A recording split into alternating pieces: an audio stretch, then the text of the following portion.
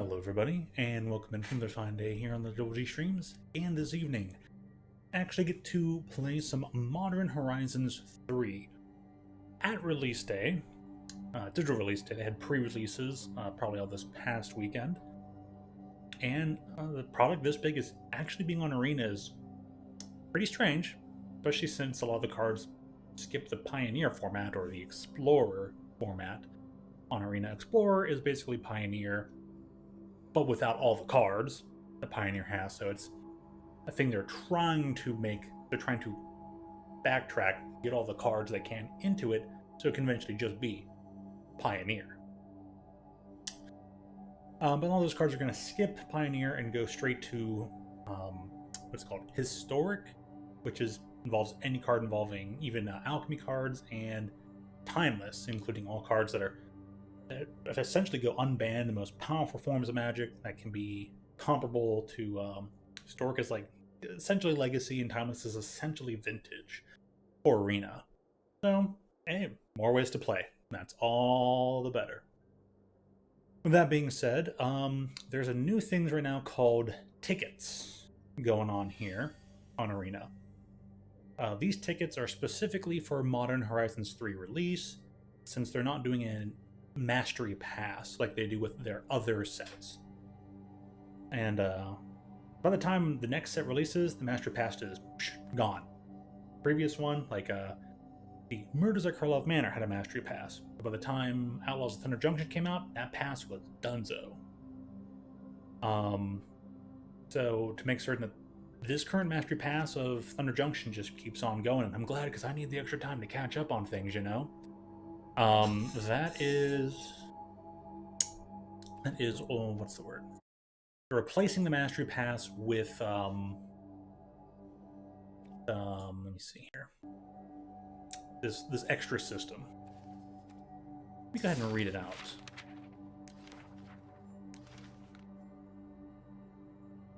Psychic Frog, that's right. It's funny that's Psychic Frog's Horizon Hideaway. That's a really cool card I've been looking forward to. I'm like, that Psychic Frog needs to go in the Frog Me deck. That is perfect for a particular person. And yeah, I'll look at that card later. In lieu of a Mastery Pass, Modern Horizons 3 will have the Psychic Frog's Horizon Hideaway. Here's a brief rundown of how it works.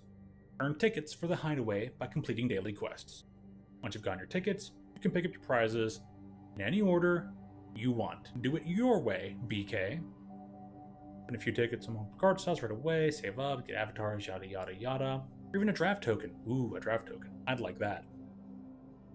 You earn tickets regardless of if you've purchased entrance to the Psychic Frog Horizon Hideaway, but you can only redeem them if you've purchased the entrance, so kind of lame, but I will probably have to buy in then.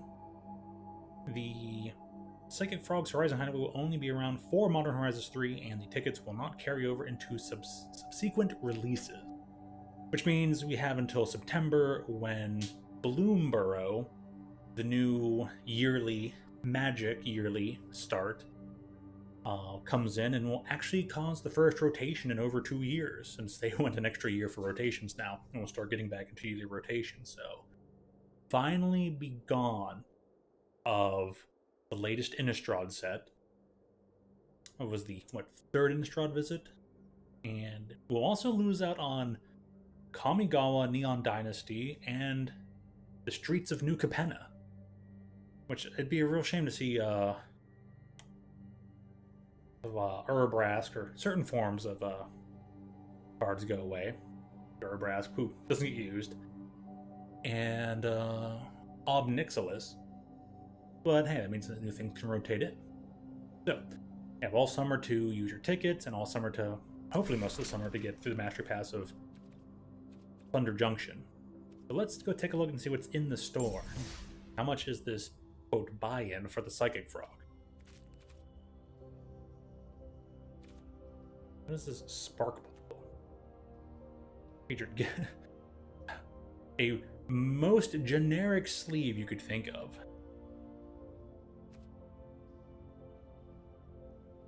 Planeswalker bundle. So this gives you 70 gems, 8 wild cards, 4 of 2 different rarities, metallic sleeve. I don't know, it doesn't look very metallic to me.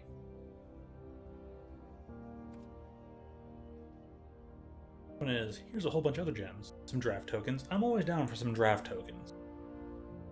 Chatterfang and Feldegriff. Oh, Feldegriff, huh? Feldegriff avatar. Feldegriff, I believe, is a... Is that an anagram? Anagram of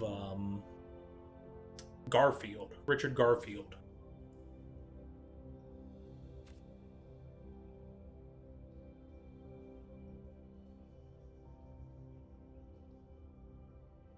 I think it's an anagram for Garfield PhD. Feldegriff thing.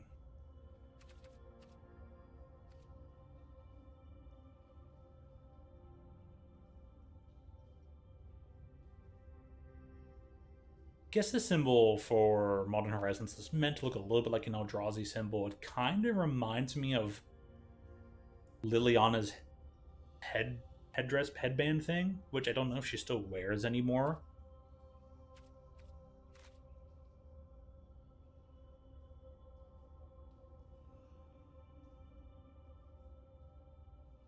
Emrakul on the moon. What's... These are some good emotes, I'm not gonna lie. These are solid.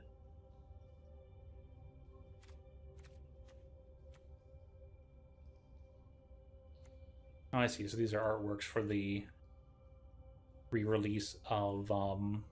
Okay, so it's the new artworks in Old Border and then new artworks in Borderless. Very pretty.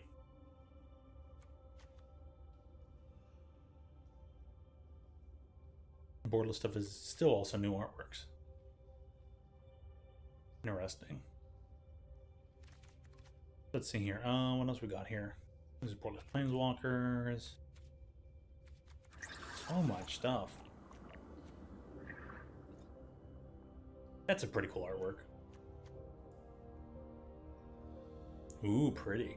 Very colorful. That's the best part of Magic. It's artwork. Usually very phenomenal. Now, if Wizards of the Coast would just stop messing around with AI art. I think they've only been using AI art for a few promotional things, but yeah, who's to say if it isn't coming from in-house WotC stuff or artist used? An artist they hired used AI stuff and then turned it in.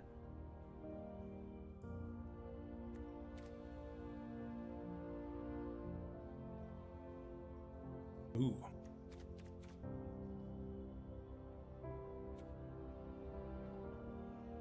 These borderless flares are... Man, they're interesting. That one is nifty.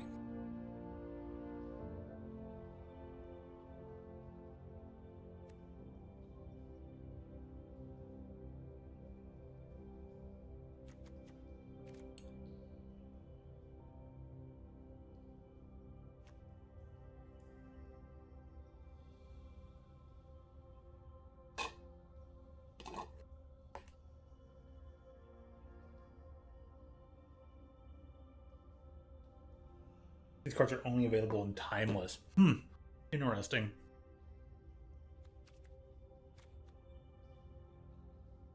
They have the old borders too. And people hate these cards, but the old borders, these look really nice in the old borders, not gonna lie. It's like they were made for the old borders.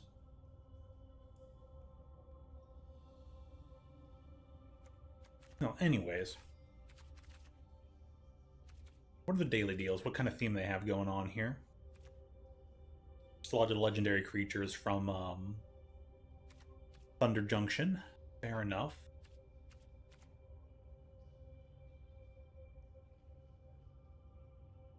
I'm impressed with rates things that invest. I don't think I'll be training for any of these.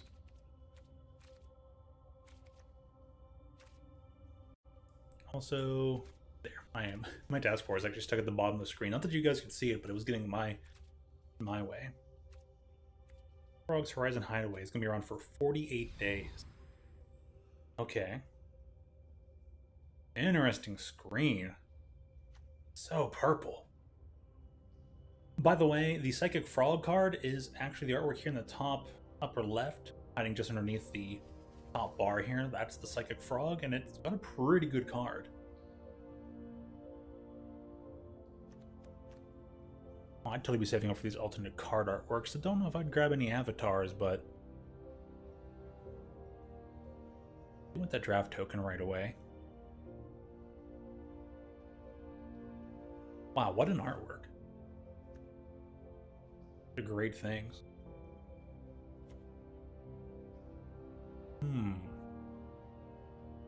Oh, that's...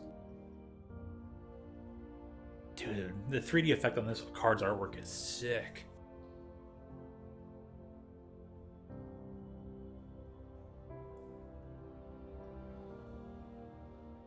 Sorcery, that can either be a land or it can be a spell. The spell side is, the spell costs 1 less to cast for each 1 life your opponents have lost this turn.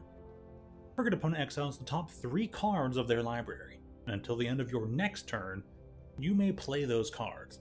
If you cast a spell this way, mana of any type can be spent to cast it. So they give you a whole extra turn to cast that card, and that's pretty good. This could be a thing in a little bit more aggro-ish deck, rather than a combo. Steal opponent stuff and use it against them? Sounds good. Oh.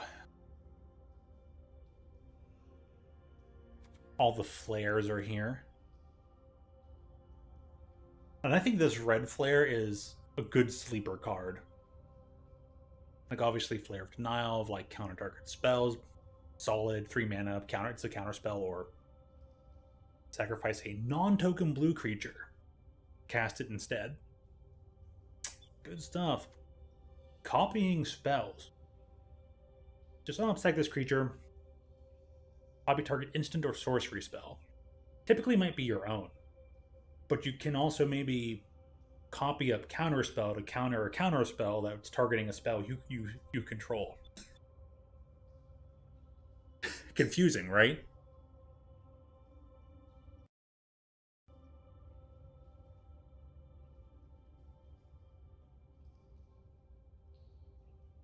I like how they said this draft token is a one-time purchase.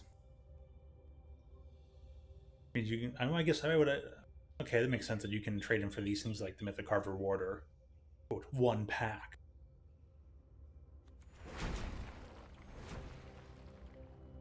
Okay, that's some pretty nifty animation. Like, all simple doggo. Good old Emrakul.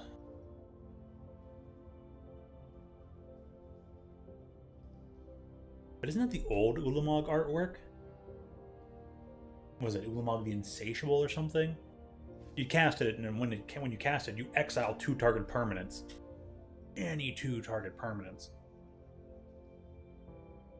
Yeah, right, Psychic Frog. I already have the gems available, so... Ah, everything's in killer now. I was hoping everything would stay purple. Just to match, your Under the Frogs effects.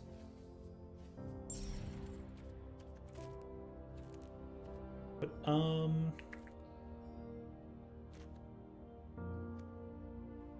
those are nice full arts.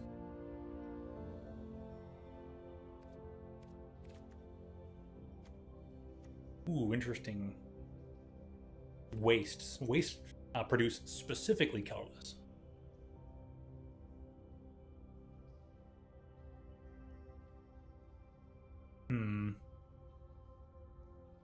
I'll mull it over on these emotes. I kind of want them, though.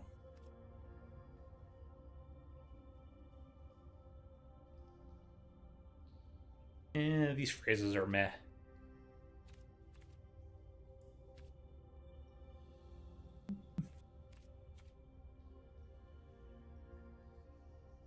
These are pretty good.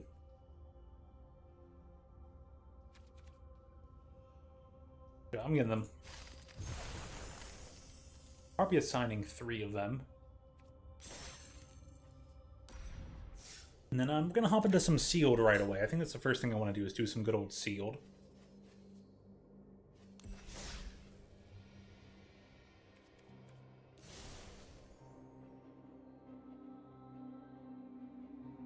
Professor did like the Teferi one though.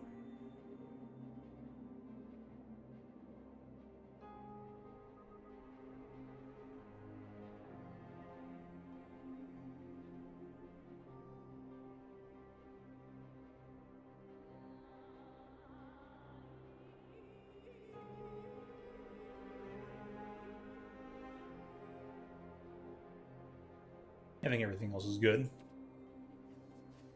Alright, got them set. And I guess, yeah, we'll start with sealed, then I'm gonna keep trying to go back and forth. Draft, sealed, or sealed, draft. One of the two.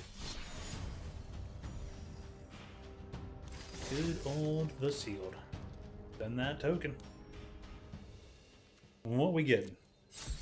We're about to play some powerful magic. Probably the most powerful magic I've showcased on Arena here on this channel. I think.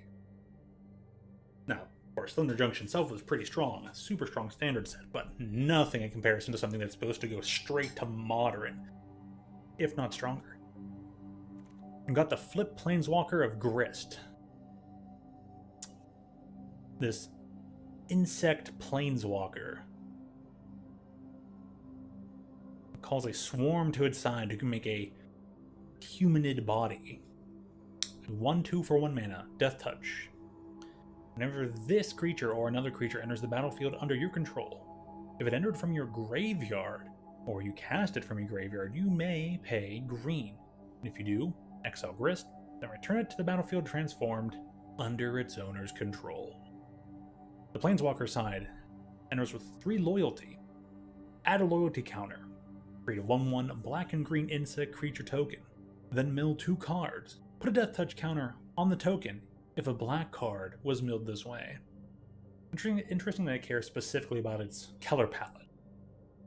Remove 2 loyalty counters. Destroy target artifact or enchantment. Very typical in from something green.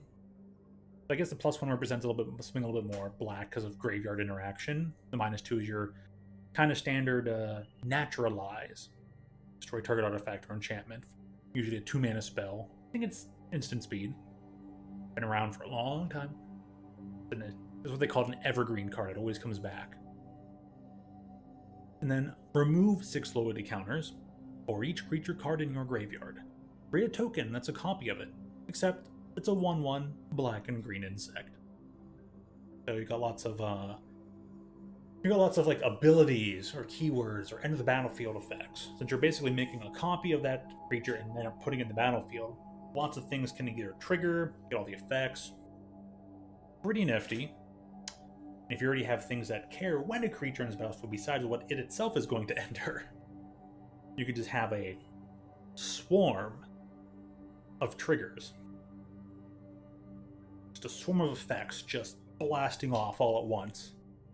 Pun fully intended. Now, how much can we really do with this Planeswalker in a limited scene? No, I don't know. 1/2 with Death Touch is still really good. Can help the early game curve. Lots of red favor and some green favor here. 2 things in white. So it's like 2, 2, and 3, and then just standalone.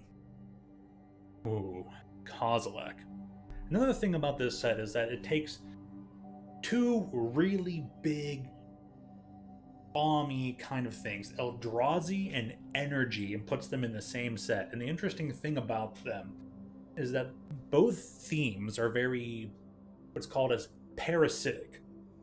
It only works well with itself. And it's not something that can just be put into any set or put anywhere at all. It all has to fall under its own theme, practically. So, that was the case with Eldrazi when they were first introduced at the end of Zendikar block way back in 2009? Late 2009, something like that? Maybe going to 2010. And, there... I think it was, early 2010, because fall would have been Zendikar by And by springtime, it would have been Rise of the Eldrazi. But anyways, Eldrazi. Parasitic, only plays well with itself because it's a whole self-contained, like, kind of theme thing. Eldrazi things are not evergreen at all. And same with Energy. When Energy was introduced in Kaladesh, energy counters go on the player. Energy counters are things that just go on the player. And they can't be interacted with. Hardly at all. So it's like, okay, well, you have your energy counters, I have my energy counters, and I can't get rid of yours, you can't get rid of mine, and we'll just see who spends their energy, when they spend their energy, and that's it. Shrug. So that, yeah, that's about it. Energy is just a parasitic commodity that just sits there, only works well in its own little self-contained bubble. Not very highly interactive. Still cool. People like it. It's like, oh, here's this extra resource. But you kind of have to keep track of the numbers and figure out when and where you want to spend it. How you want to spend it, too. I liked playing certain aggro decks during that time frame. They were kind of fun. So, just to follow up on these cards again, because I'm not 100% familiar with the cards, even if I've seen all of them at least once. So, here's a guard. 1/1, 3 mana. ETB enters the battlefield. Here's your library for a creature card. Toughness 2 or less. Toughness instead of power. Reveal it, put in your hand, shuffle. Makes sense though, you know, guard. Okay. Just an artifact. Colored artifact, because it's a white mana in here. So this is a white artifact. Argent Dais enters the battlefield with 2 oil counters. Whenever 2 more creatures attack, put an oil counter on Argent Dais. Note here that any 2 creatures attack, that means you or your opponent. No matter whose turn it is, if 2 or more creatures attack, this thing gets an oil counter. No matter who's attacking. Not just, it doesn't say just whenever 2 more creatures you control. Just 2 creatures, put an oil counter.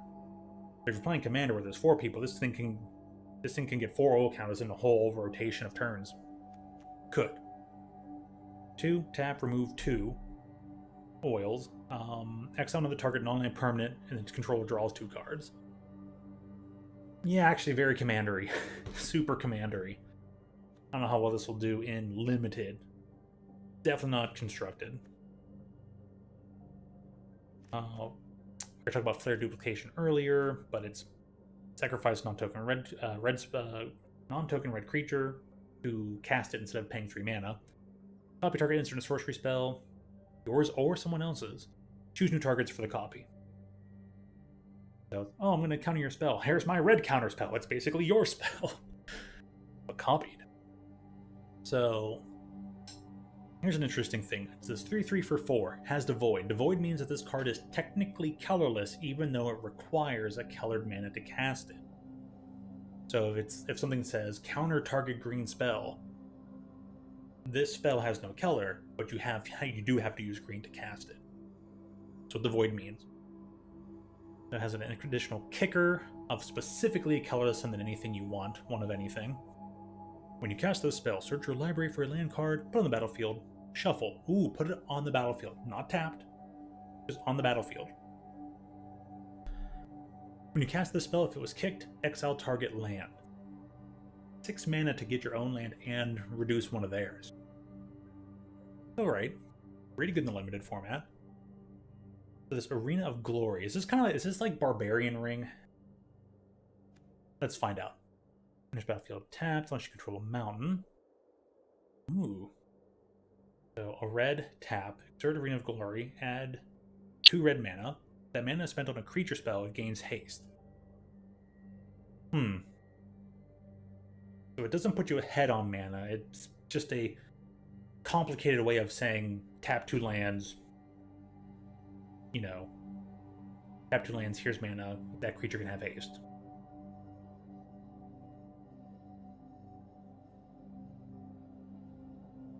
Okay. Tap 2 lands have the same mana, yeah, gains haste. Straightforward, it's an okay land. So, I was wrong, it's not anything like Barbarian Ring. I think Barbarian Ring is the land that you can Tap, sacrifice it, and deal 2 damage to any target so long as you have 7 or more cards in your own graveyard. Which was a really good burn land. No, it's not a reprint, but it reminds me of an older card. Just because of the name and the casting cost. So a 3/3 or 3 mana, specifically a red, specifically a colorless, and then 1 of anything. So you're on rate, as to void, technically a colorless card. Trample. Beginning of combat on your turn, target creature gains haste and +X/+0, where X is the number of Eldrazi you control. So if you have no Eldrazi but this creature can be a 4/3 attacker with haste right away for 3 mana. Not bad. And if you already have some Eldrazi spawn tokens out on the field, this thing could be a 6/3 hasty attacker on turn 3. Nifty.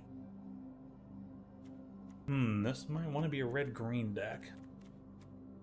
Just looking at the rares we have. Nice aggression. So what does Kozilek's command do?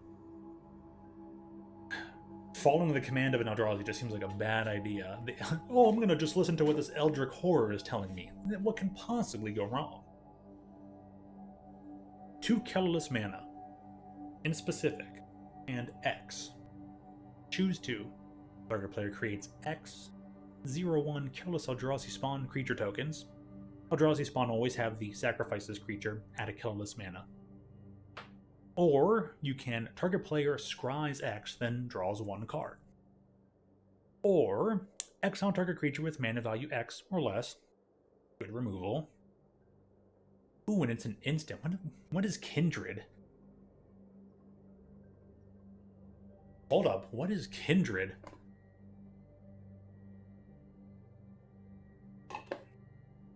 New word alert. New word alert. Kindred is probably a plant for future sets, maybe Bloomburrow or beyond. I don't know if there's ever been a Kindred thing before. There could have been Kindred. The word Kindred will matter from maybe other past Modern Horizons sets. I don't know, but... Huh. New word alert. Interesting. Wonder how that'll play out.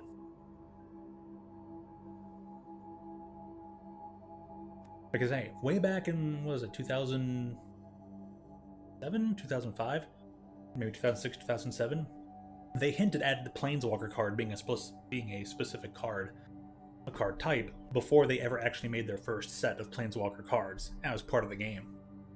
It was first printed on the ever-famous, and now kind of power-crept, out of existence, Tarmogoyf. Tarmogoyf was the first card to reference Planeswalker card type. Bum bum. Dun dun dun. Oh yeah, the final mode is exile up to X target cards from graveyards. Do that at instant speed. That's I bet you the most common selection is gonna be target, scry X, draw a card, exile target creature. Unless you need like creature into the battlefield like triggers to occur, you're more than likely not going to use 0/1s unless all your creatures are getting a buff. And you can just pay X, make that many creatures that are now hopefully maybe 1/2s or even 2/3s if they're getting buffed in certain ways, and then just swing in. But the 2 middle modes are going to be the most used things. The pool's pretty promising. And White Dot, nothing. White Dot Shadow, but it could potentially be a good support killer. This can go 3. Rose-Caught Knight enters the battlefield. Look at the top 6 cards of your library. You may reveal an artifact or enchantment card from among them. Out of 6 cards for 5 minutes? I guess so. It has Vigilance at least. But to reveal it, put it in your hand. The rest on the bottom of your library in a random order. You can put a card in your hand this way, put a +1/+1 counter on Rose-Caught Knight. Okay, so they give you a buff in case you either mix out, like in case you don't find something if you fail to find, or you just choose not to. You may reveal. So you can even choose not to pick something out. This is a card that gets you 2 energy counters. Can tap creatures using energy. Interesting. Yeah, I don't know. I don't see much here for white. Womp womp. Ooh, this is interesting. It gets a temporary +2/+2, but gains a permanent flying counter on a creature.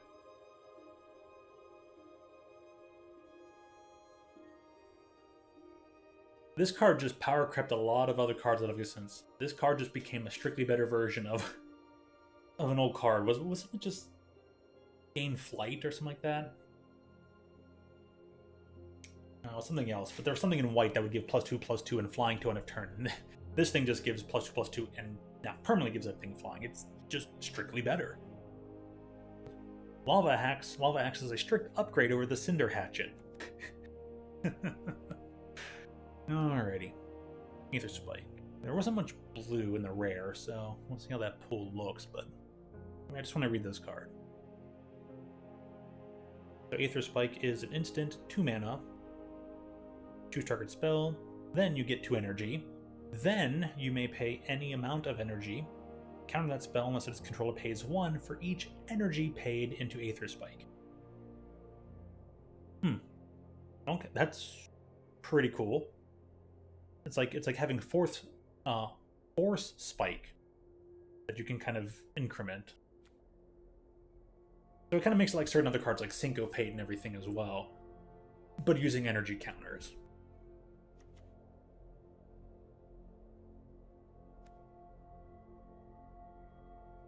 Landfall Forbidden Energy. Interesting. That's solid. An uncommon? It is. That explains it. Blue's looking alright here. Solid all around.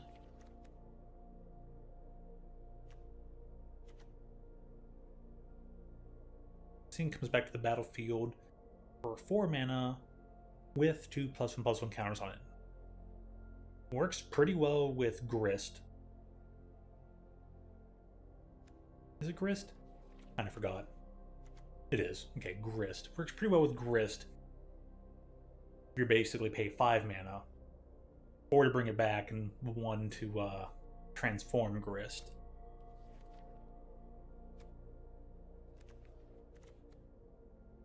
Right, red-black is the like an aggressive artifact sub-theme area. A reprint here, Victimize. Rarely gets reprinted, but solid.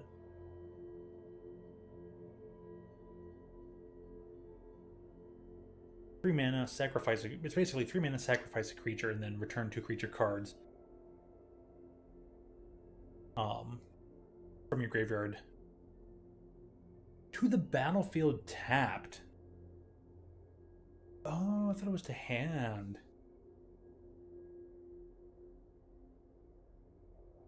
Now, of course, the order of operations is you have to choose the 2 targets in your own graveyard, then you sacrifice your creature, then you return those chosen cards to the battlefield tapped. If you're just like, dinky token, gonna attempt to sacrifice it to get my 2 big 8/8s out of the graveyard and just slam them on the battlefield. That's sorcery speed for only 3 mana. You know, opponent gets a chance to kind of respond and either exile things from your graveyard or counter the spell and all that. But you don't even have to sacrifice the creature right away. Sacrificing the creature is part of the effect of the card, not part of the casting. That's a big note there. You're not deciding what you're sacrificing until this card resolves.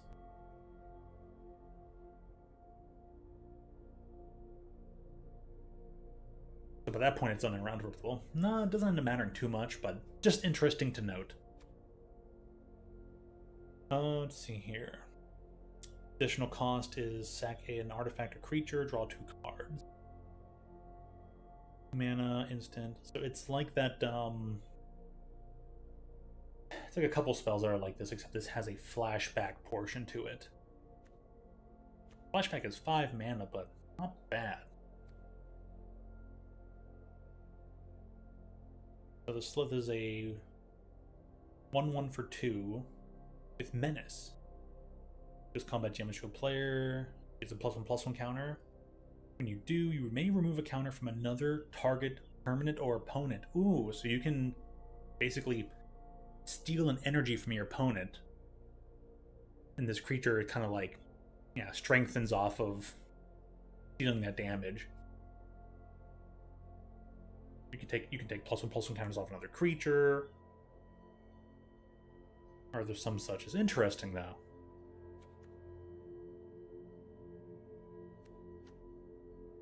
Let's call a living weapon. Living weapons are artifacts, artifact equipments that, when they enter the battlefield, immediately create a token, attach itself to it. So this card effectively creates a little 1/1 creature and leaves behind an artifact equipment should that creature die or you decide to move the equipment over. Whenever a creature attacks, each opponent loses 1 life. Of course, creature gets +1/+1. 2 to drop, 2 to equip. Not a bad rate. Very good rate. Solid in limited format.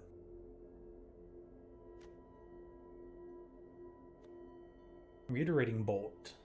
Pay 3 energy to replicate this spell. Replicate means you pay whatever cost, then you make a copy of this spell, and you can replicate it any number of times, as long as you can keep paying the replicate cost. So you only replicate when you're casting it, and only off of that initial casting, not while any of the other cards are resolving or have been on the stack or something. So it says at the time of casting, I'm replicating this many times, and then they all go on the stack.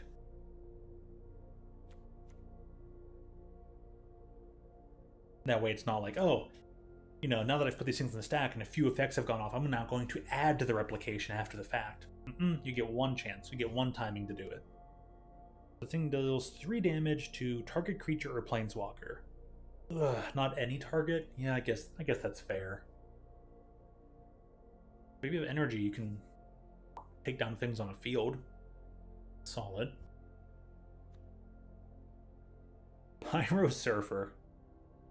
Two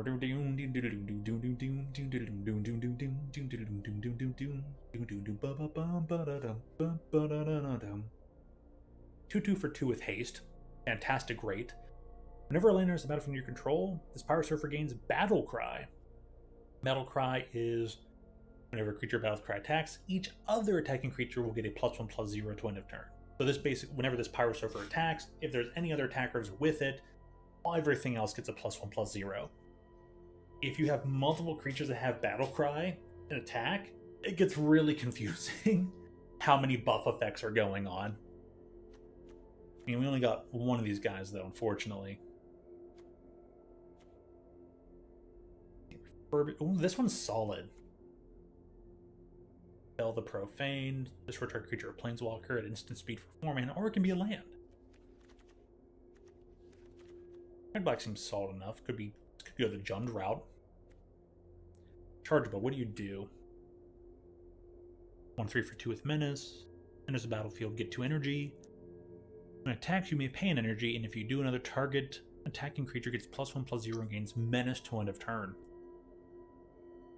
Oh, so you can give another creature Menace. Menace means Menace is an ability where this attacking creature must be blocked by 2 creatures instead of just 1 to be considered blocked. Yeah, so Menace. A creature with Menace cannot be blocked except by 2 or more creatures. So that way, if they're like, oh, I'm just gonna put down this one little dinky creature, and hope it blocks. Well, my creature is Menace. Your 1/1 can't block. You can't just chump this guy. Or, you can't just have your big beefy wall, your 0/12 wall with indestructible can't block this 5/4 with Menace. Cool thing is, if you give something Death Touch or maybe some other shenanigans for strike, lots of different abilities pair very well together. Especially things like Trample, Menace, Death Touch, and First Strike. Or even Double Strike. Those things can be brutal. So, Galvanic Discharge. I think this was a... Jim Davidson said this was a bomb in common. 1 red mana. Instant. Choose target creature or planeswalker. You get 3 energy, then you may pay any amount of energy, and then Galvanic Discharge will deal that much damage to that permanent. Straightforward enough. That means it's a bolt only for creatures or planeswalkers. On its own, if you've already gained energy, you can then heavily blast something highly troublesome on the board.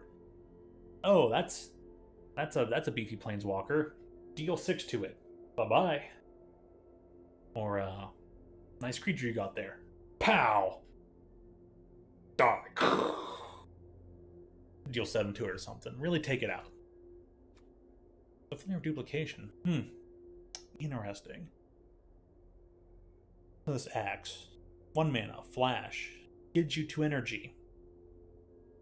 Immediately attaches to something and gives it +2/+0. You can only equip it using 2 energy. Feels like it'll often just stay sitting around. There's a lot of red. So much red compared to the other previous 3 colors. Does that mean there's a lot of green? Yup. Well, this pool is officially red-green.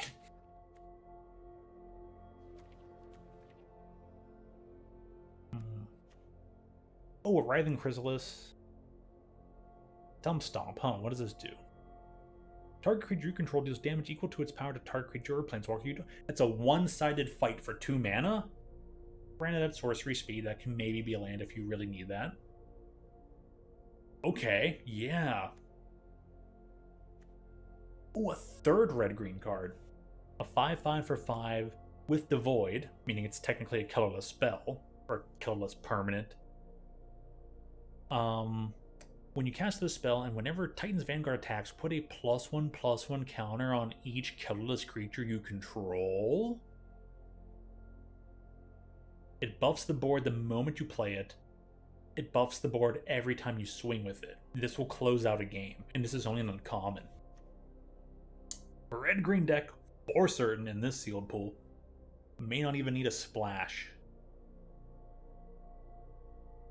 That's a 1, 2...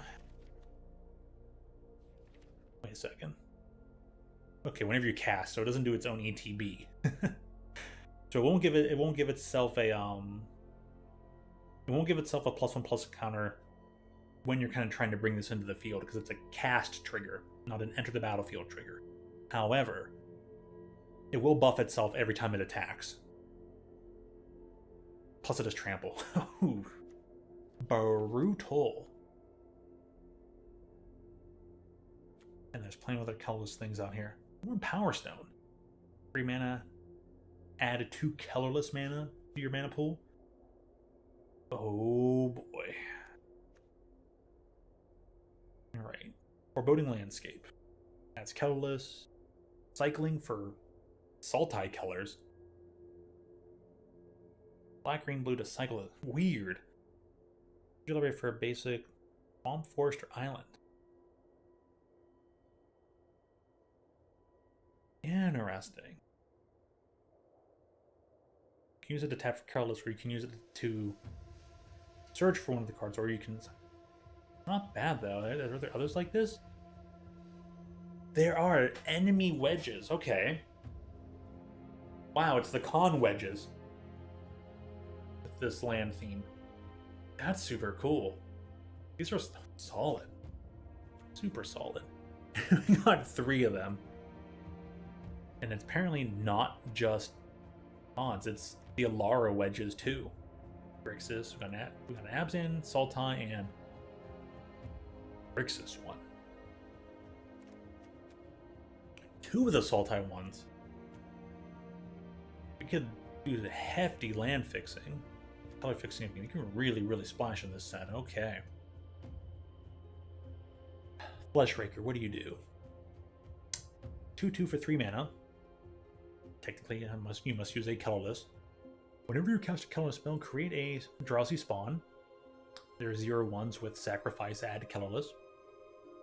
Whenever another colorless creature enters the battlefield under your control, the Glaring Fleshrager deals 1 damage to each opponent.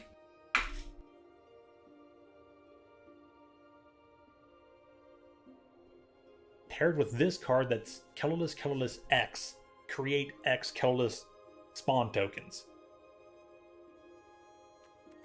Burn out your opponent. Okay, you got it. Can do. For a red-green deck, can we splash some blue?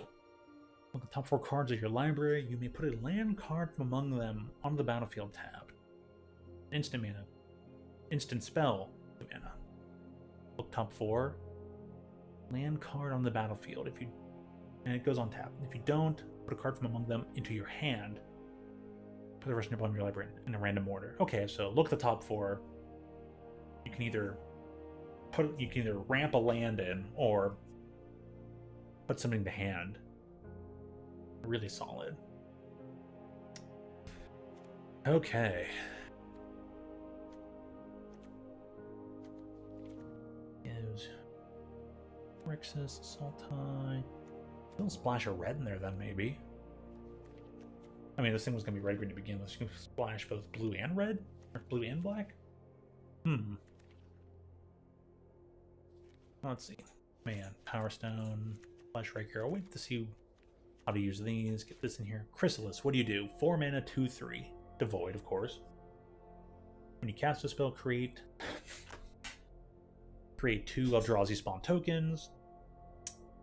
Has reach. Whenever you sacrifice another Eldrazi, you put a +1/+1 counter on the Chrysalis.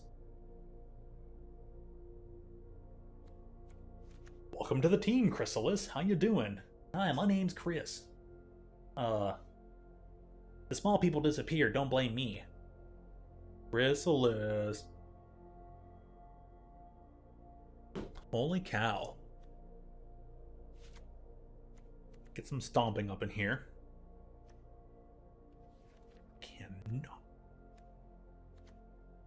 Actually, I'll go back to blue. Double check this. You cast a creature spell with mana value 4, 5, or 6. Create 2 Eldrazi spawn creature tokens. If you cast something with 7 or greater, draw 3 cards. Oh,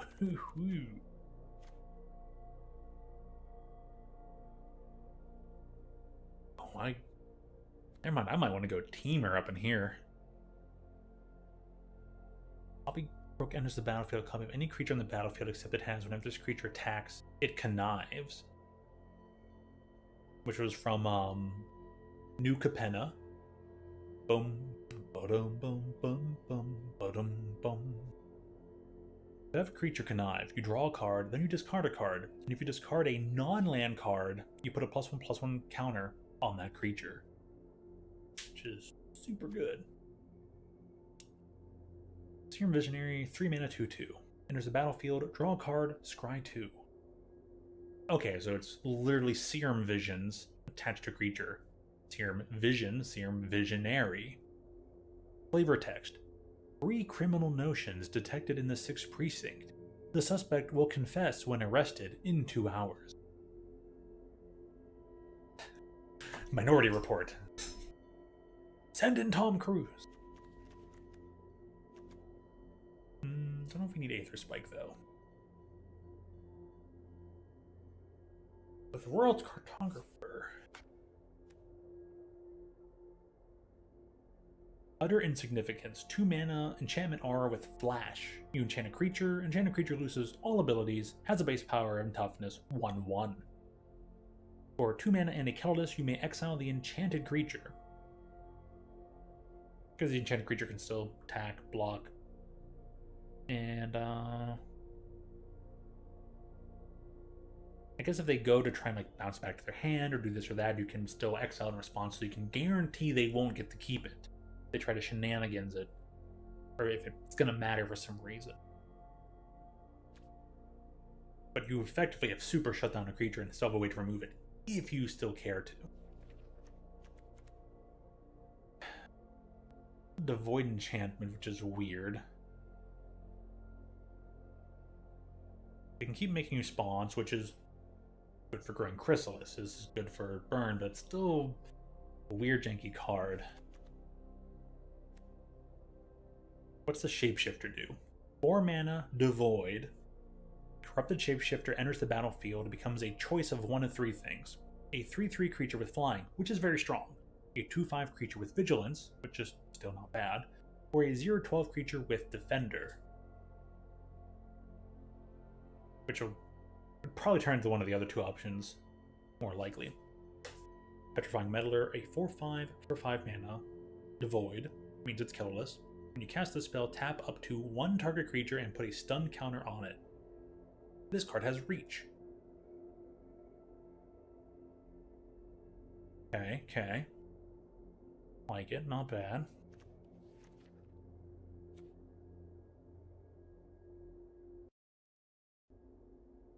But the A rank is full of tryhards. You'll find tryhards at any level, just about, but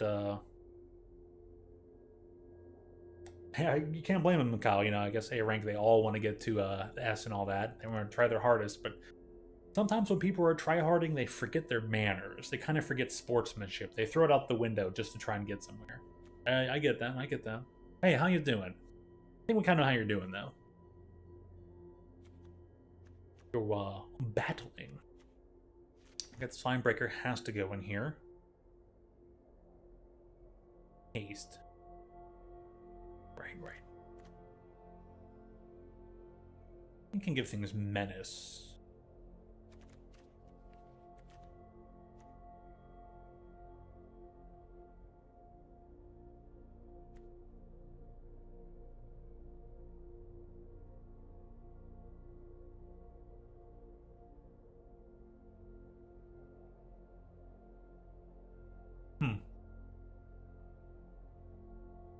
I'm full of noobs and enemy S or even S plus players. Wait, they allow A ring players to play alongside S or S plus players? Why is that a thing? It's not self-contained to just A rank? That's really weird.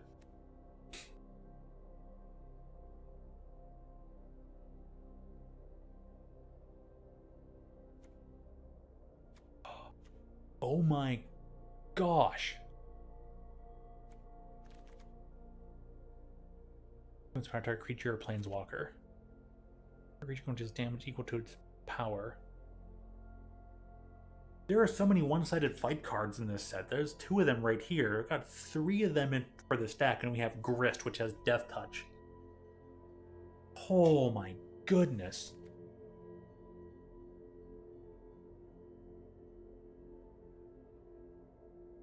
S players will. But is that a common thing? S plus players have D-ranked themselves all the way down to A just to play upwards again. Oh, that's.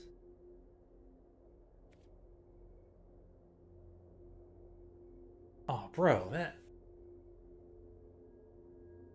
I know they give the D rank an options like, oh, you've gotten so far into negative points that instead of trying to like endlessly grind, you can just D rank to like do that. But I never thought of it that way. That D ranking could give people a way to smurf without having to generate a new account.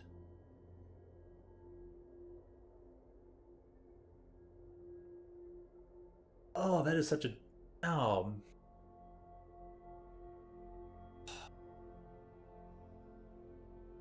I mean, I doubt certain people do that. I can see people doing that, but gold anarchy badges in A rank series. Oh man.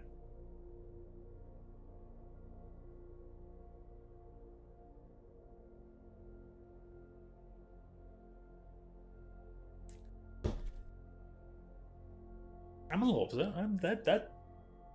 Okay, I can really. Anyways, enough you're complaining. Hey, it's alright, man. I understand you're getting off that chest. You taught me something. I had no idea. I never would have thought of that. Alright, this brood scale.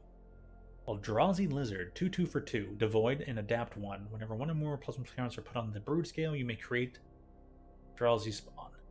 Oh, jeez, this is good.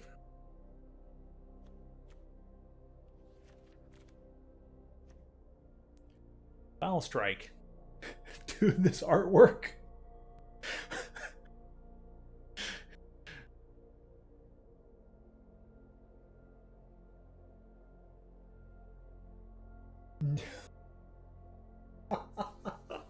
Oh my goodness. 2 mana, instant speed, destroy target creature with flying. What is Reinforce? For 3 mana, discard this card, put 2+1/+1 counters on target creature.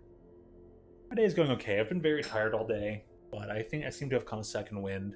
Work was pretty solid. I didn't sleep well, but work still went solid and smoothly. Made through. Got a lot of good stuff done though while working, and then got some grocery shopping done. Back now and get to play some Magic on the day it releases. Dude, this artwork though, it's literally some sort of like. It's either some it's a barbarian at least. I don't know if he's elf or non-elf, but this barbarian with like this elk-like helmet is holding on to balloons, which are probably just inflated gut sacks. He's literally just holding 3 balloons so he can be floated up enough to eye level with this giant vulture bird, and he's just smacking at a good one, and its eyes are popping out of its head. 2 mana, destroy target creature with flying. This artwork is absurd. Oh.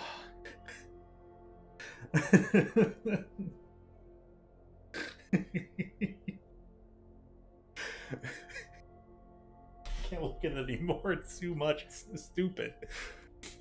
What's the flavor text? With a resounding wallop, the ancient battle between Buzzard and Druid was finally finished. That's a druid just floating up and just wah! It's so good. So good.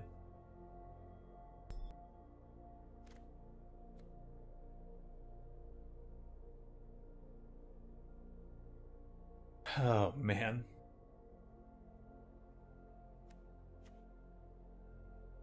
Alrighty.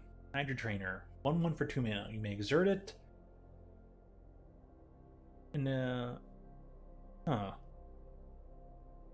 Your creature will untap during your next untap step. You usually only exert when you're attacking. But an exert usually causes an extra effect to occur. However, like it says, if a creature's been exerted, it will not naturally untap during your untap step. But if you have a way to untap it, you can then go at it and do it again. And exert it.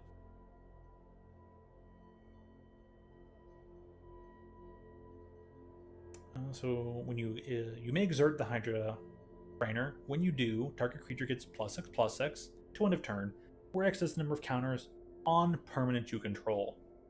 Ooh. Creature also has Adapt 2. For 3 mana, you basically put 2+1/+1 counters on it. Of course, Adapt can only be activated if there is no prior +1/+1 counters on the creature. Malevolent Rumble. 2 mana. Reveal the top 4 cards of your library. Put a permanent card from among them on your hand. Treasure in your graveyard. Create a 0/1 colorless Eldrazi spawn creature token with. Oh yeah, create an Eldrazi spawn. So 2 mana. Top 4. Any permanent to hand. Make Eldrazi spawn. Everything else goes to graveyard. Graveyard Cares can work. Add green for each elf on the battlefield.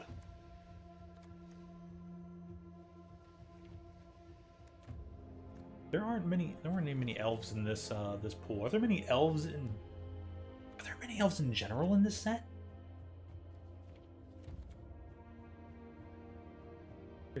Void Menace. Whenever you sacrifice a non-token permanent, you create a 0/1 Eldrazi spawn token.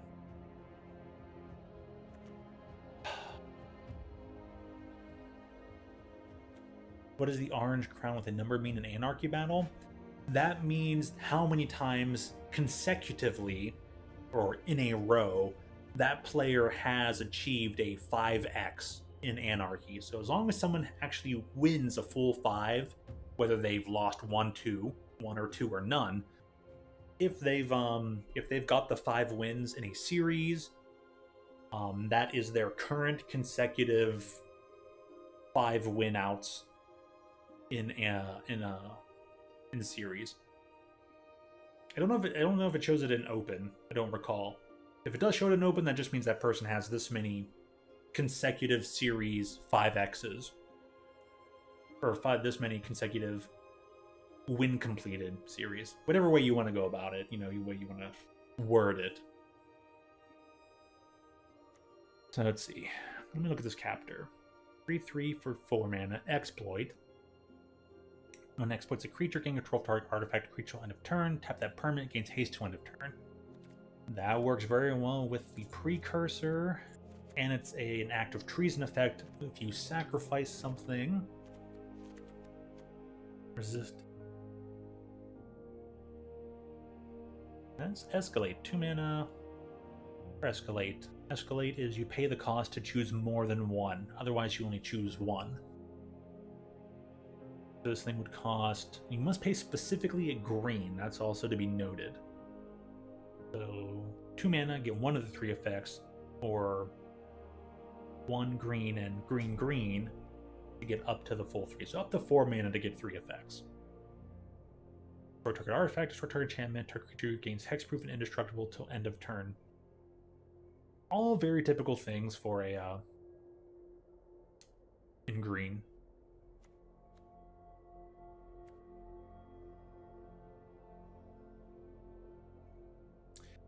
This reinforces is really good. Just you get 2 mana to destroy a creature with flying, or 3 mana to just make my other thing bigger. I have no idea how I want to build this deck right now.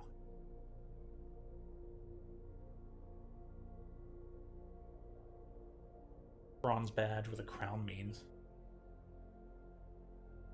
Oh, that's true. Yeah, that could mean they've reached a certain number of consecutive series completions.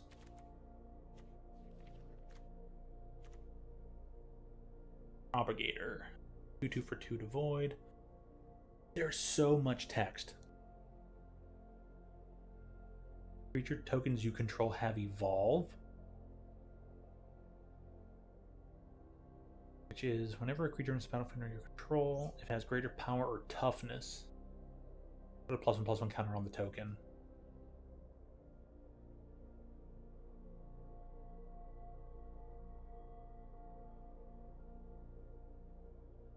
And they see this creature enter. So if you have any Eldrazi spawn tokens, they will gain evolve and see this creature enter the battlefield and then get buffed up.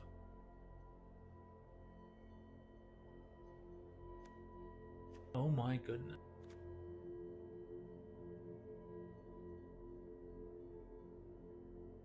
This is nutty. I have no idea how I want to build it.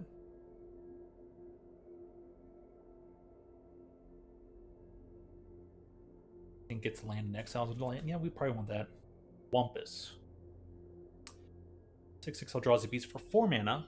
When you cast a spell, if Keldis wasn't spent to cast it, target opponent may put a creature card from their hand onto the battlefield. That's never going to be an issue in this deck. A 6/6 for 4 mana with trample is broken.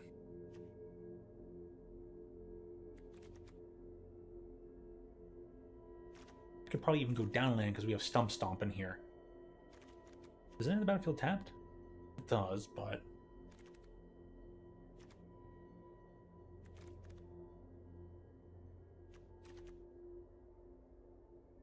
creature tokens.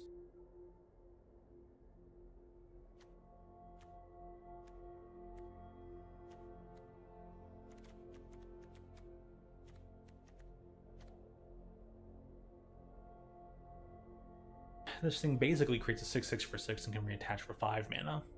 But if you move it over from the germ token, you're still giving it some creature +6/+6 and trample.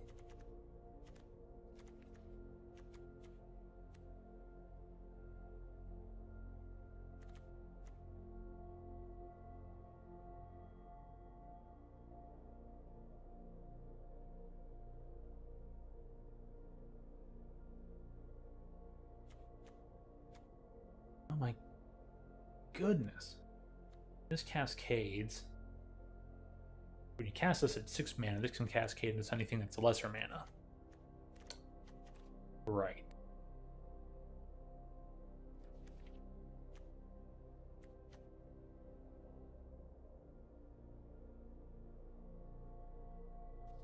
Oh yeah, we want Ghostfire in here. 3 mana, 4 damage is still good whether you're paying the 3 mana. Battle Cry on a deck that produces tons of Eldrazi spawn? Oh my goodness.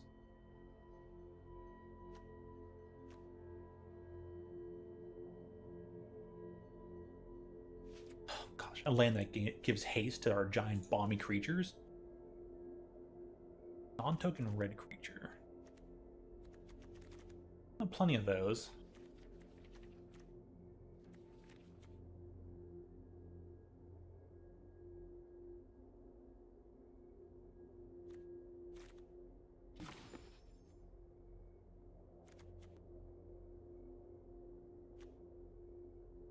Layer of duplication to copy Kozilek's command.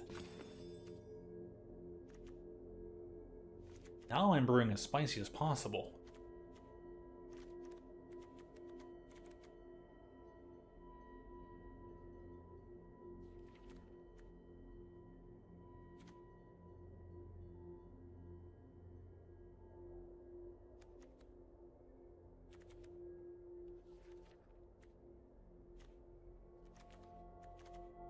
Most I would splash blue in here, and that'd be about it.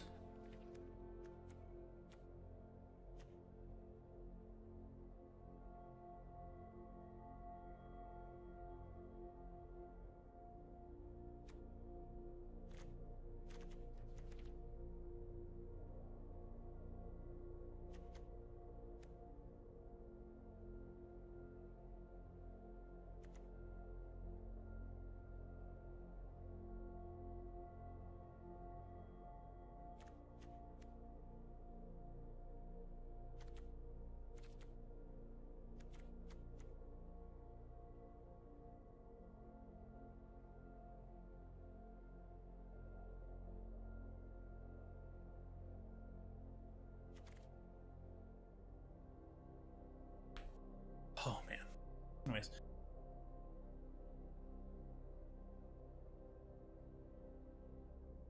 Three players on that team had badges. Had those kind of badges. Oh my goodness. I think for bronze it means they maybe got to 5 consecutive. Silver might be like 7 or 8, and then or it might be like 6, 8, 10. So we gotta do 10 to get the gold or something like that. I kind of remember, that's what I barely remember. I could be wrong though. There. How many ways to build this deck right now?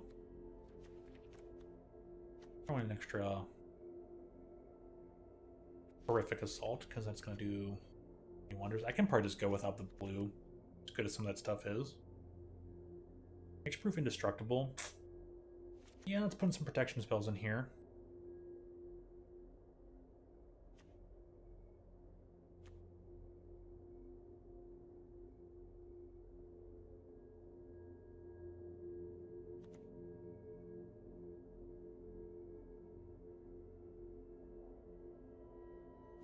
One propagator drone. Where are my non-creatures? One.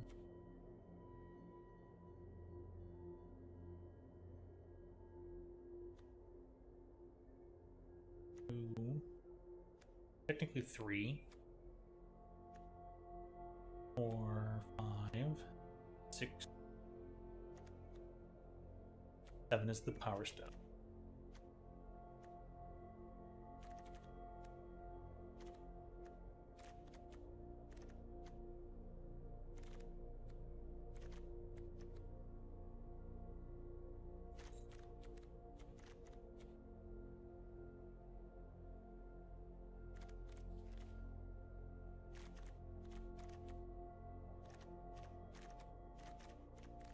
I'll go down a mountain.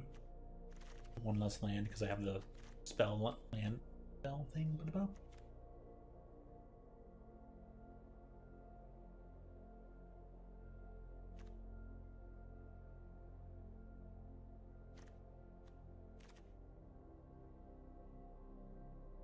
Four, but I mean, we kind of want the cascade effect.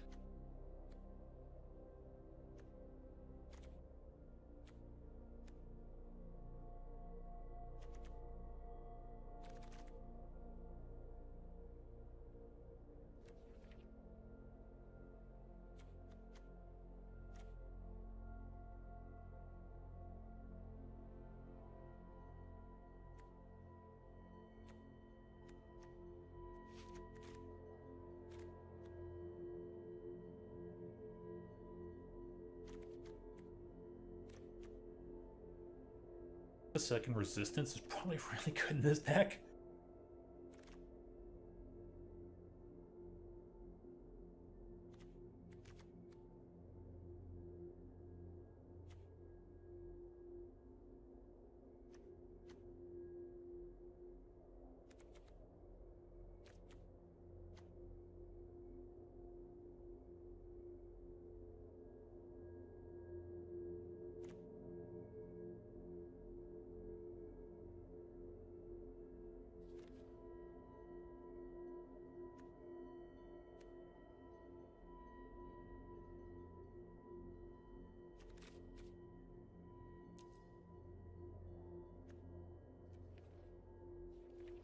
It's not possible to put basic wastes in here, huh?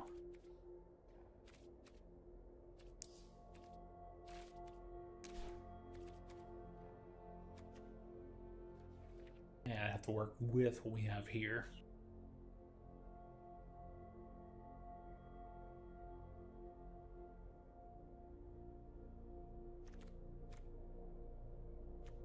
Price of Eldrazi spawn.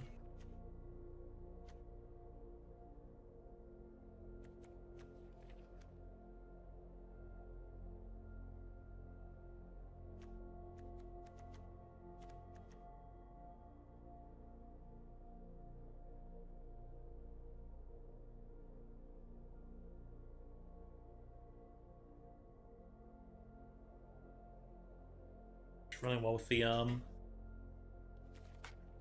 blue creature.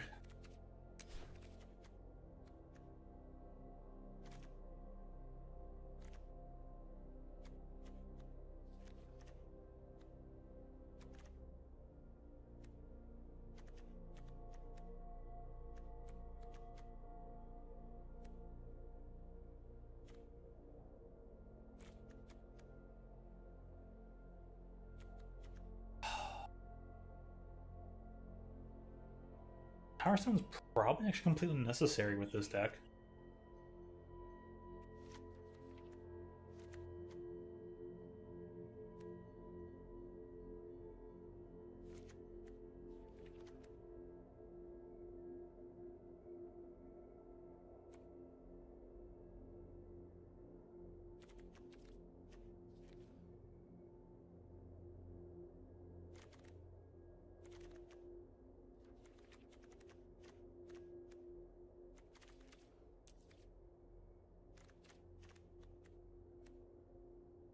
One, two, three, 9, 10, 17.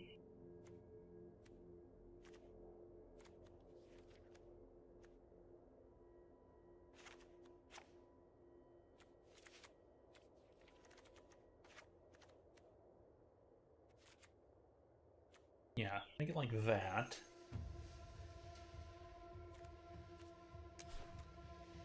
And then I'm at 41 cards.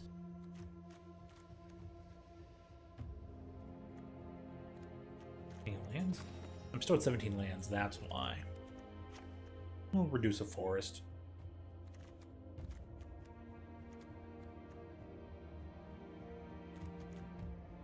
And I think this looks pretty solid.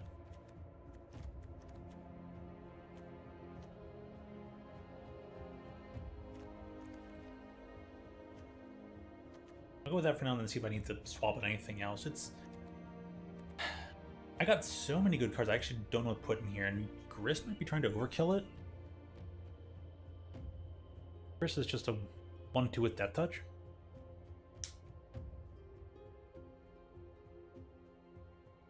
Your Graveyard Caster from your graveyard. And does none of my things do that?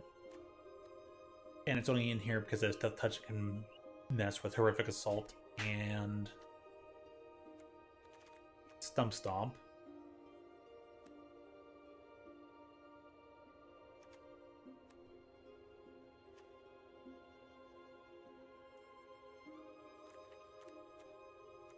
So I can do shenanigans with the Galvanic Discharge. We'll say goodbye, Grist.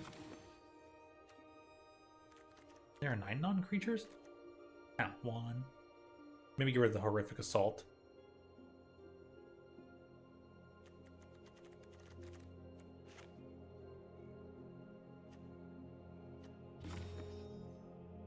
creatures. What are the other non-creatures? 1.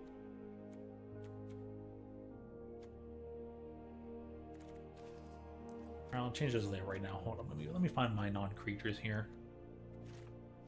Man, that one.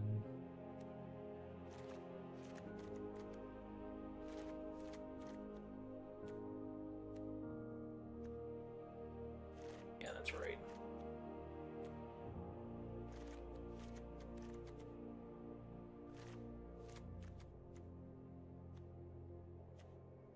Layer is pretty good.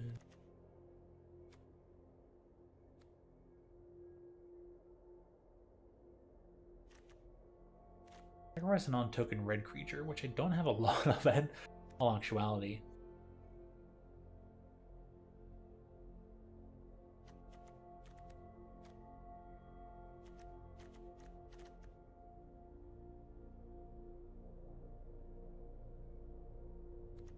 Big creature spell.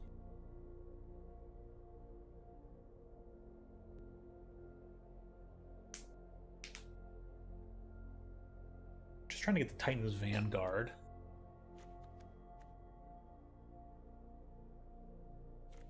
And pump the team.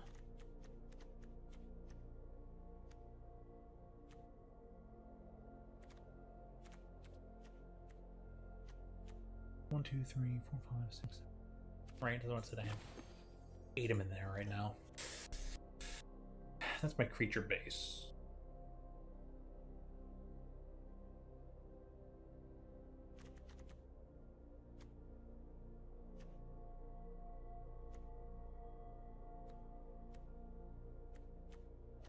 I'd be casting it very naturally then. Flare may not be the best thing in this deck, unfortunately. As cool as it is.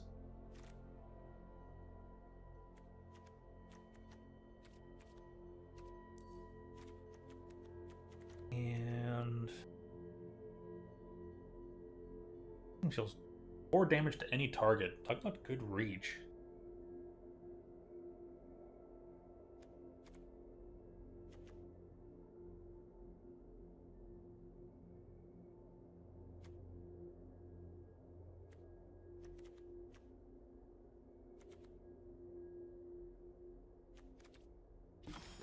Seven on creatures. This is so tough.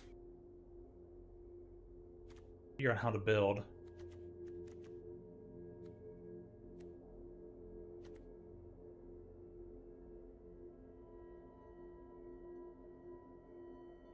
We do want this extra creature in here. We do want at least one galvanic discharge, since I'll be meddling with Royal Cartographer. There was a chance to have extra energy and just place it onto there, even if I don't get the, pay 6 energy, draw 3 cards. No biggie. I'll have a big galvanic discharge and take down a heck of a creature. Maybe a second. Add 8 non-creatures. If I've got to add 1 card, it should be a creature. But what?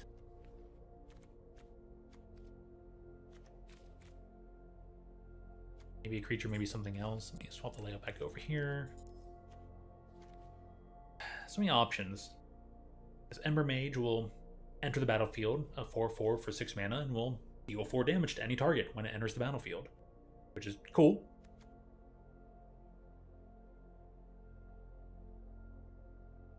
Rating Bolt can be replicated and use up that energy and deal up to 6 damage, but when you deal 6 damage, it's really weird, because at least this one allows you to split things out. We're not looking for non-creatures. Or at least, we're not looking for instants and sorcery. This thing is a 6 mana cascade spell, basically. It puts this equipment on the battlefield, but won't attach, but gets you to cast anything else. The first thing it exiles that's smaller value, which could be a dinky 2/2 mana cost card, could be our big, 5/5 face beater, win the game card. Doesn't seem worth it though.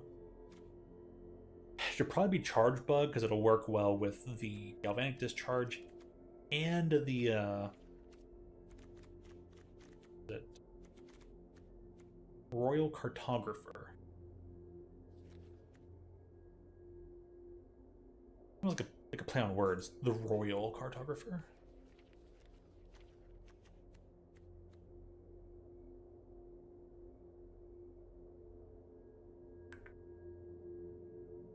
Triggers XX to turn where X is the number of counters on permanents you control.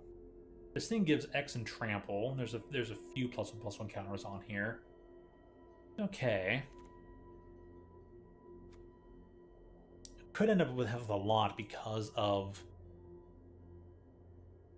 tokens having evolve. But do we get something trample? Or do we have a creature that can give one thing menace? It gives +1/+0 and menace. This itself has menace. This has a limited oh. Yeah, for the follow through it, it either has to be Hydra Trainer, Charge Bug.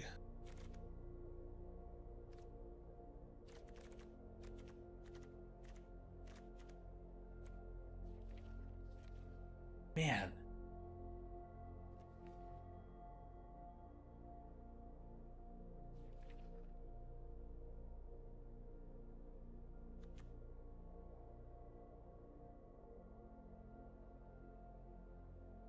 Oh yeah, I could fit this card in here too. Oh, that might be better than Glimpse the Impossible.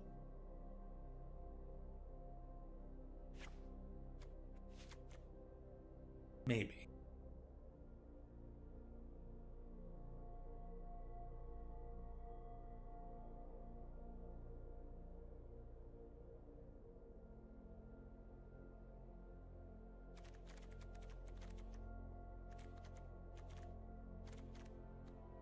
I'll test with the Planar Genesis for right now. Over Glimpsing.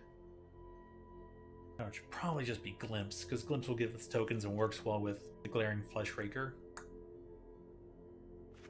Yeah, I'm second guessing myself. We'll play with the Glimpse.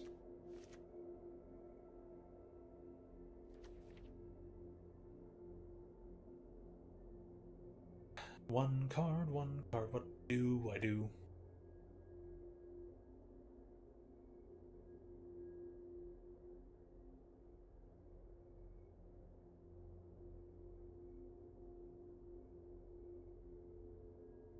This deck doesn't do Generatorium. So maybe I can go to 41 cards. Put in both the Hydra Trainer and the Charge Bug. Yeah. Sounds like my style. Just gonna mess with all the math today. Okay. Finally at the ready. Priest of Titania artwork? No. Absolutely not. We're going this hard. I'm gonna put the Titan Vanguard as the artwork. Or the Consulate Command. Knuckle will not stop being itchy. Alright. Try and get one game in, then I'll ending with things like get myself dinner.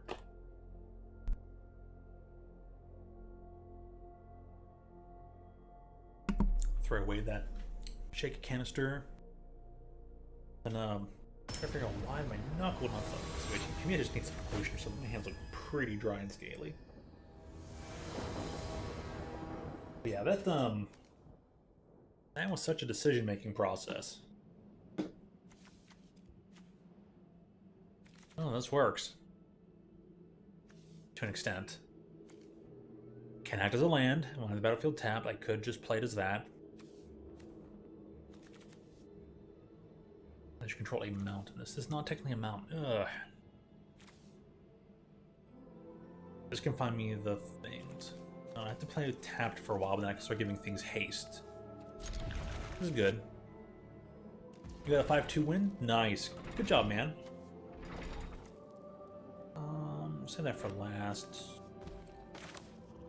We're gonna play this tap land. Hope for the best.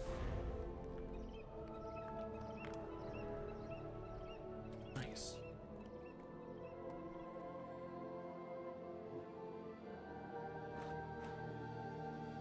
What a nice, good, dreamy song.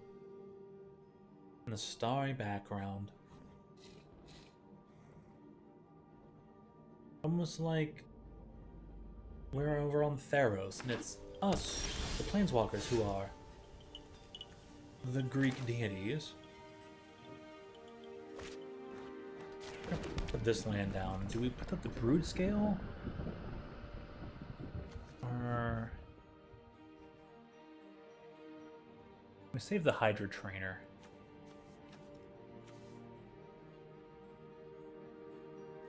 Adapt 1. This will buy us some time. We're putting down Brood Scale. Mystic Peak. That could have been a monk, but it's their land instead. Got over 300? Nice. Good job, man.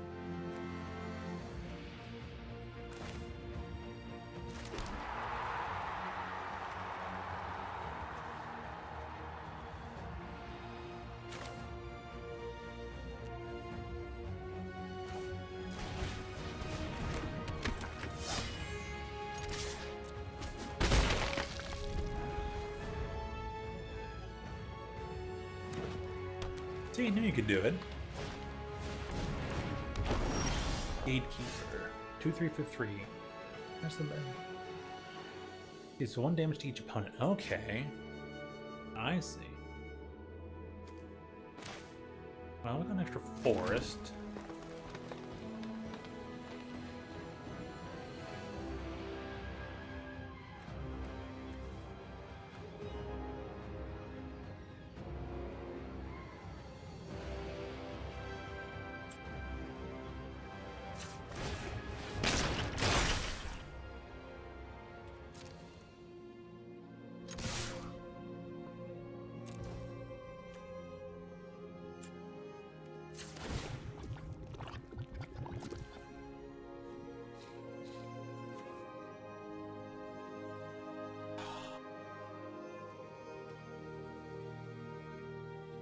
Gosh dang.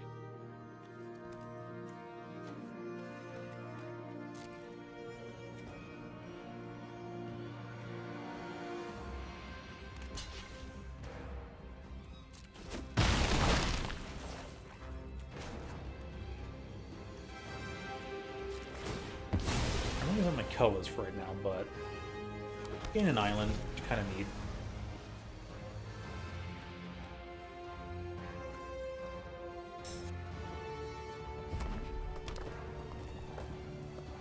So you have to set this thing to be exerting, like, before you declare your attackers. That's really odd.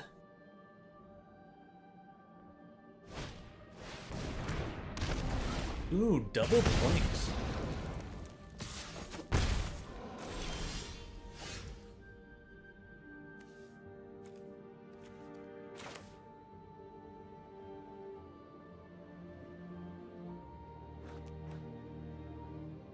Oh no, I still have red and green available. Okay.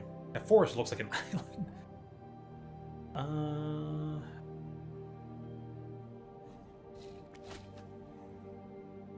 Rainforest costs 3 as well. Oh, okay, we got this.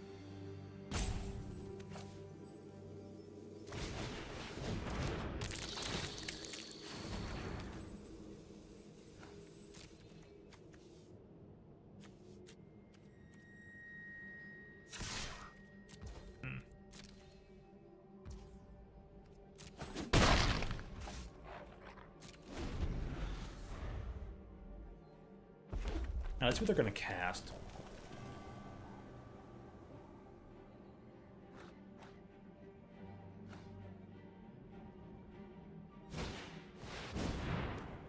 Incubator. Each brother costs 2 less to cast. Oh.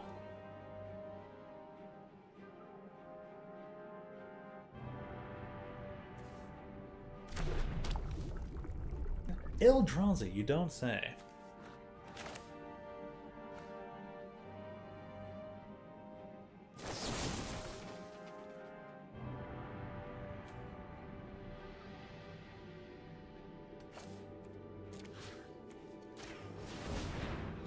we're just gonna get rid of that, like, right now.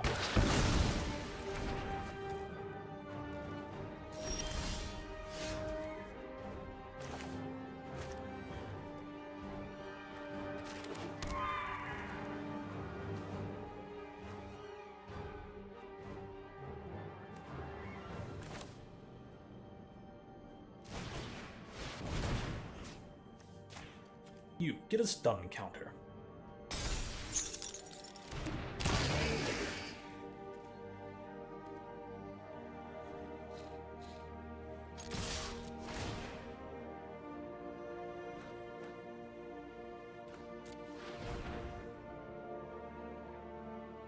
Yep, we'll attack for 5 damage total.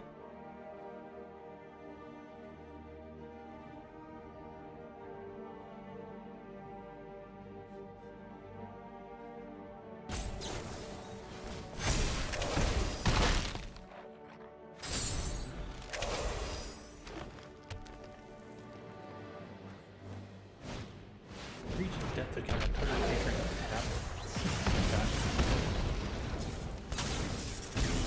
I said take my dudes, flat me. Okay, fair enough. I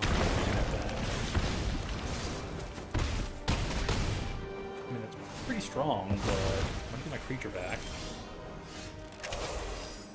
Okay.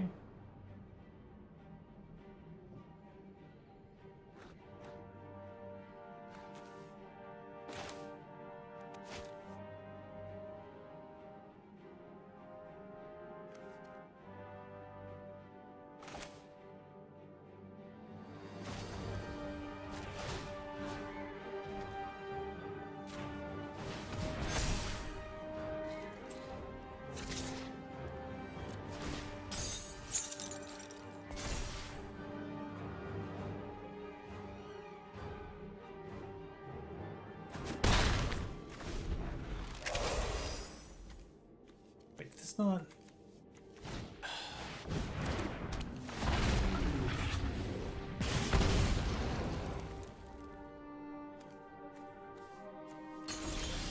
I was trying to attack with everything and I just didn't get anything.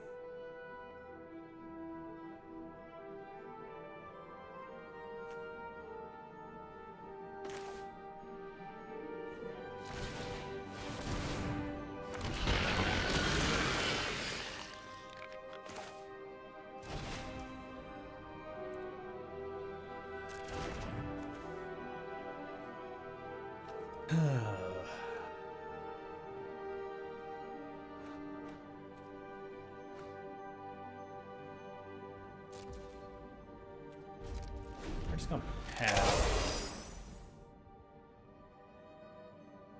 Gallon can be annoying at times, no doubt.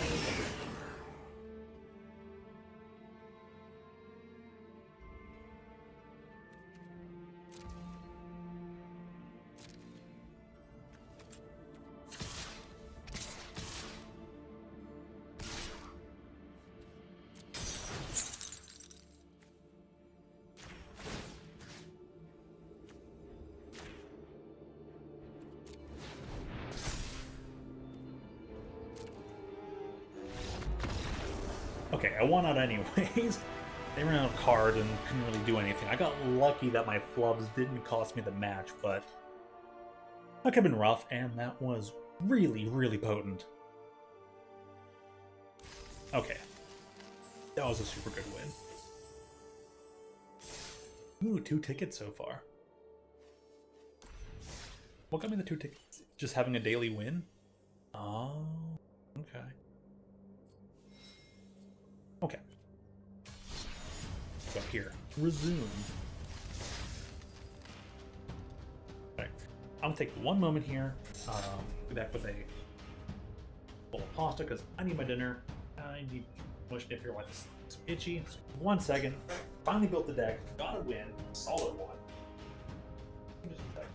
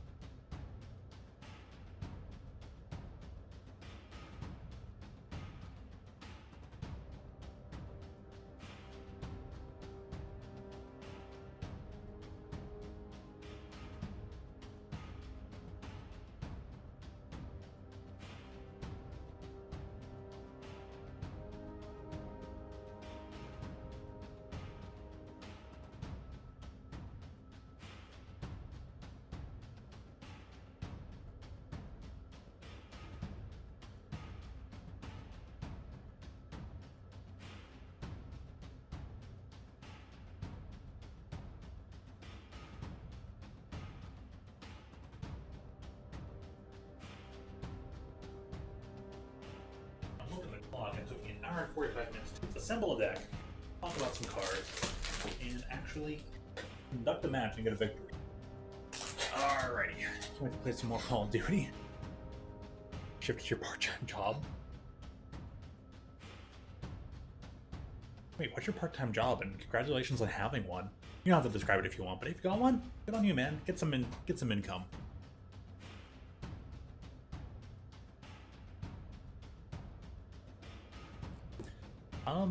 Braden, apparently it seems to be through the fact of, like, people de-ranking themselves, using the de-rank feature to kind of smurf in-game. Really weird, you know? Like, they smurf, and then put on, like, badges they can only get by being much higher rank, so they're kind of, like, super flexing on people lower down. It's like, that's just wrong, man.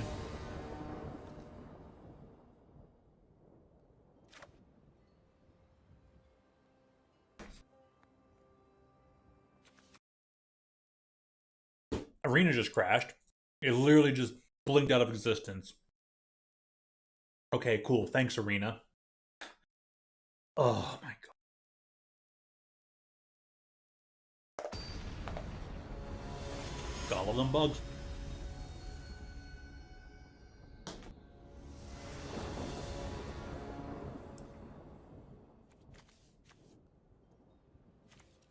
Okay, this is rough. 3 green cards. Not much I can do right away. I may have a couple turns to work with, but I don't know. They play something more. Never mind. Always rewarded. Okay, we'll start off with forest. Let it be.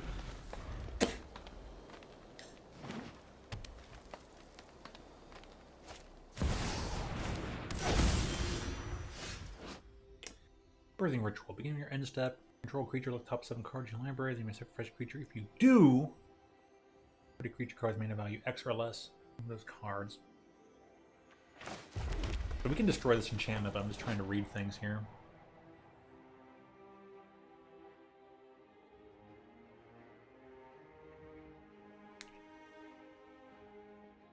Interesting.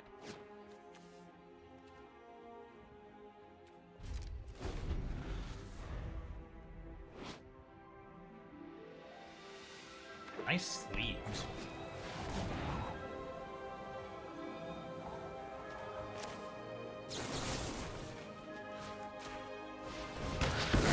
game plan. Like, who runs that card? I'm gonna need a second copy of that card in there.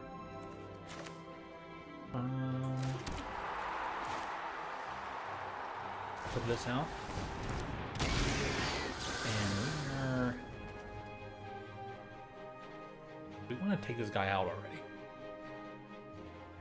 Yeah, just get rid of him.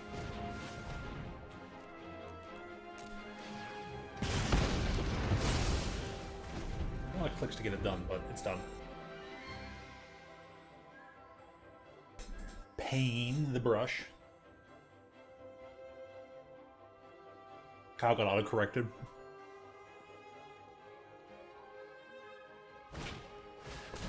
It's just poor mackerel.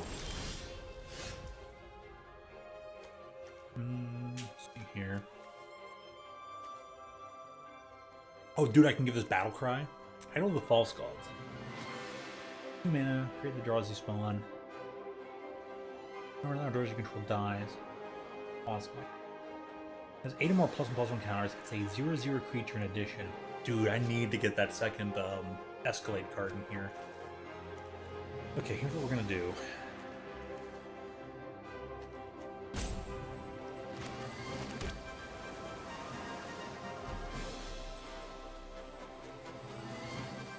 I have to spend 3 mana to get this done. Kind of annoying, but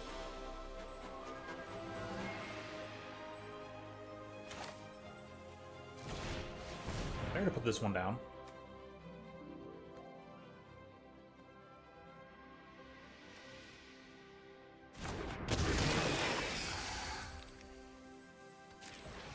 Yeah, we'll be shut the arena, I don't care. Cast this.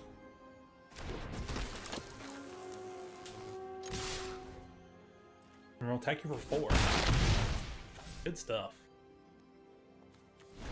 We can play this land, maybe use Ghostfire Slice, and just go face.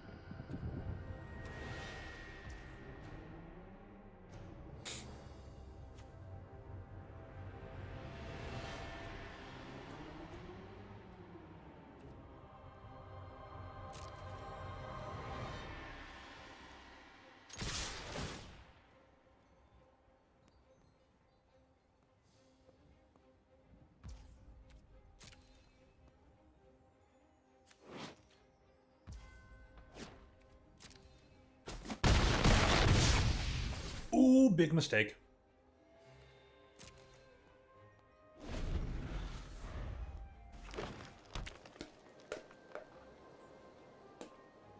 Is adapt only a sorcery? Nope, you can do this at instant speed.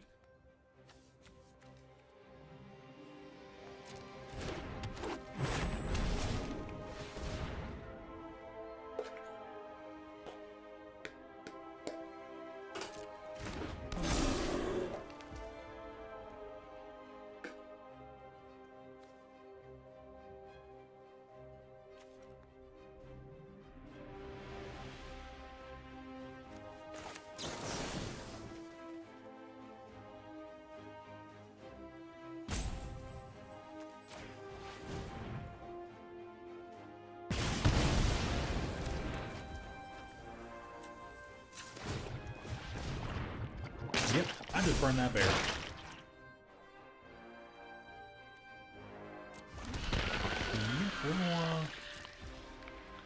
That's my turn. Oh my goodness.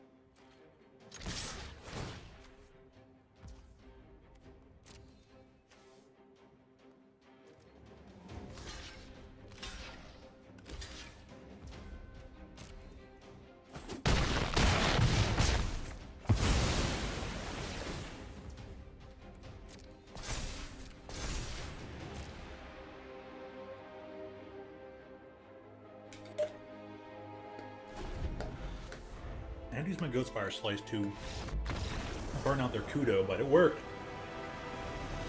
It worked. Destroyed their field, still have 4 creatures left?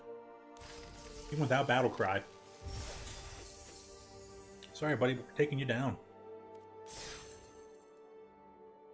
Alright, see if we can keep this going.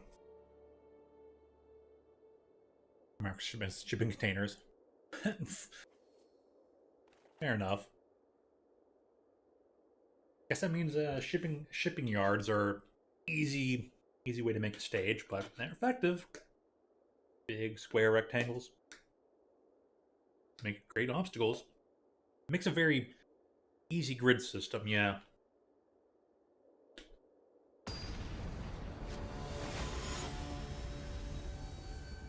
I would still run around in a shipyard or Port Macro style stage IRL. Very gladly.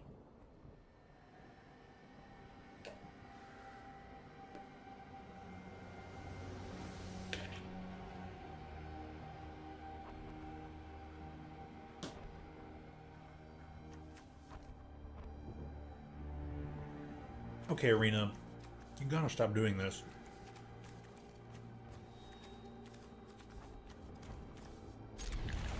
Can keep this going and get to,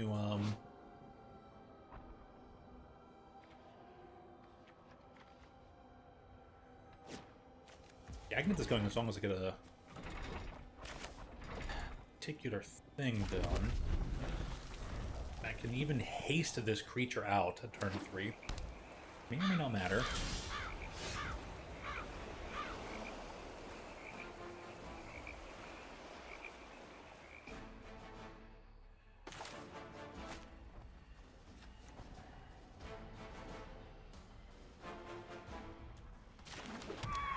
Bit slow, but it'll be fine. Turn. Tap this to go get a forest.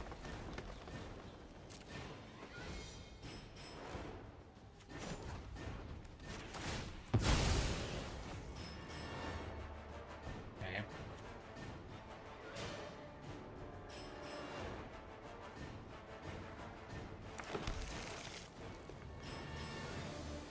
This is during their end step, so it'll go to my turn.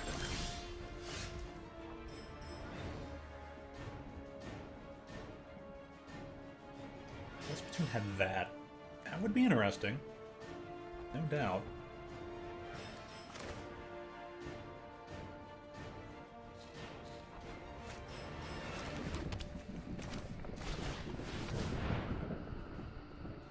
Unfortunately, I didn't get to haste this creature.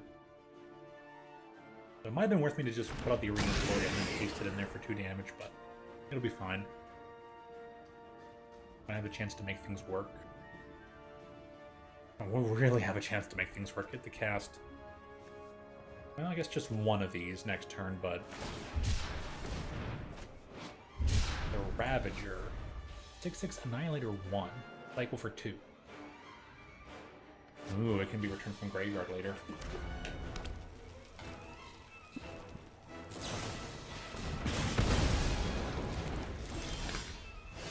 Ghostfire? Really? Wow, you jerk.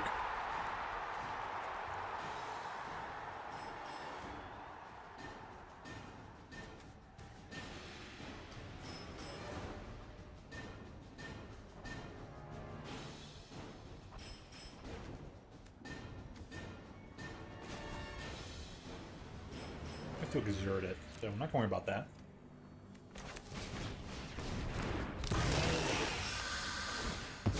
Blue and kind of forsake the Keldas for now.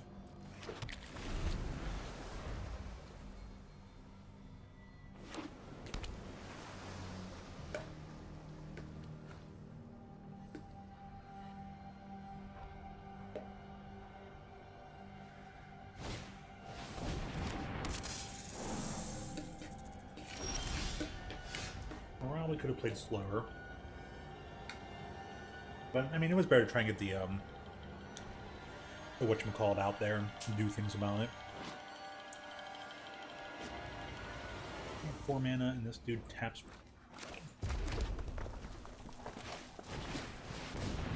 Oh, that's not the card I thought it was. Shucks.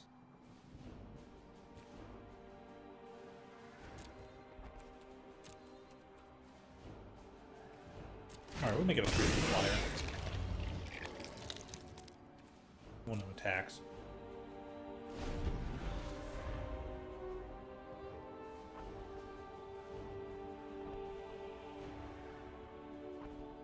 It is in some modes.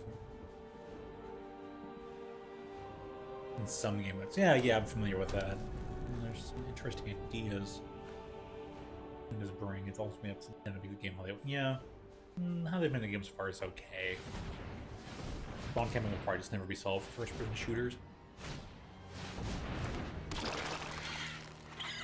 Yeah, they definitely don't want to make a clone. They'd rather make their own thing. Like, interested in the team that won the recent Splatterhouse World Championships recently. Take that with a grain of salt. Yeah, I'll take that with a heavy grain of salt. Like, oh, your team is racist. Oh, like, dude, that word's been tossed around so much.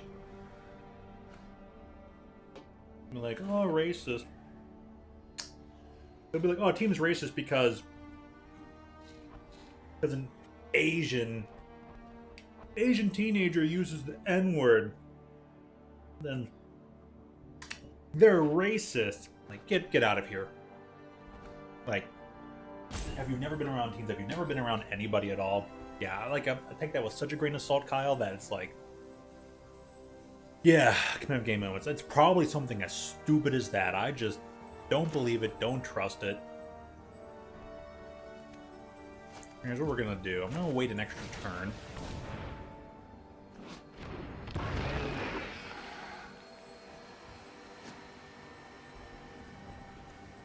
Then I'm gonna put this out here.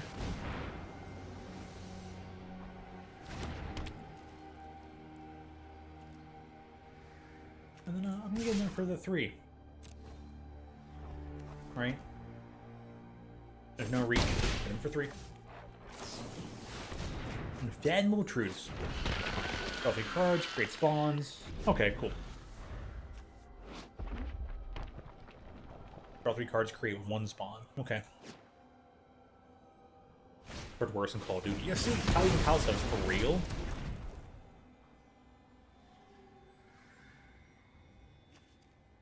They took out my shapeshifter. Fanged Flames, 2 mana, devoid, deal 4 damage to target creature, planeswalker, exile instead. Okay, sure. Annoying, but it is what it is.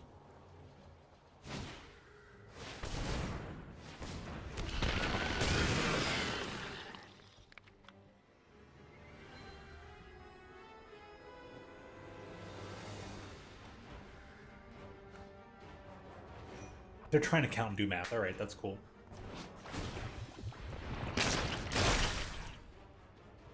So this thing is 4 mana, becomes a 6/6 after paying additional 3. So over the course of 2 turns, you're paying 7 total. Yeah, that's fine.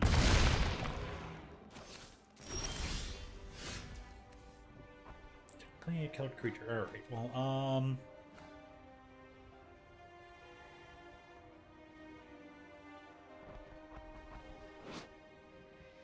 top 3 cards, close this turn.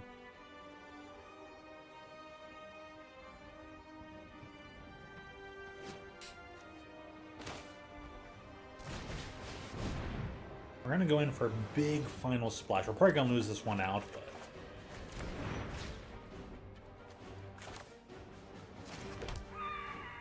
I could have just let that land be, honestly.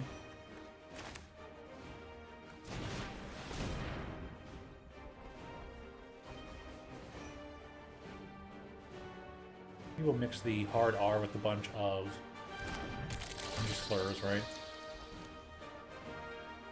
Just would you play COD? Yeah.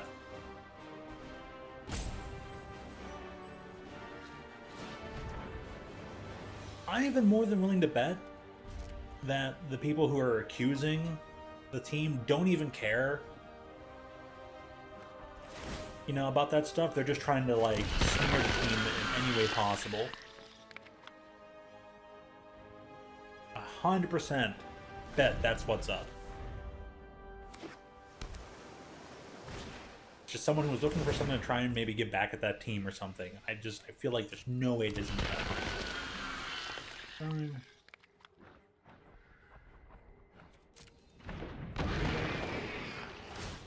Second repurposer. Dude, I would have loved that.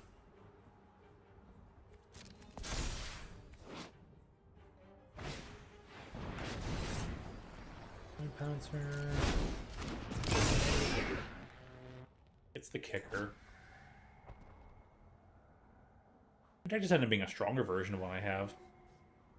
I've got to get that second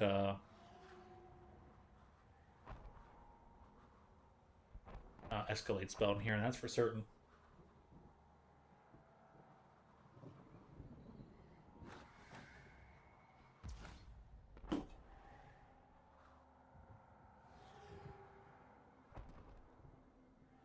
Yeah, I think basically what we're boiling this down to... Oh, it's waiting for me to pass for Tiger, sorry.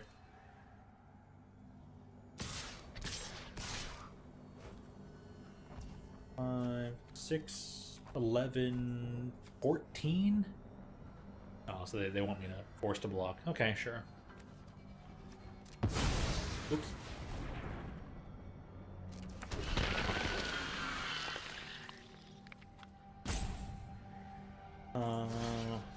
Trample. Also has tramples. I guess I'll just throw it here.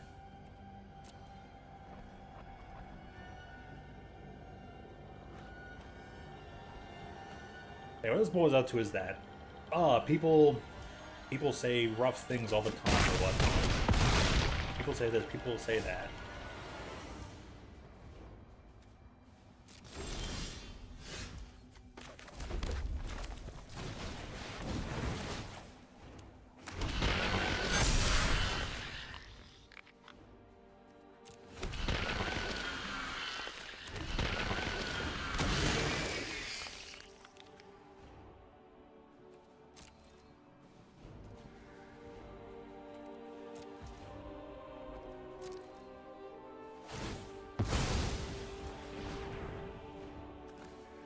Oh yeah, I should have casted it so it has haste and a community attack.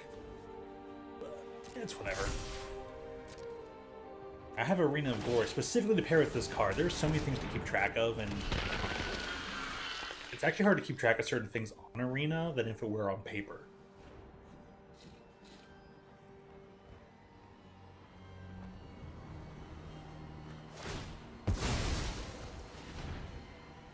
Oh, and one last thing I'll add before we finally, I guess maybe quote ending the conversation about this this topic of the Splatoon 3 World Championship team. It's like they're accusing the whole team of being racist and not just one individual player. That's even more suspicious. And it's only the winning team.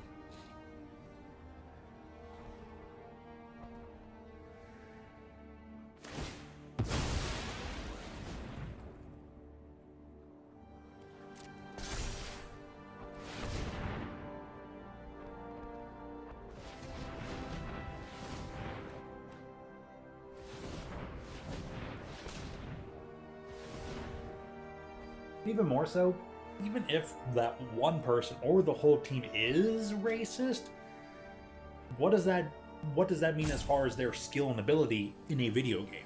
It has nothing to do with it, completely unrelated. If they have a bad opinion you don't like, argue with that person about it, discuss it with them, you know, debate, argue, do whatever, talk to that person. They have their freedom of speech, whether it's good or bad, dumb or smart. You know, have at it with that person.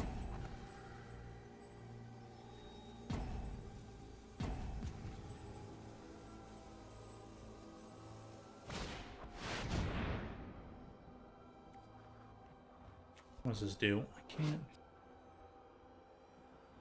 X equals 10, sure.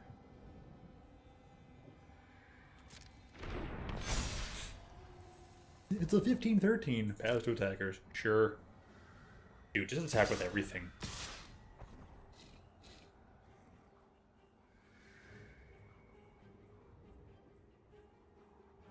Dude, I'm not gonna block. Just move forward, man.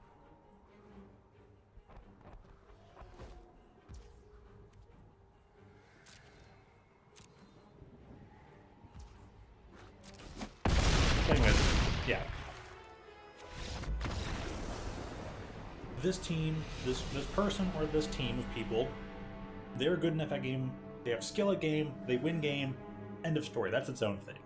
Their opinions about, you know, whatever it may be. In this case, if they even if they do or don't have opinions on race and racism, yada yada, that's a whole separate thing.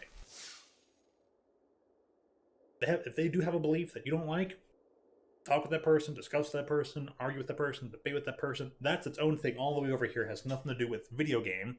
And if you believe that person should not, this thing over here, or this person should not win a video game because they have a separate opinion or thing over here, you know, then maybe get good at the game and beat them so they don't win. There you go. That's the only way to solve it. But if you're saying, oh, if this person over here has opinion, but they don't do anything in action with that opinion at gaming event, they don't harass anybody at the event, they don't do anything untoward anyone at that event, despite their opinion over here that says that, oh, this person is racist.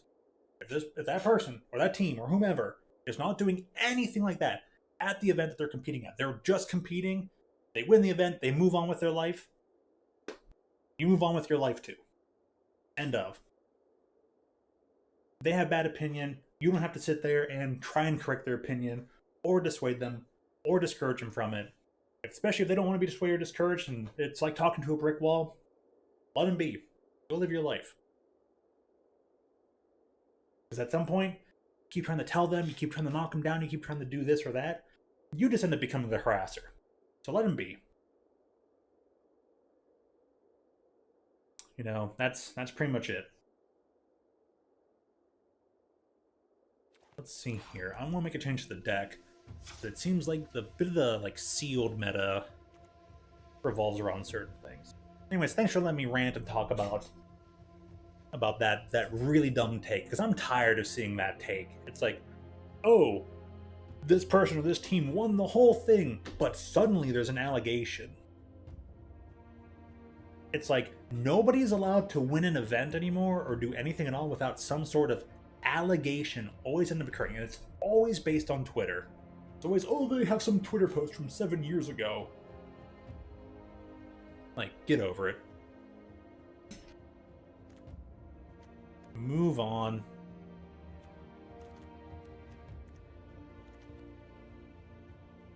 The unsealing was okay. Pretty cool.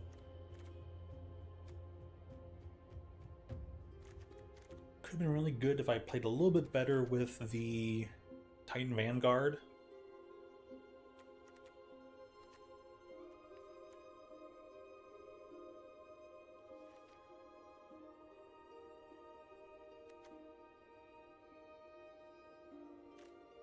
I'm starting to think. Get rid of the unsealing. Go for this little bit of a reach burn.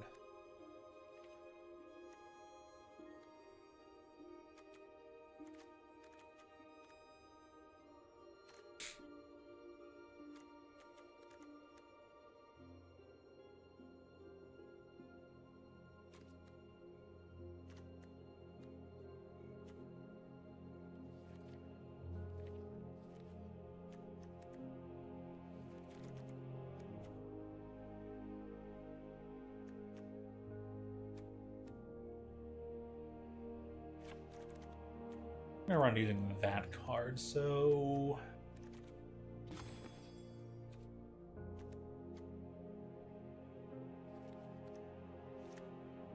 put in an extra. It's impossible can get me a land.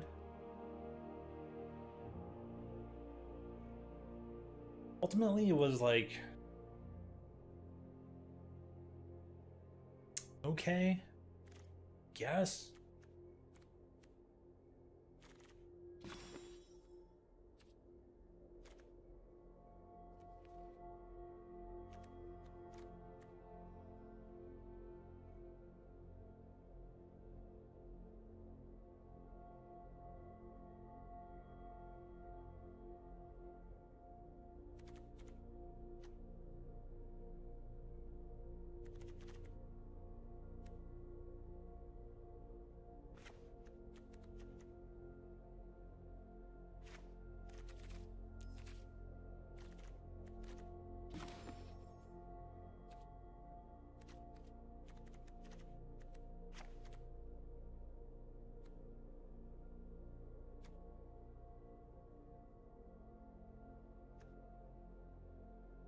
Mountain Legacy Forests.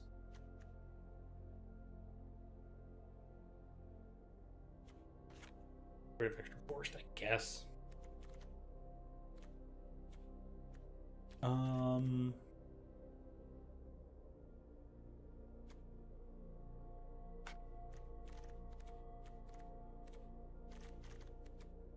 In the glimpse.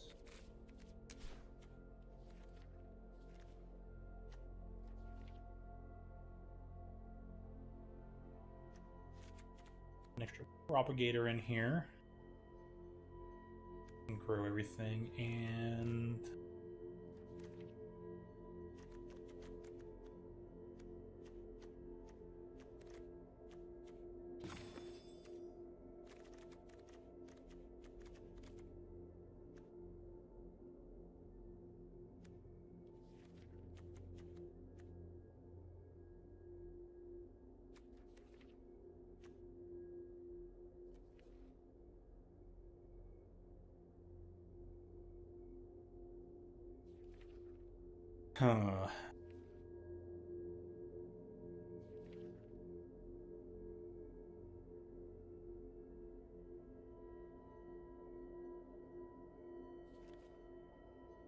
I guess the singleton blue splash of like metaler is fine.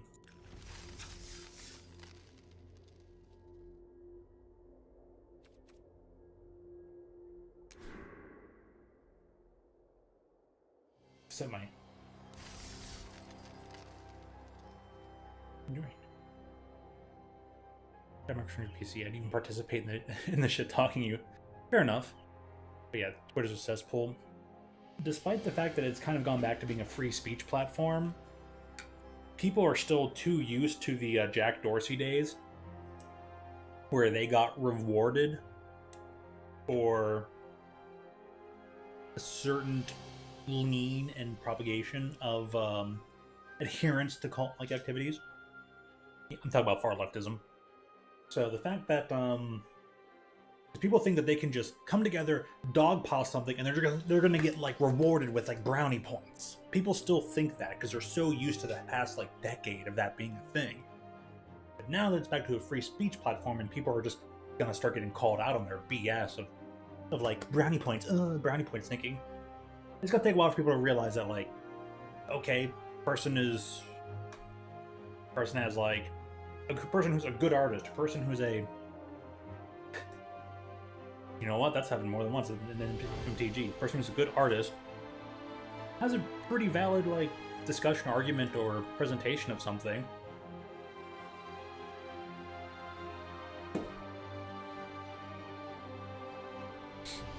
And yeah, those artists basically are never going to be hired by Wizards of the Coast again. So yeah, Twitter's accessible, but not because Twitter itself, not because like who's running the show is a despot. Look at you, Dorsey. You're a moron, Dorsey. Even if you change your opinion down the road because you were finally free of the beast that you trapped yourself in. Dorsey is a lot like the bear who was in the miser robot bug suit from Jet Force Gemini. But Twitter still says pull now because of certain groups, people, you know, just making trouble all the time. And they still think they can just make trouble and get away with it and realize, oh, they're kind of shooting themselves in the foot, even though it's more of a figurative thing. They don't get exact, like, declaration punishment. They get social punishment interaction, so to speak. So, I lost the train of thought a little bit. But, oh yeah, the artists, like the artist thing. Okay, one of the best artists was Seth MacKinnon, and that dude creates fantastic art. Some of the best, most emotionally evocative art that can be produced and look great in a foil too. Was made by Seth MacKinnon. And that guy's not going to be hired by Wizards of the Coast anymore because Wizards of the Coast is stupid because they don't believe in freedom for the people. Because Seth MacKinnon was like, hey, I believe the Canadians trucker thing, I believe in their rights and their freedoms and da da da. So a guy who believes in freedom, individualism, and civilians being respected, who then got trounced by, the dictator Trudeau. WotC's like, oh, because you disrespected our dictator Trudeau, we are going to not hire you anymore. Great job, WotC. And that's the kind of idiotic Twitter cesspool stuff. Twitter's a cesspool because of certain range of user base, not because of who's running the show. Oh, another one. WotC got rid of another famous artist who's been around since one of the early days of the game, made the artwork for Force of Will card, and many other fantastic looking artworks. Therese Nielsen will no longer be hired by Wizards of the Coast. Therese Nielsen is fantastic artist, is a lesbian. And they're like, yeah, we're not gonna hire you anymore because you liked some random Twitter post that basically said, people need to agree to disagree, and maybe it was something else. It was just something very middle of the road, milquetoast, be good, don't be a moron, treat people well, that kind of stuff. It was something really, really simple, and they're like, Therese Nielsen liked the post from a guy she didn't even read who the post was. She just saw the line. It's just and they're like, well, you know what, Therese, you're probably also a TERF, so we're firing you. So apparently, Wizards of the Coast hates lesbians, and they won't hire Therese Nielsen anymore. So good job, Wizards of the Coast. You shot yourself in the foot so many times, and for some reason you still exist. So, yep, Twitter cesspool. Examples right there, right in this game. Anyways, I actually have this rule in the streams, and it says, I do not mind if we differ politically, but if you want to be an asshole about it, please leave. That's a great rule. Have your difference, state your points, but state your points with civility. Even if you might get a little strung up and terse, if you're gonna remain civil and you remain, you can have your dispute, you can have your conversation, but like you said, just don't be a jerk about it. You just start typing in all caps and using ad hominems and stuff. Absolutely, yeah. Well thought out rule, Braden. I commend you. Golf clap on that one. Tip of the G, Phil, to you, my lad.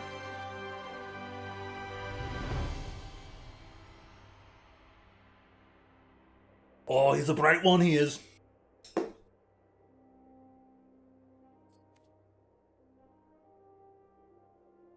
Yeah, I don't mind differing on political opinion, because I'm not the smartest guy around, I don't know everything. And as long as, a viewpoint or a reason can be pointed out and it makes a lot of sense, I'd be like, I'm not certain if that's the best route to take. However, you've brought up a good point, and kudos to that. Oh, this hand looks solid.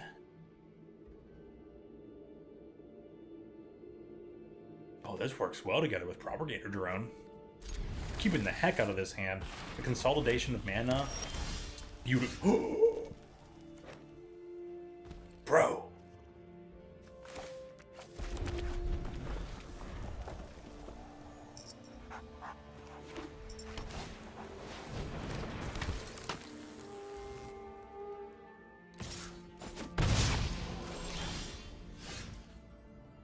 Yeah, I might have to start posting that in some of the streams. Don't care if we differ politically, but if you want to be a jerk about it, leave. Whether I word it like that or maybe change it up a bit. I might use that, Braden, if you don't mind. But man, that's brilliant. I can't get over how good that is. Here's what we'll do.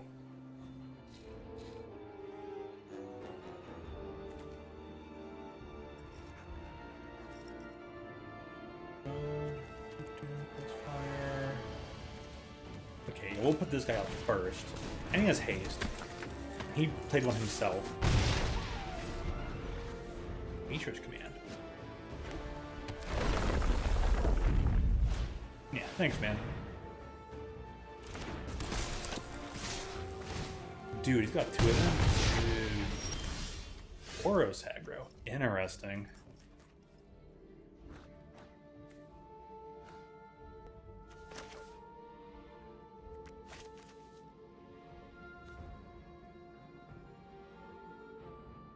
top of any creature that has haste. Okay.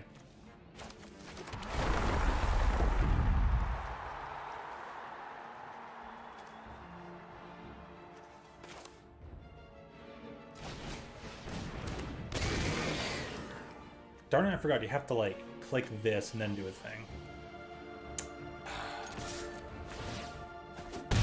I'm just gonna say, like, oops.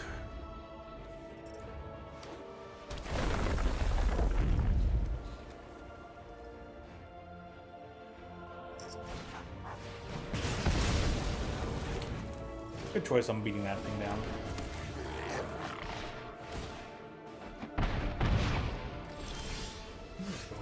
Nice. Don't draw land. It's kind of annoying. And exert, so it's still not the best.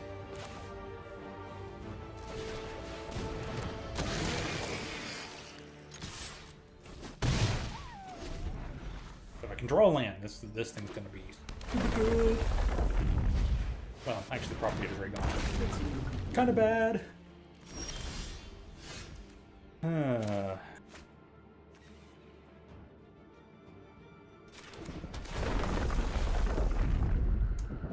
Infinity.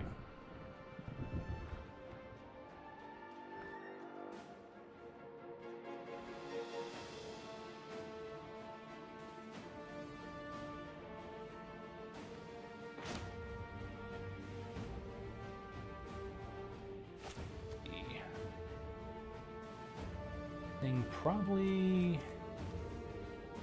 only hit me for 7.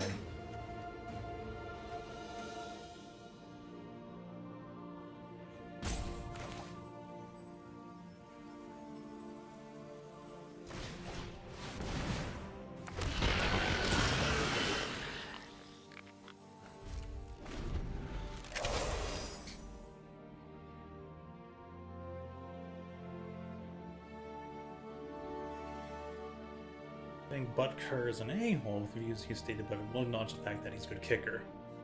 Much you despise the Chiefs. Yeah. The separation of this and that. I get that. Yeah, attacking for 5 is all I can do.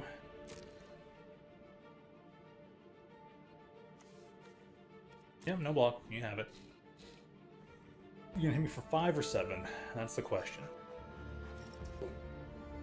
5.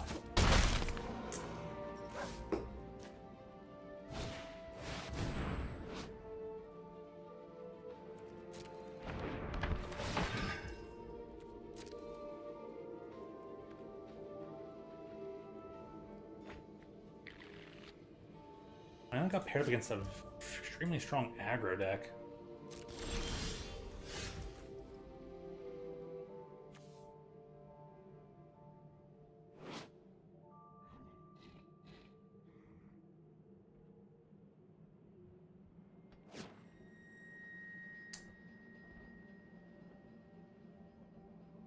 Born, I think costs 7. Kind of annoying, I just can't get there.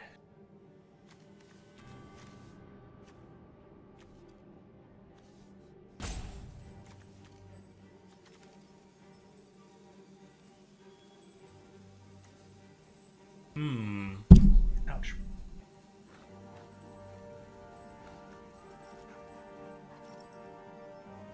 Huh.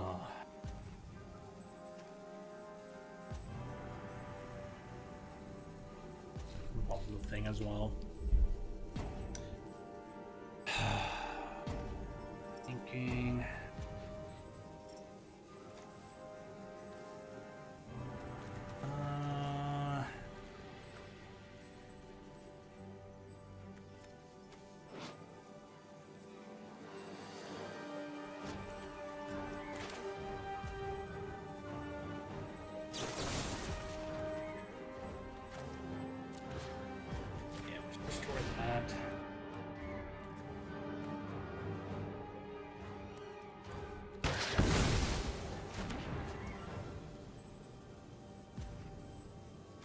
Things.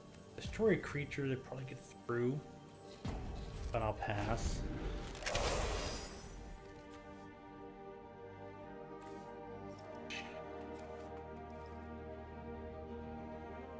keep other kind. Creature gets plus one has flying. 1 drop 4 equip. Okay.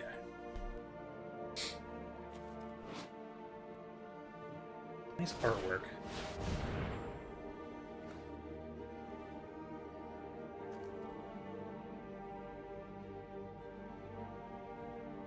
Energy has to attack to do a thing. Resolve.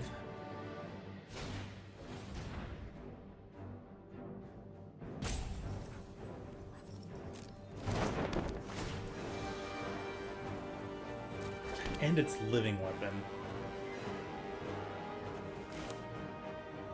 Okay, what we're gonna do. Auto pay into that.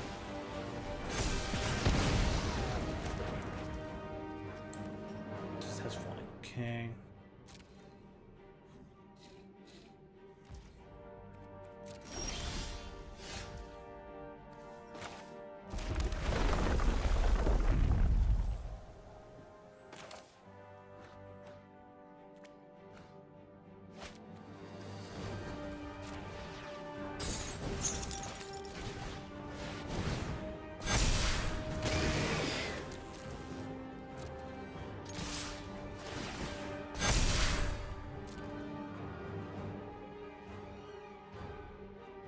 Finally hasted the Titan's Vanguard out. It's pretty nice.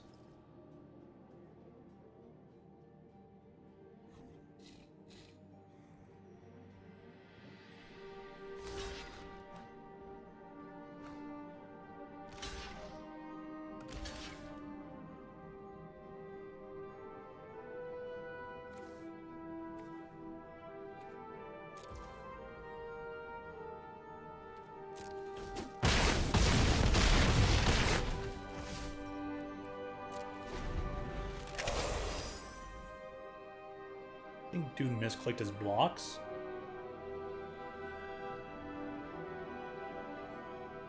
But if you can do a thing. +2/+2. Man, fudge. Okay, that's pretty good. I'll just say good game.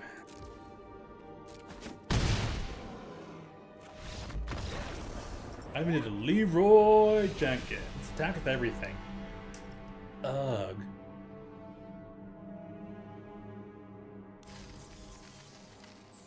Oh well. Oh, only the second loss? That's not too bad. Let me double check something here.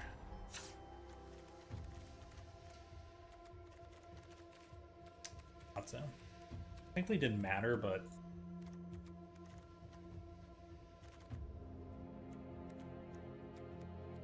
this thing didn't even throw an island in here. Yo, I got a blue card.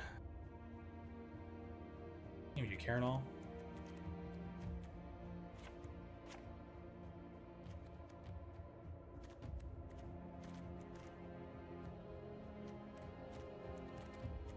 Yeah, let's get rid of it.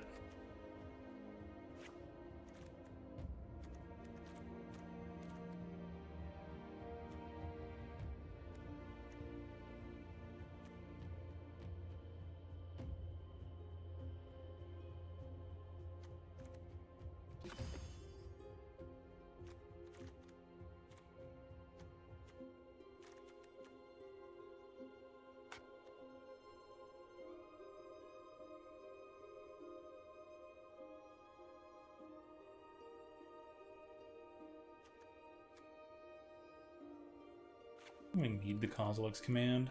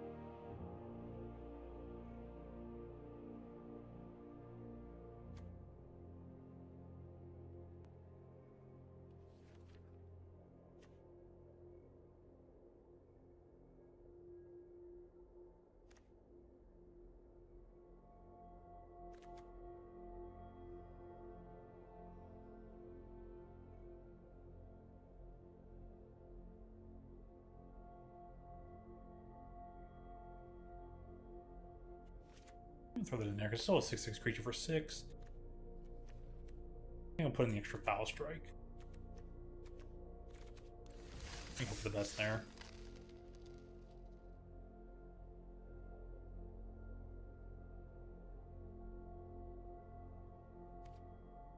Draw one land, but whatever. Alright. Tom Brady's friend, but one of the best players to touch the field.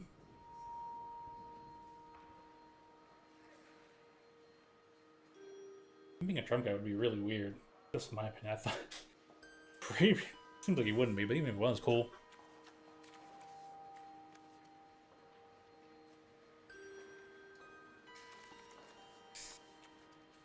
Odd hand. I don't know how I feel about it. A little bit too land heavy. I'll tell them hello, because they said hello. Margaret.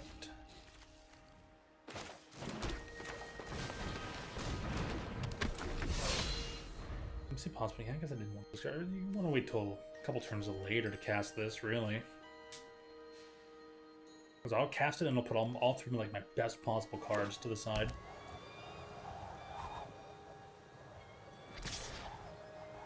No, you're right, I won't block.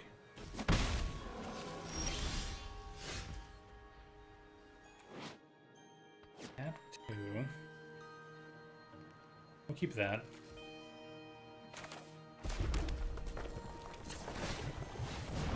I'm here to just adapt it.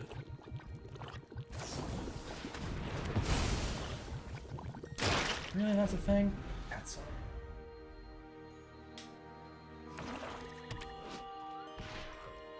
gonna kill it no matter what, huh? Alrighty. Pass. Are drawing lands?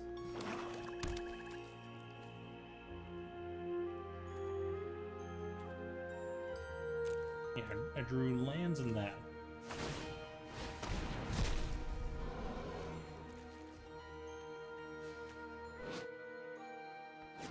Sure.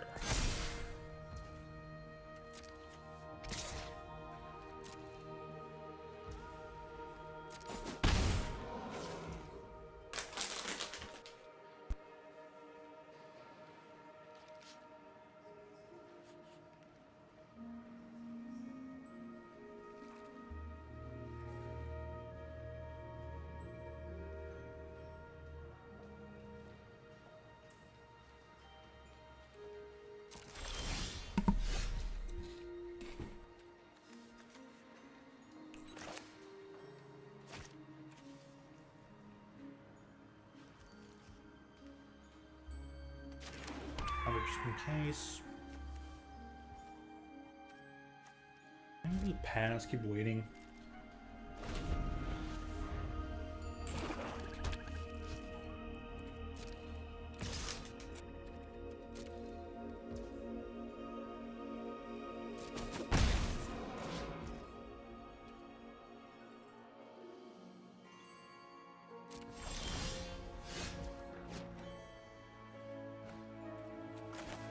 Okay. I'm at 6 mana. But I'm missing the extra forest. Look at the forest then.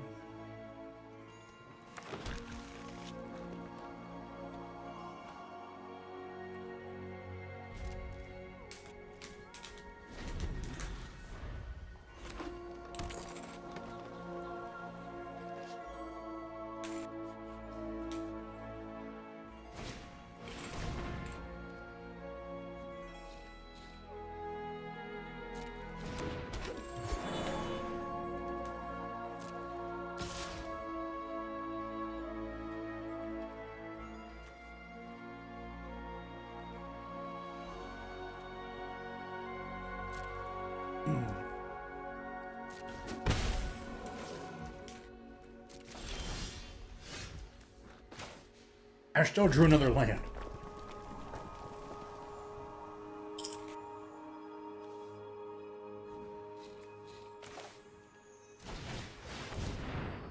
Okay, well, I get to keep this equipment around for a while.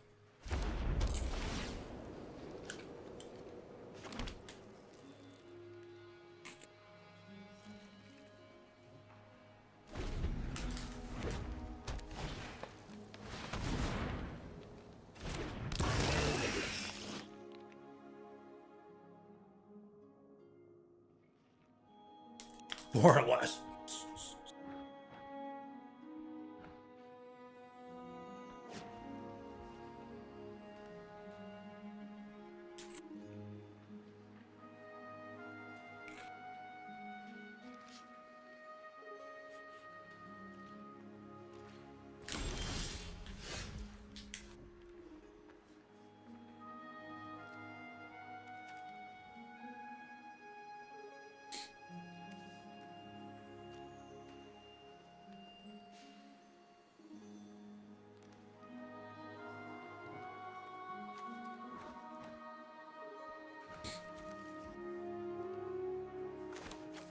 Let me see here. Gains when it leaves battlefield. Okay. 5, 6, 7 brings it down to 4. Glimpse possible. I could get a land out of it.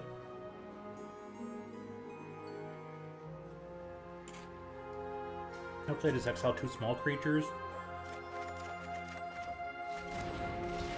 I knew it. I freaking knew it. Oh, that annoys me to no end.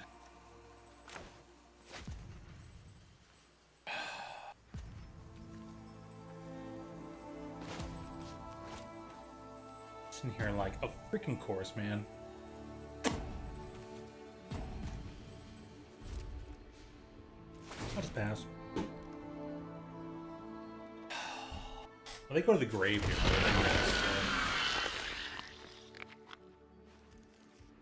So I won't get those cards back. If we get cards back, that would be great.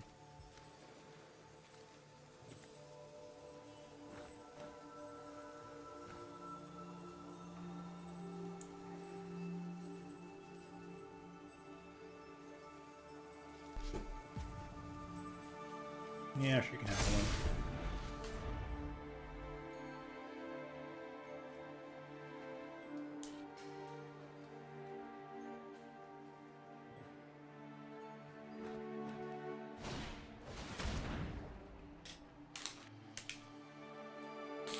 Pressure like the goods I could just waited.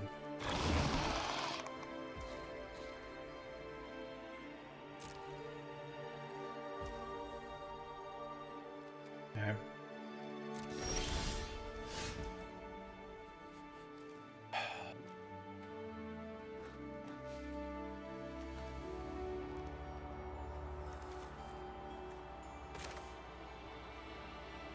I'm gonna start with Stomp. And we're gonna deal 6 damage here.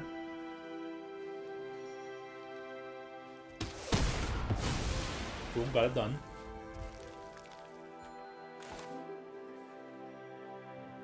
We're gonna do a Propagator Drone.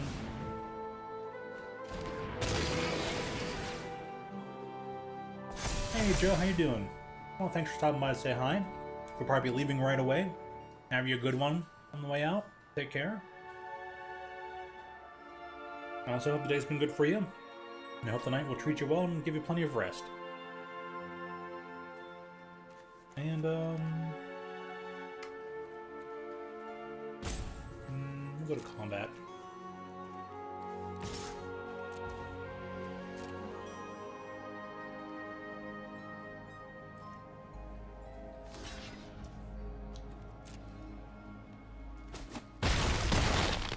Cool. Still got attacking for 4.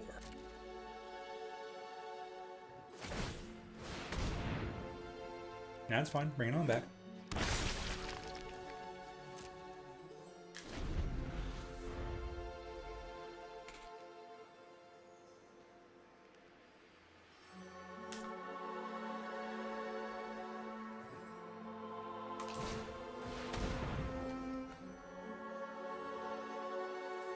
Sacrifice a non-token creature.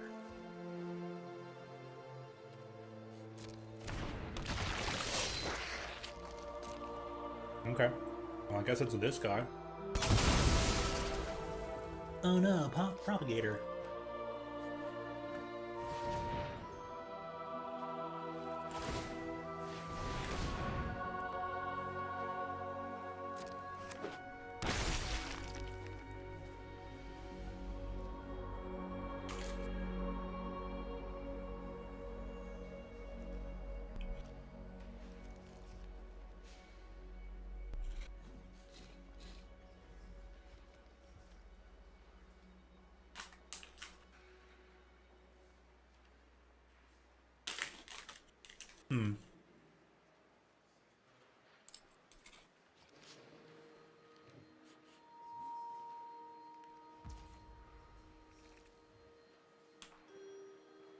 Oh, Pastor Dagger Shard.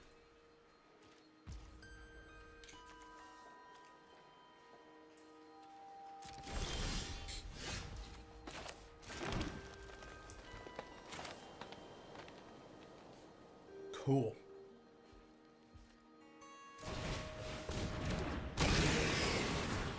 Yeah, I get to evolve again.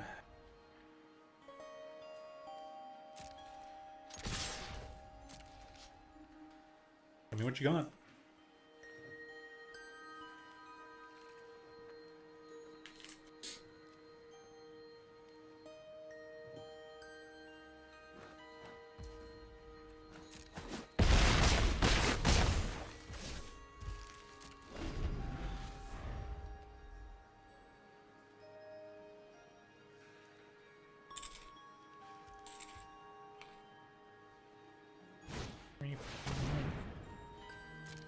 Resolve.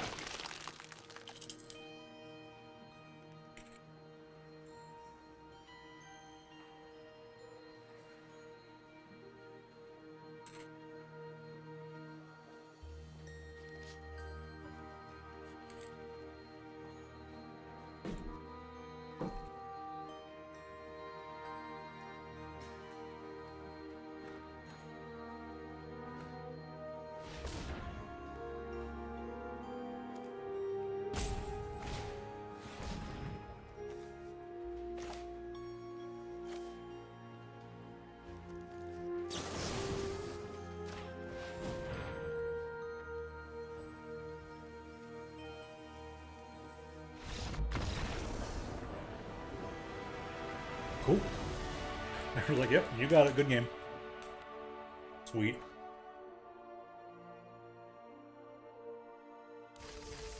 Nope. Alright, now you're heading out? Cool, cool. But yeah, as you can see there, they tried to destroy my creature, and I was like, in response, destroy your creature before it can destroy mine. Win the game. Get in there. But yeah, take care, Joe. Have a good one.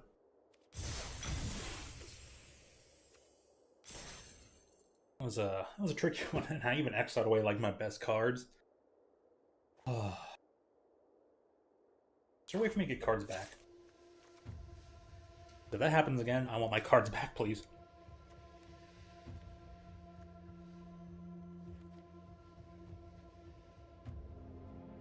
I don't have a way. Get those cards back.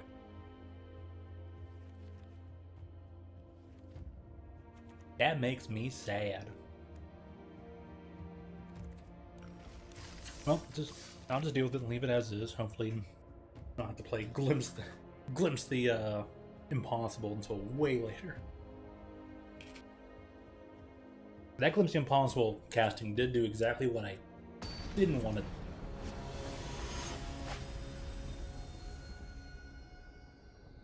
Sakar-san.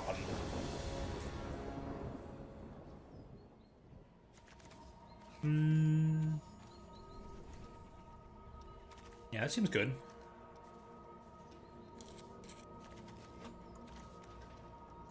Okay. Keep this. Opponent is going first. I'm not really doing anything until turn 3. I'm not playing my own creature till turn 3.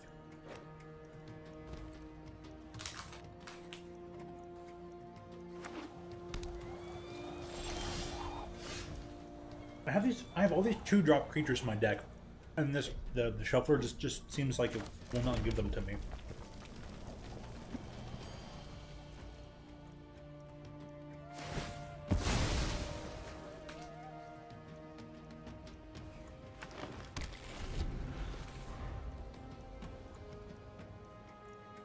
Trying to figure out for myself if this deck was better as a little bit of Teamer Splash, or if it was better off just being, if it's better off being just a pure red-green deck.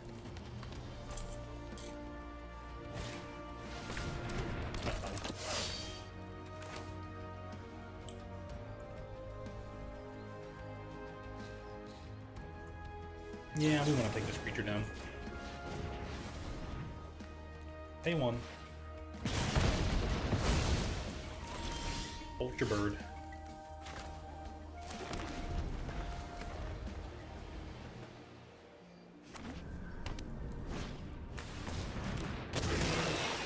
Good stuff.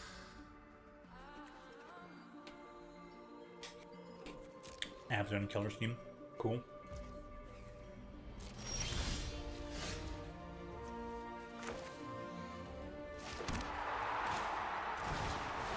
Does tap for red.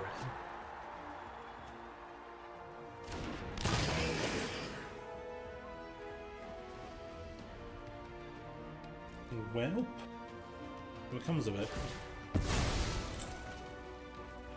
They're fetching land. What are they going to go get?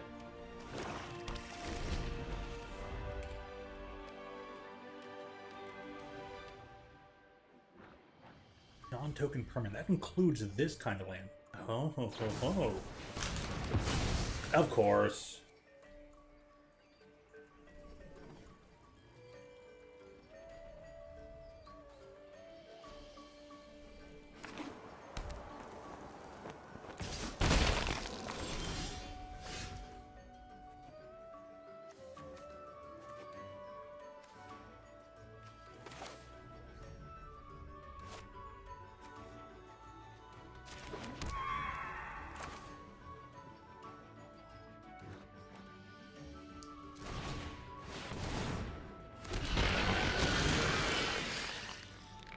And, yeah, we'll pass.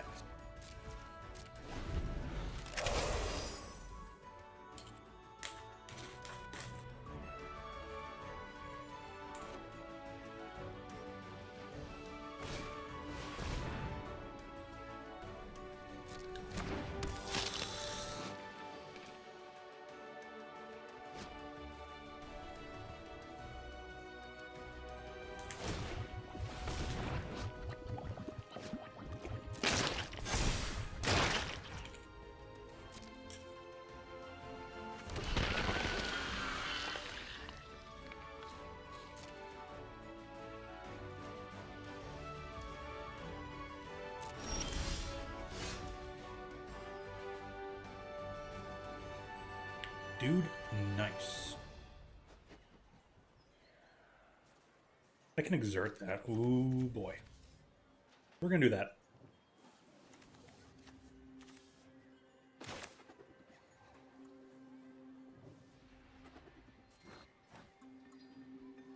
Or you know what?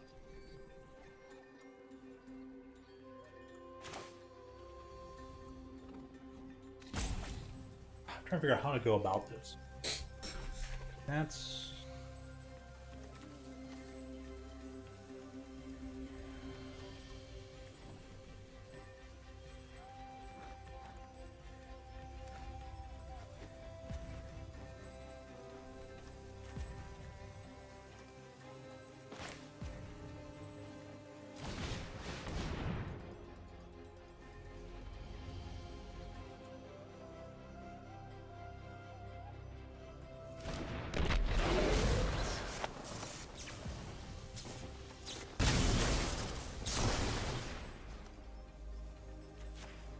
taking a 3/3, because we know you're not going to block it.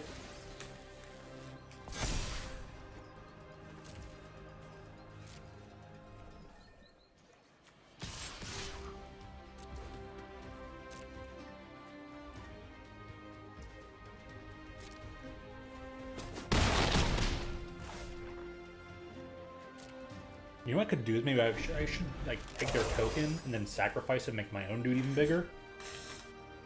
That might have been a good route to take, actually.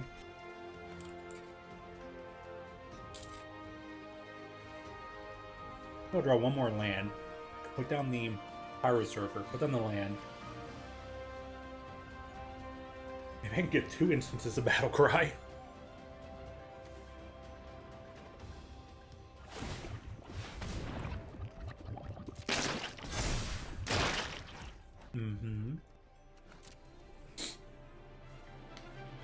That's fine, do your menace.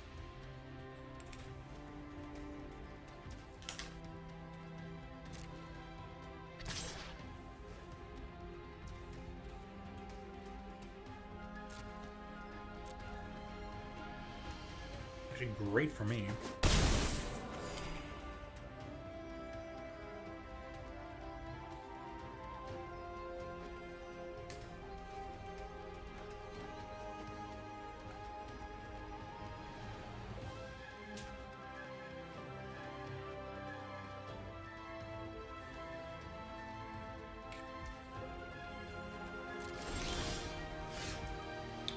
One, two, three, four, 5 mana.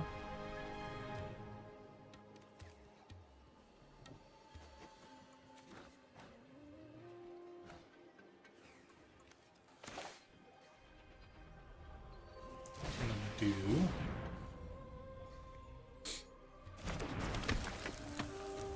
Eastman and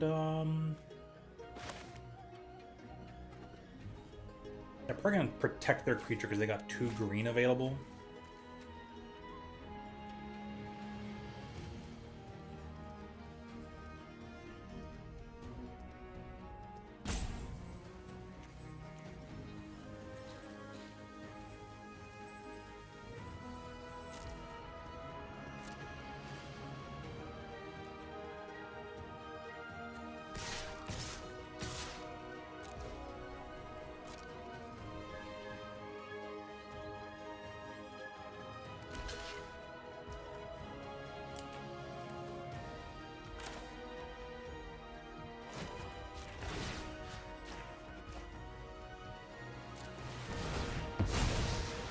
Pay, reinforce here.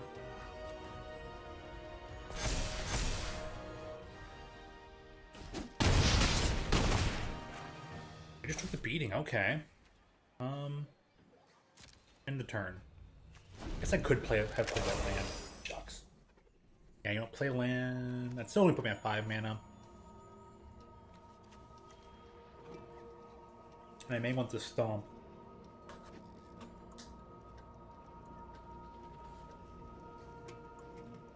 But they're up to 5 minutes, so we'll see what they do.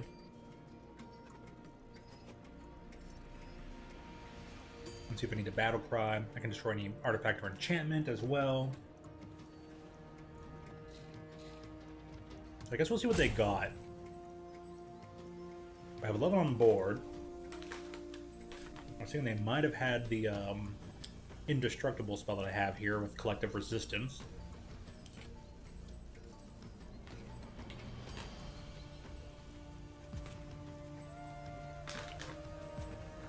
I feel like they're probably going to opt to try and destroy my field rather than create blockers.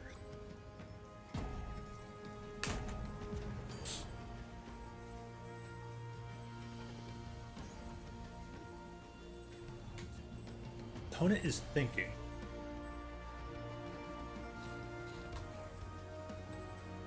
Thinking really hard.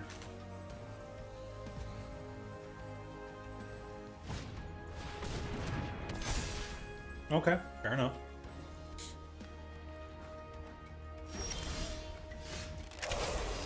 Well,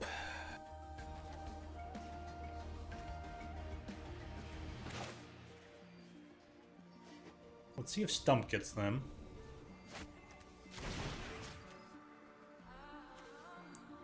This one here.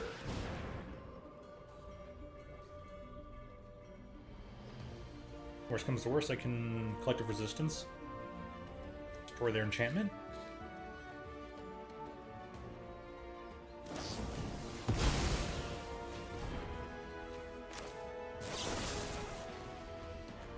just, Hexproof Indestructible. And that's game.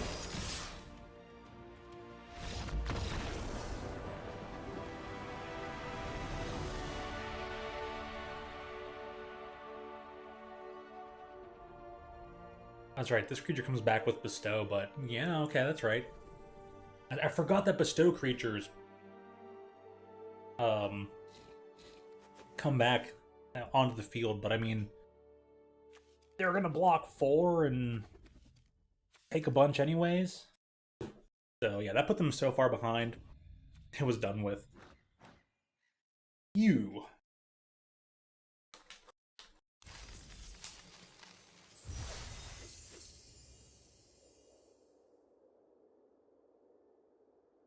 I feel like the Tamer version had a little bit more late game stuff to it.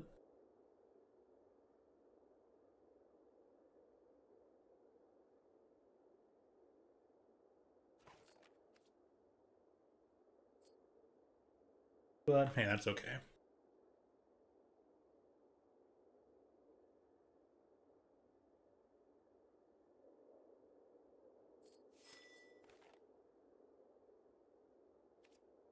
Keep playing it out. Kind of got a big refund on that.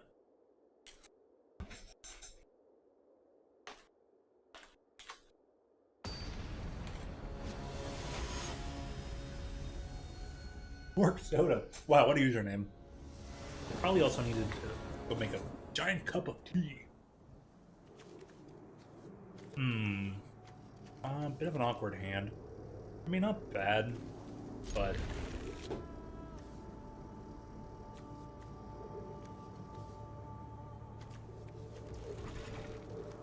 with the mountain, I guess, would be something to tap. I need specifically one of my 3 colorless lands, which I kinda can't go fetch.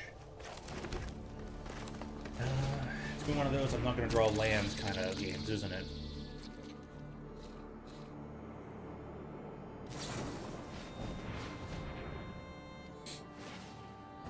Dude, if you're putting all of your energy into that creature, by all means.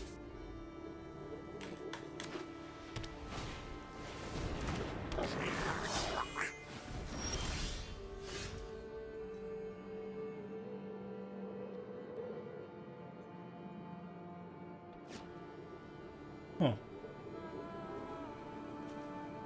Yep, didn't roll lands. Oh, I knew it.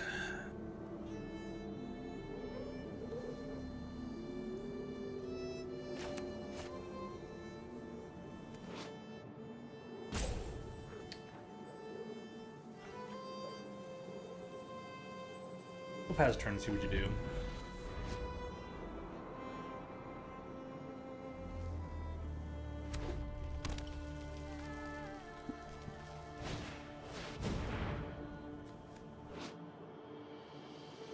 Energy, things on.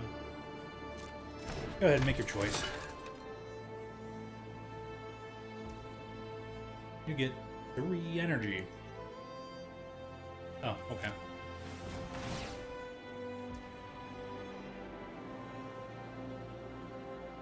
Beginning of combat, I didn't say this person could move to combat. I said they could resolve their ability. Like, I have this thing here, thank you very much.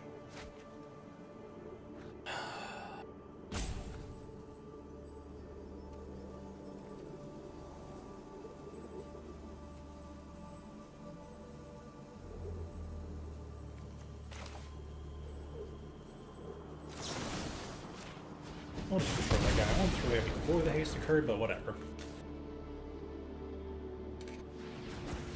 Arena is buggy and annoying.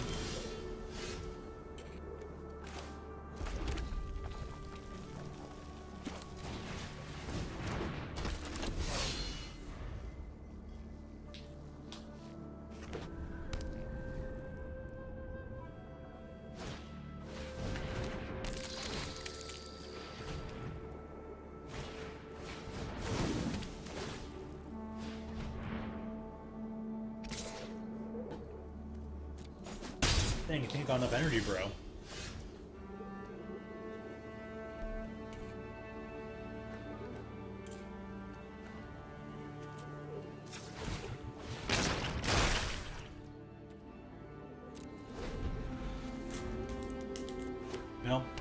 This game's already over.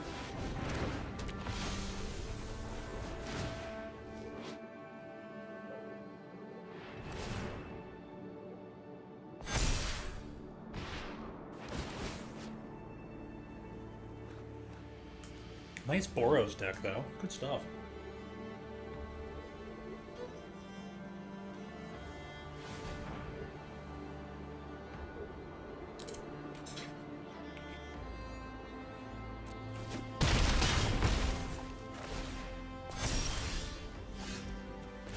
Now we get lands. Thanks.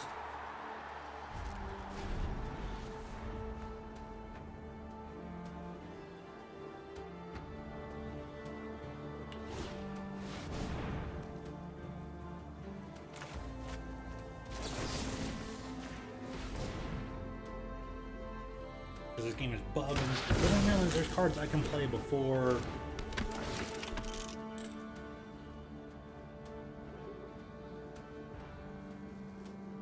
There's enough cards, you know?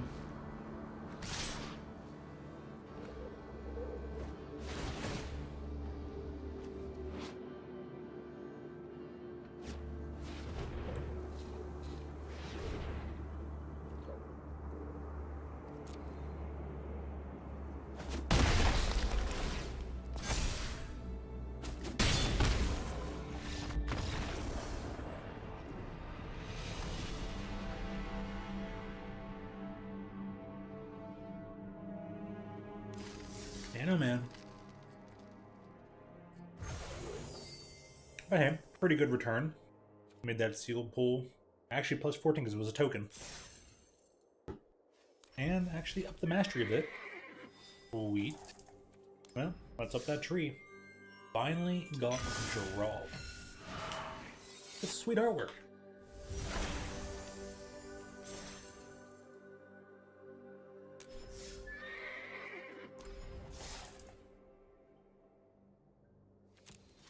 Make certain the decks I use that have them in there, which isn't too many of them. I think it's just the Mr. Sparkle deck that has them, but yeah, play me some style.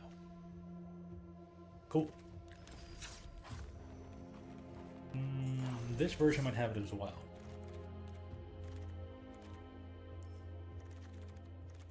Nope, not really.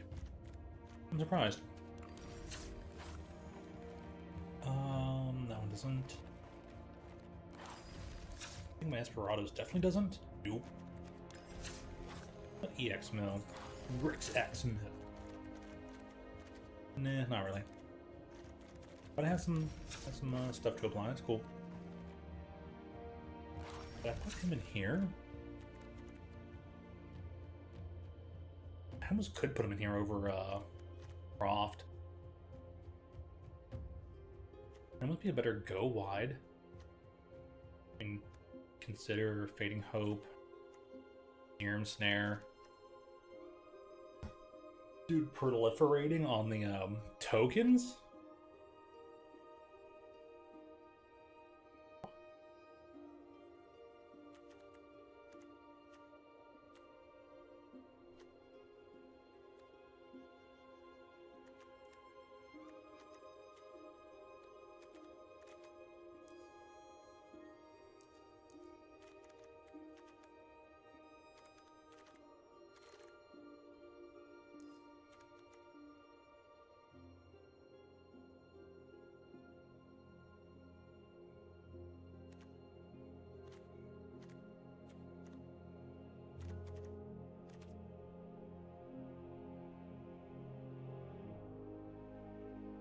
I'd probably get mad at me, but it's like, dude, have your friend in the deck.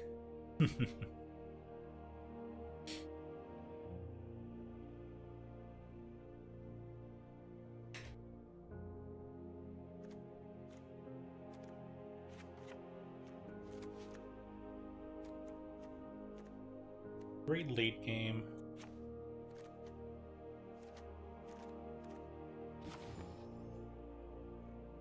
Still, it makes it only 12 creatures. That's good stuff. It helps it go wide.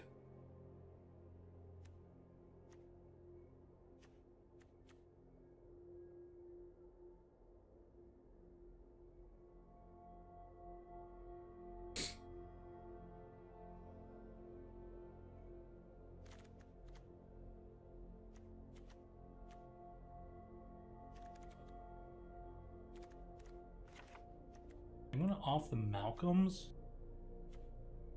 for a third Giralf. And you put one Augury back in. Help that thing go fast. Sweet, sweet. Okay. Now back to limited. Yeah, I'll probably do a draft now. That'll be the key. Draft. I'm gonna fix up some tea. I'm already snacking a little bit, so BRB with some extra hydration sauce and tea.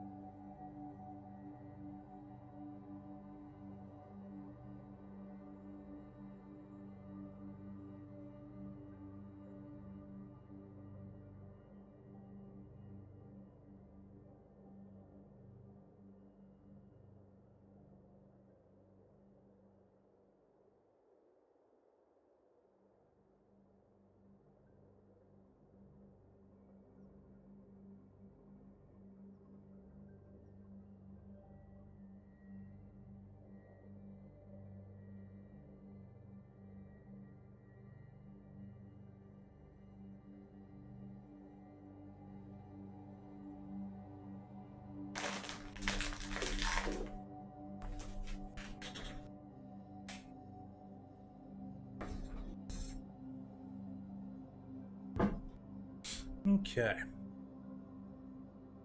So, time to continue into the limited.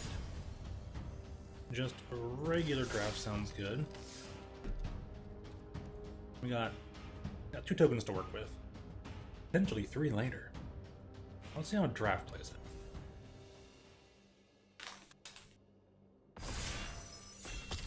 That was fast, and I'm not surprised.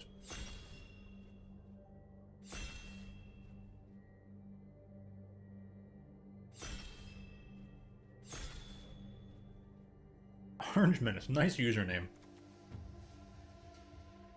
Rhea, huh?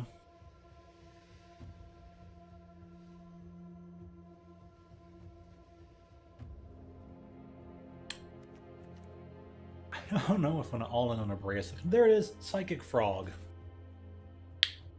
That thing's a rare?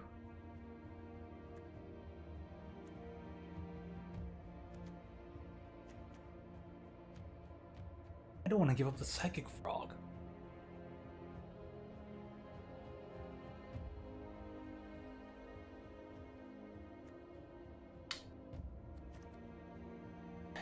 This is the kind of card that's not gonna wheel.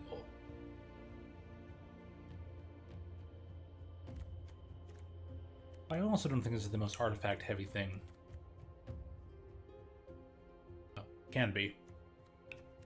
Before I get this modular Condor when it comes back, I'm going in on the Frog over Brea. I'm not that good at this game. Comes back around, cool. If it doesn't, no worries. Hey, Barbarian Ring is back! That means it's in Modern now where it wasn't before?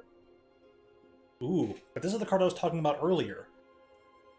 Forgot that it has tap, deals 1 damage to you. It creates a red. Red, tap, sacrifice it, deal 2 damage, any target, only if you have several more cards in your graveyard. Cool, good to see it. Psychic Frog, though, what are we going to pair up with you?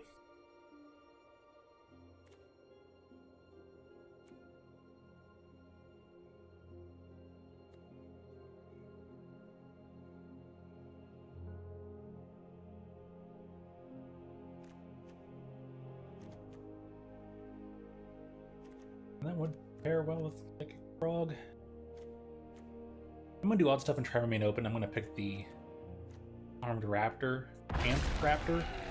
It's a card I've always wanted to really collect. I'll probably get them in all the other packs and stuff that we have available.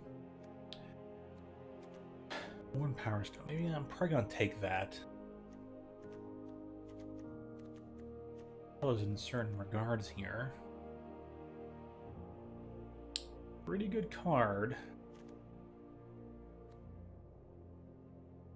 Heralds of the End. That's pretty good. +1/+1. Probably worth keeping with the Worn Power Stone. I'm gonna take the Power Stone for right now. I don't know exactly. I'm seeing a lot of these same cards go around. There's about for attacks of Connives. It's pretty good.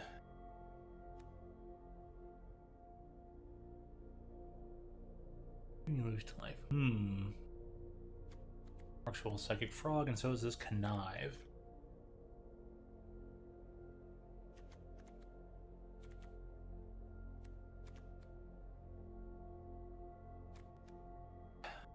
Wish this Sentry's gone around and it ain't coming back.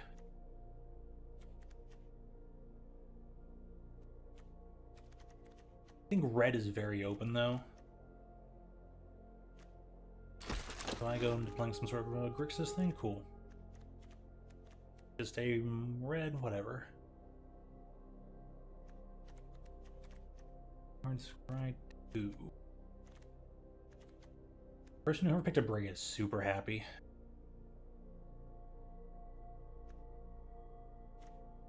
I think the Visionary.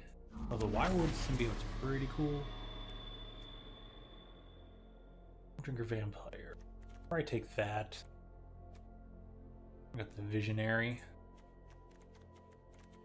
Trying to diversify right now. Looks like red and green are pretty open to begin with. Null and Elemental Blast.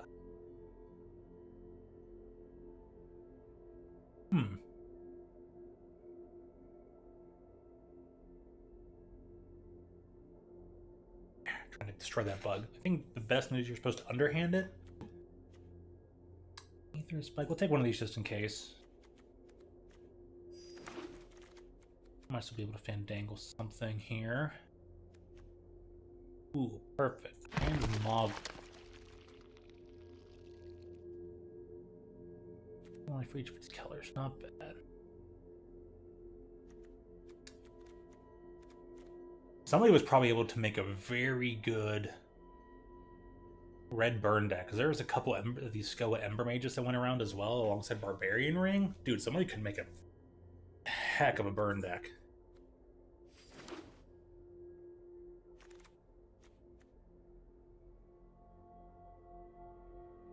Try something.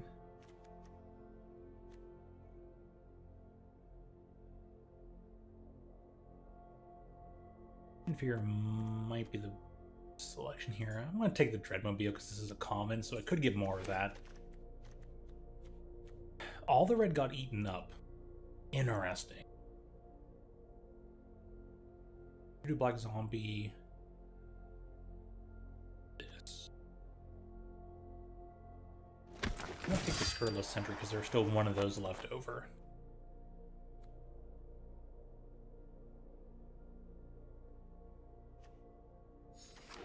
Gift the Viper and Wirewood Symbiote.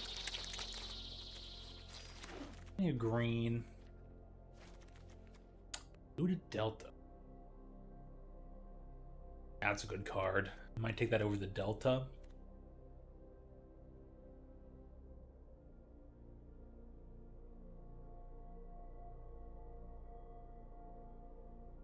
And 3 more cards this turn. Huh.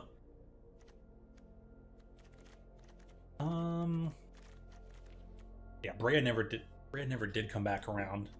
And there's lots of good stuff here for the Brea player. I'll take the Ophiomancer. I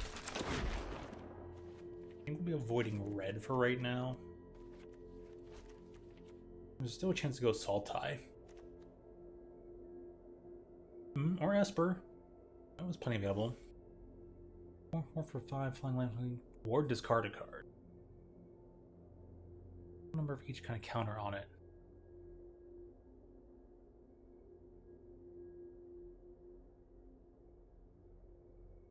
Gee. Yeah, we'll take this guy just in case.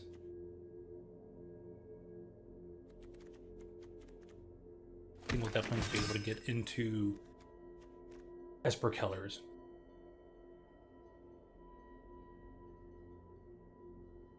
Library, maybe throw a card from among them.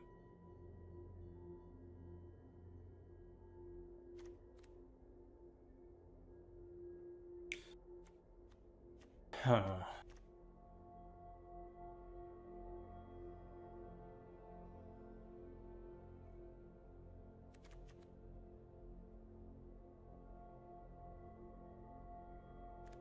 Token. That works well with a Ophiomancer. We'll take that.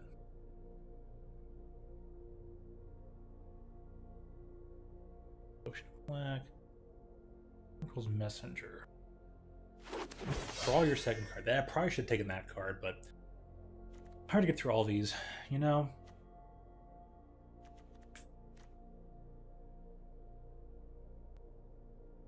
Let's put activate an ability.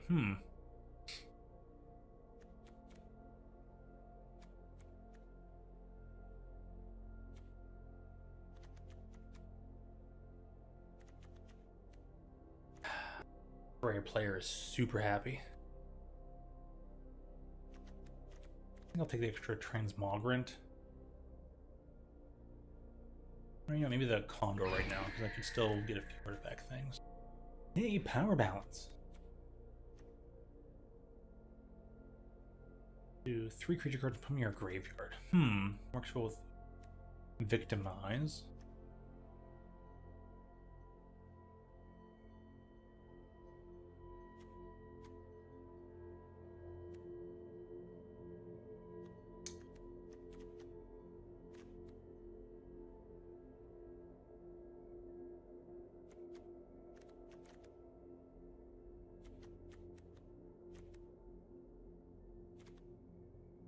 Taking the Inventor's Axe. That might still be able to Grixis this up. Maybe not. It looks kind of dumb. I probably should not have taken that.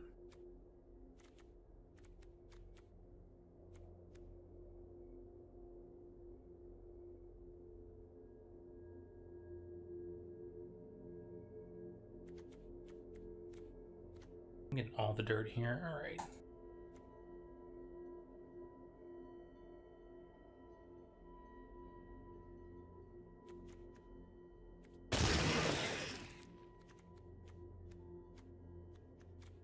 Even more of these.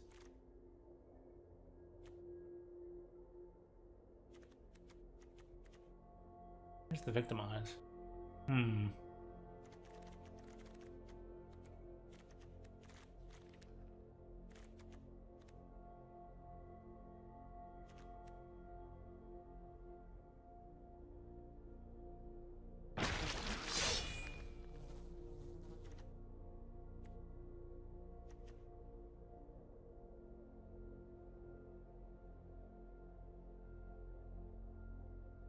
Yeah, I'll take that. Pretty good, it seems. It's got lifelink. 2-3. It's not a sorcery spell. Changing targets.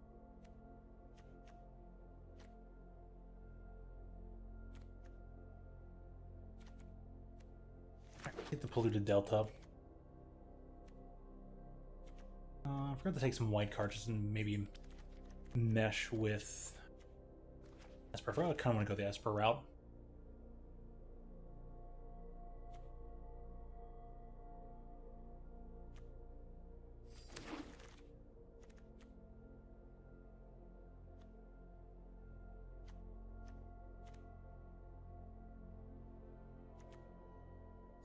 Regionalized. Oh, I already have one of those. Transmongol is. I need the buried alive. Yay, island. Huh, grist.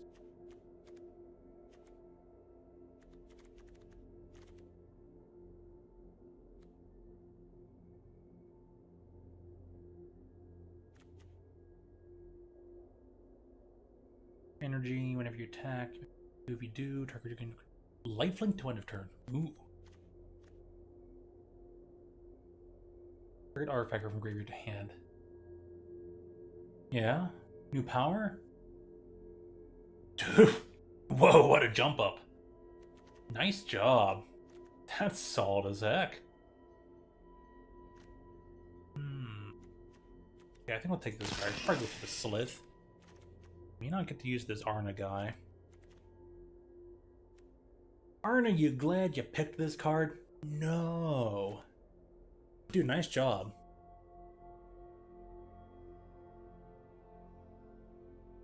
So when you went 3-0 and just got a huge boost. Oh, that was like, you got like what, 120 boost? Crazy. Absolutely nutty. I choose both instead. Alright, we're taking this card and I just want to double check what it does. Creature's in his hand, target player draws 2 cards and discards a card. Yeah, we're taking that creature. It's a solid one. As long as it's modified. Is there a way for me to modify it in this deck? Nope, but we're taking deep analysis. Heck yeah. The people were easy. Whoa, man. No, I'm just kidding. I won't teach you this time. Because I'll just eat instant karma.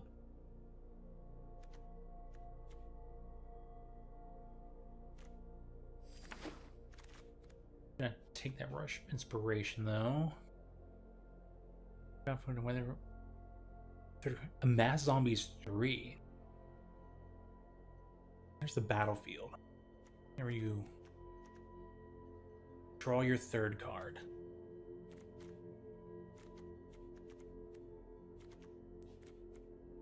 Demon Fury. Never picked up that one, huh? Now I'm on pack 3. I never picked up any white cards, but okay, we're gonna take that. Slith, Menace, Disruptor.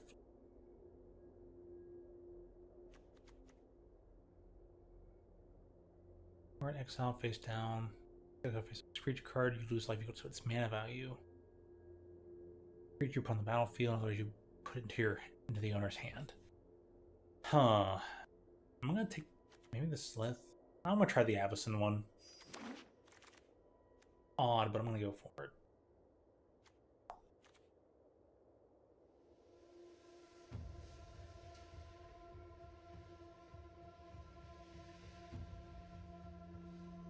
I'm gonna take that card just in case.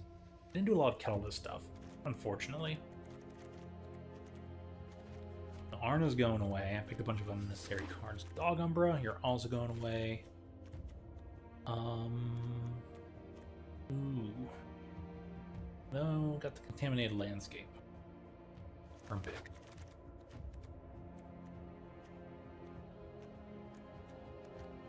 I'll just pick something on Keller here.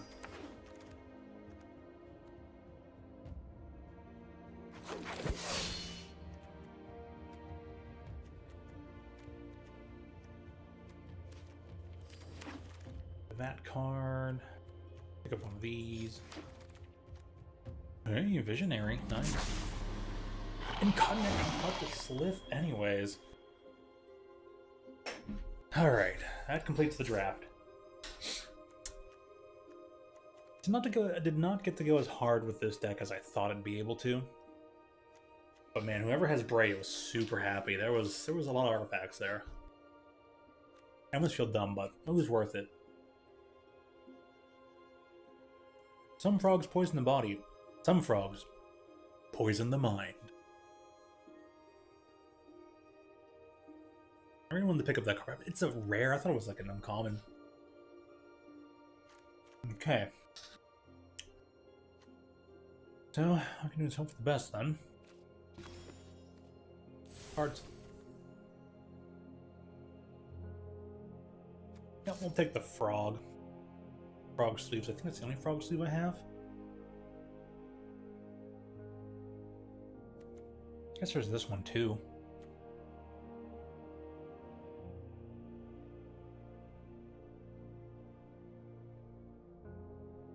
No, the one selected will work.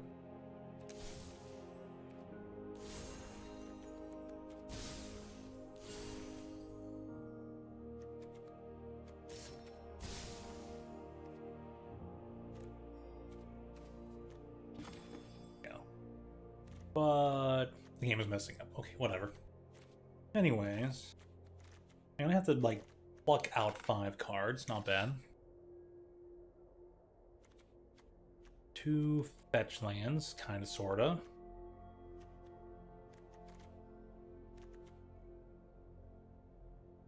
Don't think this is a Worn Power Stone deck. Although it could help.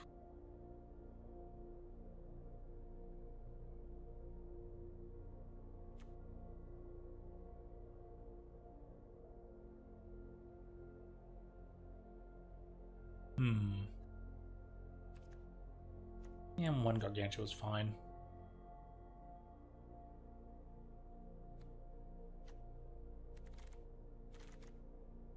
Two Mogrant, huh?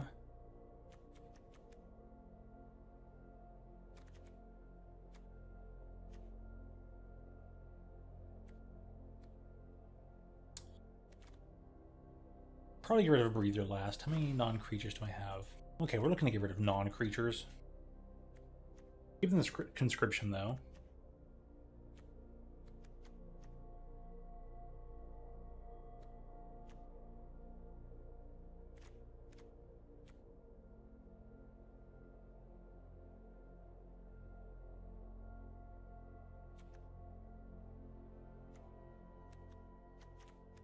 We're probably gonna get rid of the Arcbound Condor. Don't think it does anything. Rush of Inspiration. Maybe I'm just getting rid of Creation of Avacyn. That especially does nothing for the deck. We're at 41.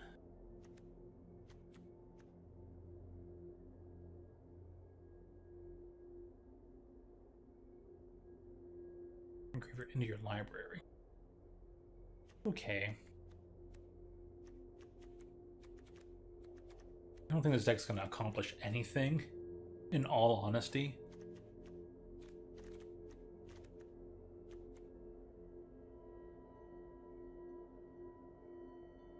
I might just get rid of that card, bring back in Breathe Your Last, and just go for there. Just hopefully kill spells will get me there.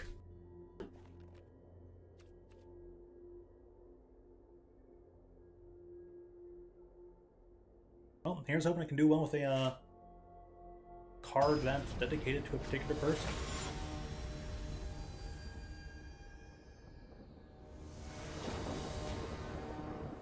I feel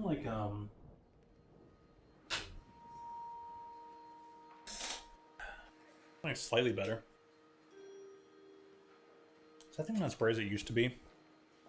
Oh, let me see. Yeah, I think it's like was turned down.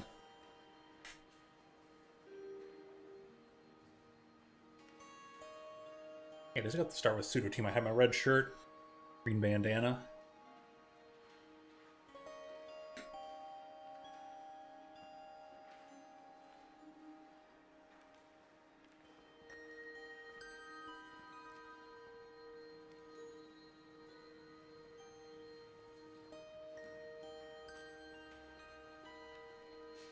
From all the west.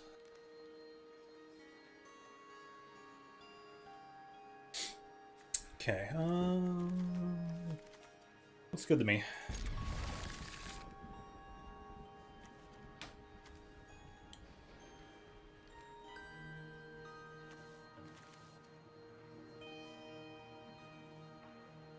Oh boy. Oh, they put the symbol down here next to the name to keep it up above. Oh, I don't like that. Alright. Turn one.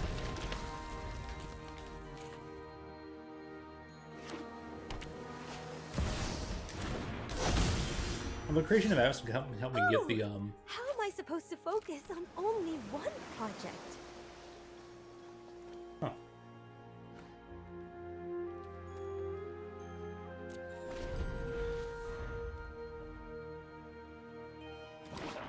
This is 0-3, that's really good. Like, hey, your deck's really aggressive.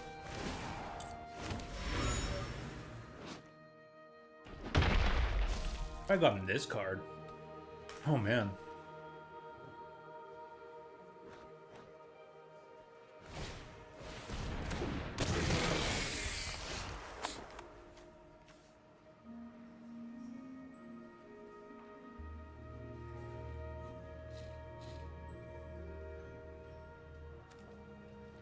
Oh boy.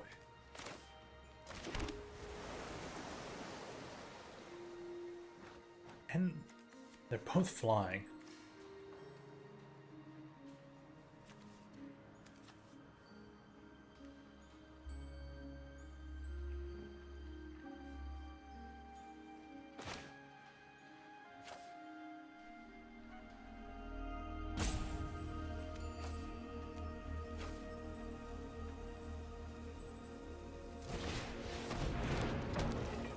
Yeah.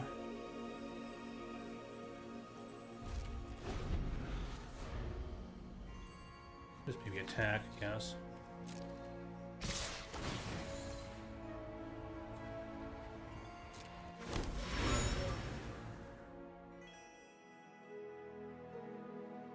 Hmm.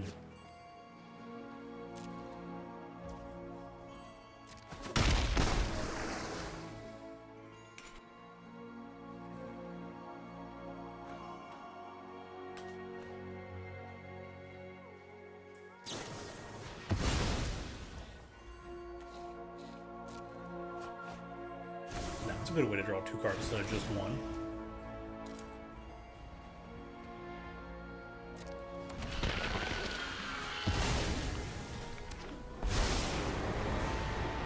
I'll aid you. So focus on the fight.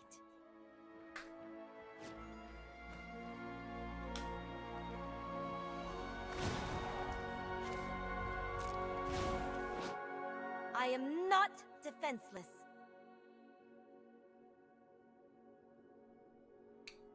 Okay. Well.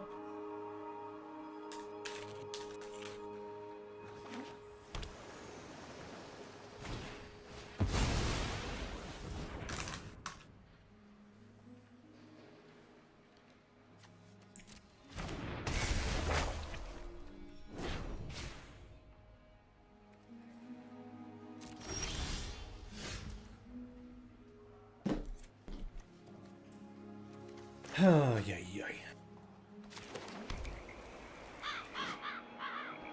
Mine for mine 0. Well, because I can still hit Camille pretty hard.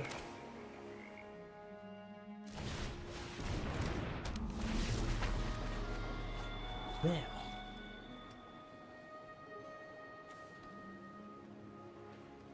Doesn't really matter.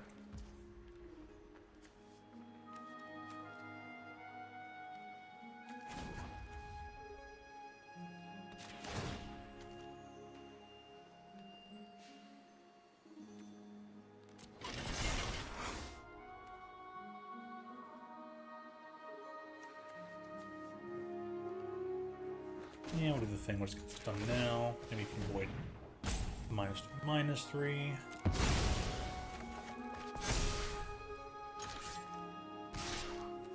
So this will only drop it down to 3.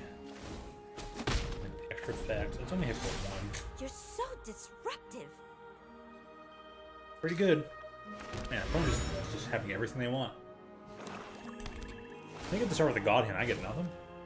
They must be a super duper expert drafter.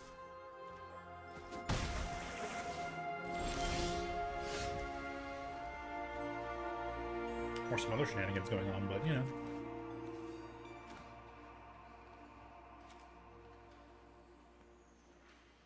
Gone here.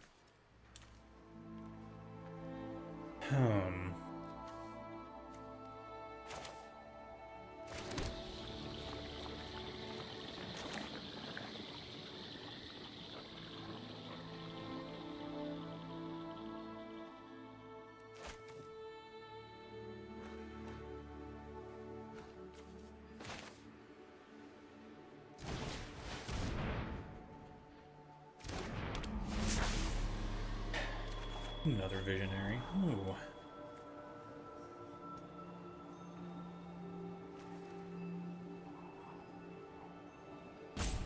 These will work very well with Dreadmobile.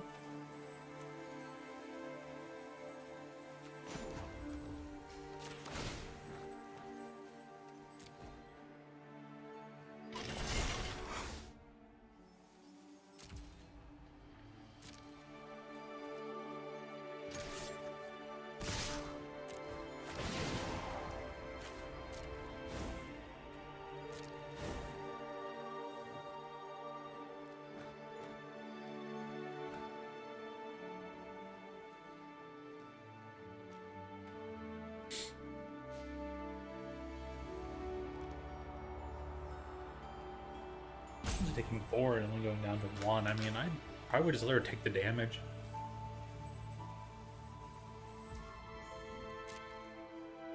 Yeah, person agrees.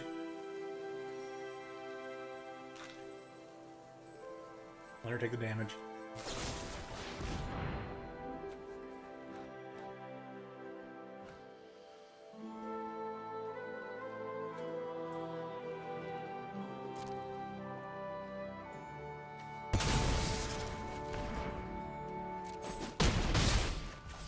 Don't underestimate me.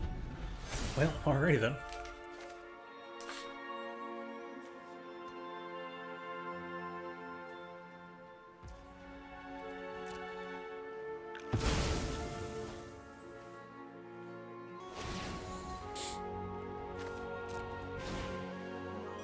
Use your words.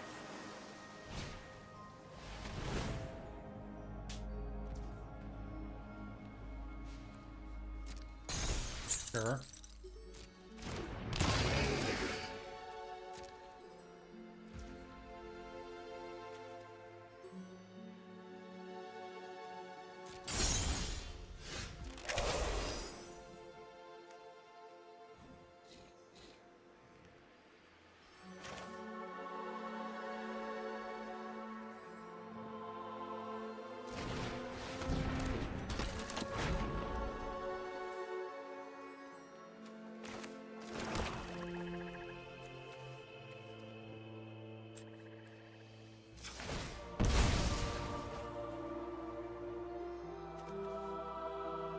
We'll get... I have all the black I need, so we'll do an additional blue. And...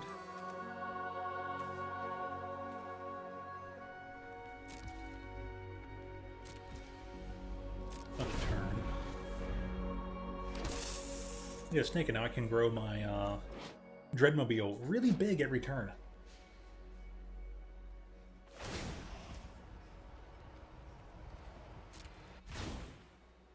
Respect the library.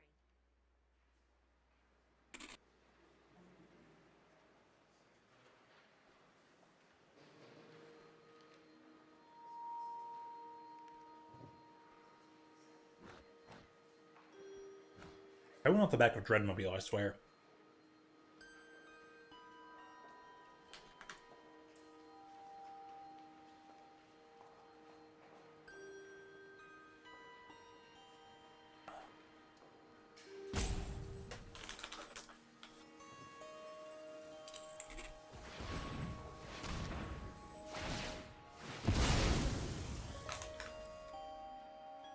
Okay.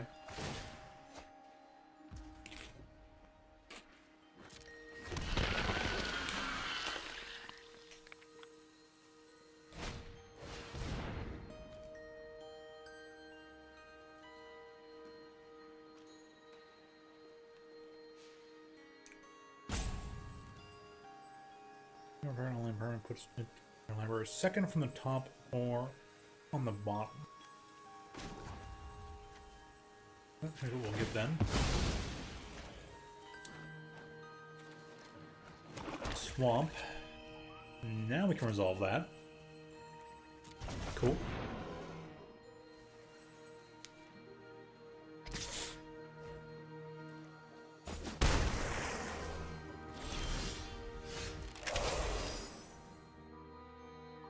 I still drew that card anyways. Does this deck even shuffle? Huh. The shuffled, put that back on top, and then the Dreadmobile there. Okay. Okay. Sure.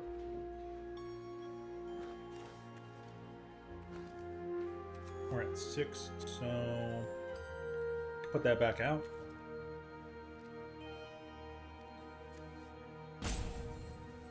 Hard to unless you pay 2 energy, huh? Hard to card at random. Oh.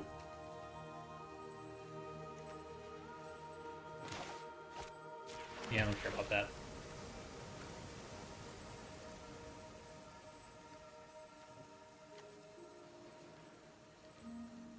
Shields are down.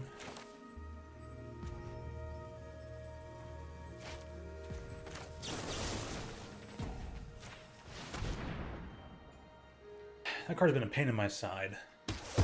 We're gonna get rid of Tamio. Now we'll no attack. We'll keep the snake up as blocker. Try to make a comeback later on.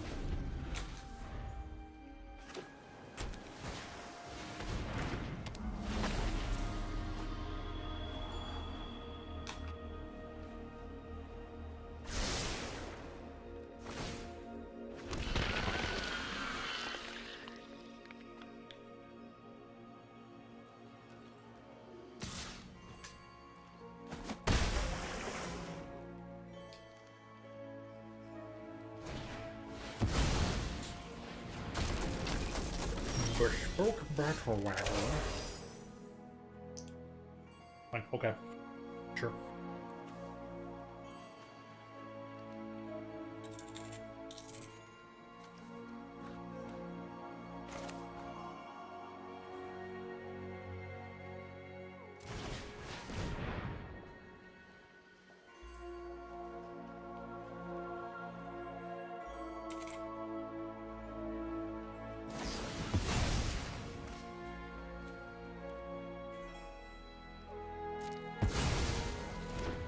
Cool.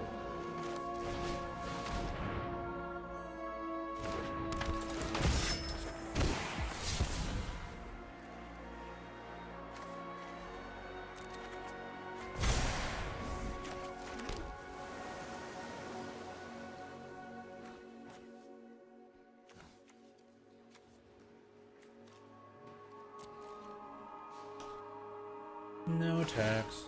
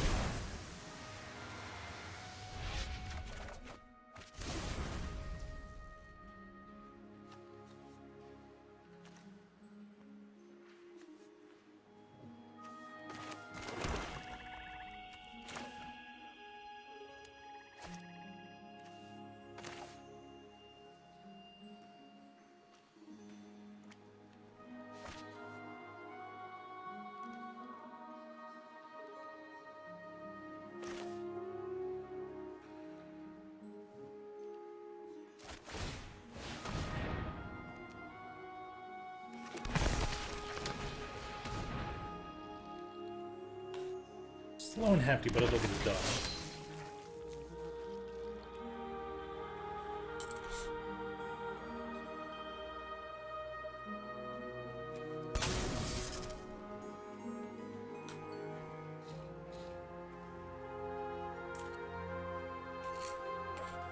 Play the Curse Marauder. They can get rid of one of their 3 creatures. He'll probably get rid of the Ophiomancer, because they'd rather keep a big EP blocker. Called it. And they'd rather keep their flyer.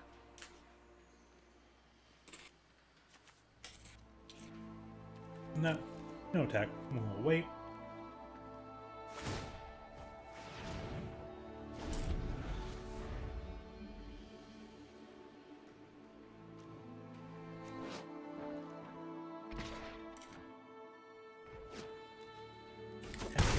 Temporary creature. Yep, definitely won't be able to do anything about that.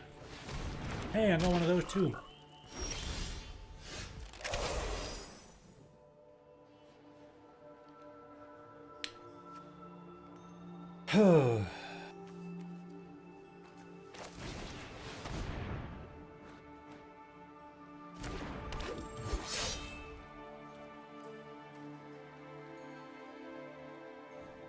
There's like nothing I can do. They're just gonna win this one. Basically, I have the better version of the deck I selected. Okay.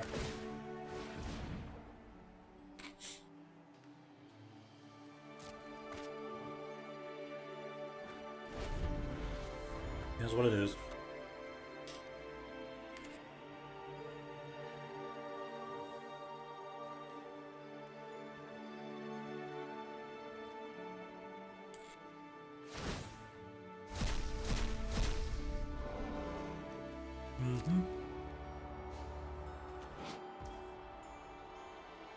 He's gonna gain.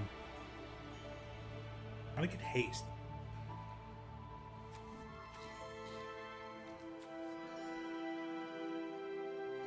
I'm never gonna ask.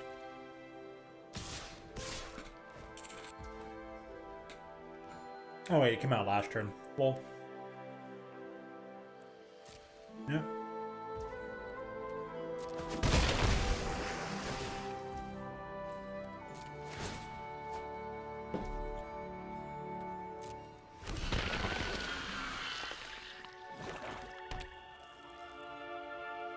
You drew all your flyers, and I didn't. Nothing you can do about that.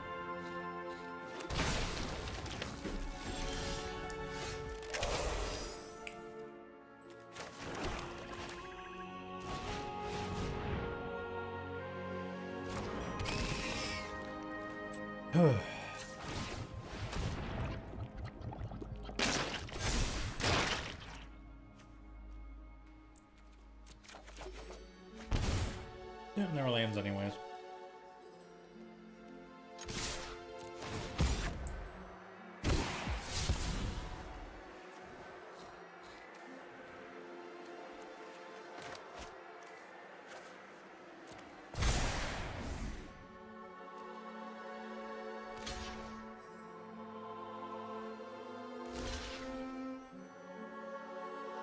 How about me?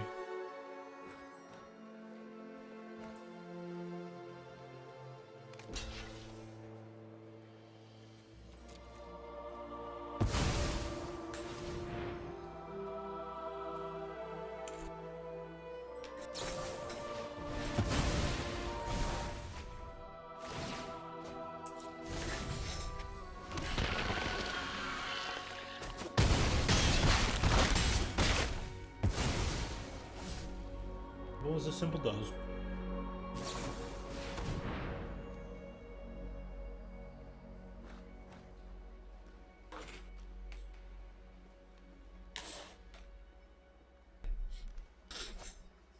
But alright, Arena, taunt me.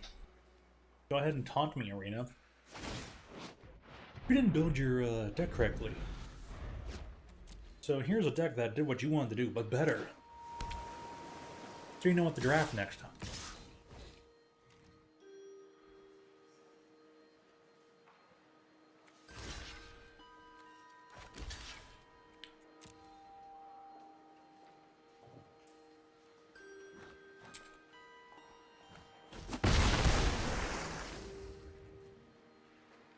Alright, what's the ploy?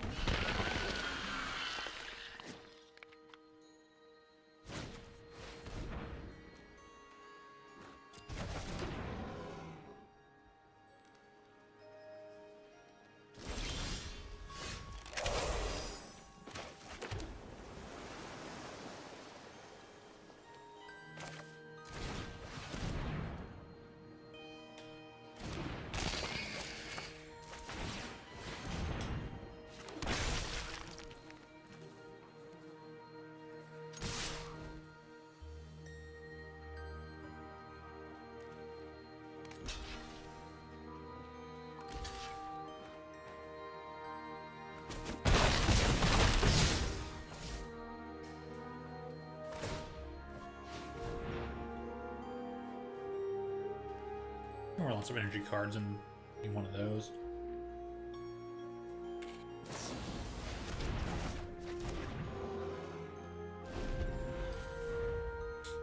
Man, opponent is just a scumbag.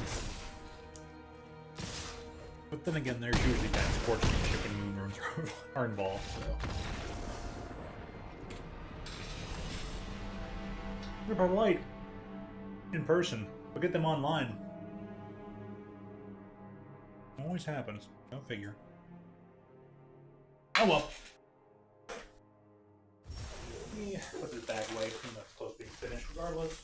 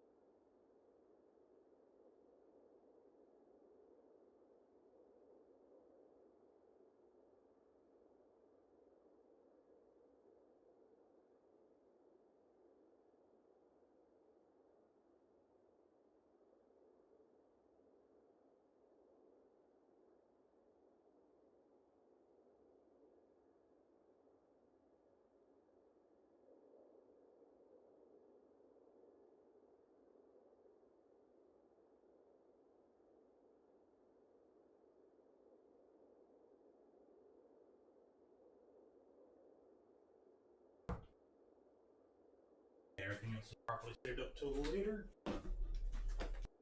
I only just now got a reward? Wow, all those matches and only now? How many do I have left to achieve for the day? Nope, got all of them. Nope. White or Black's got it. Well, at least it means I'll be getting it.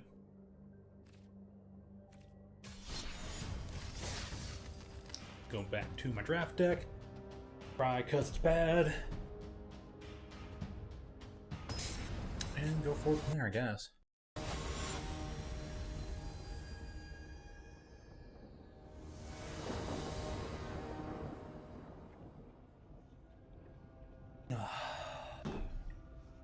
Delicious. This is just awful.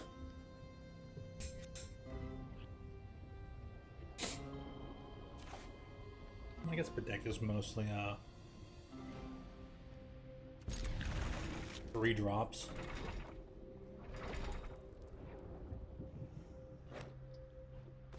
Yeah, this will be a quick draft session.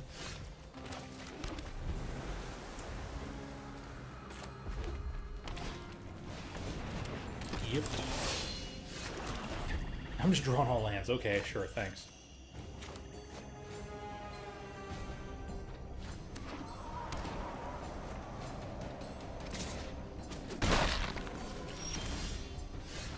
Why, cool, thank you.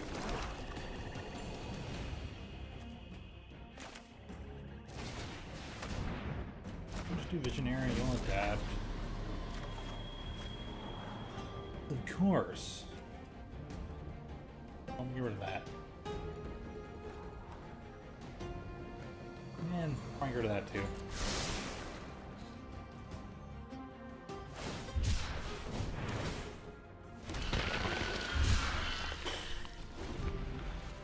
Just like we get playing. That was pretty good. Oh, Tusker, not bad.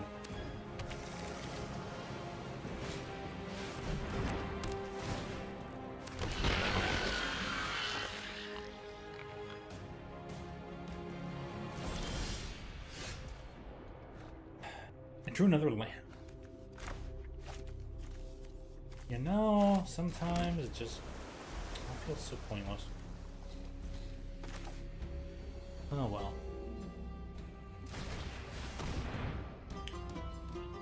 What am I really gonna do?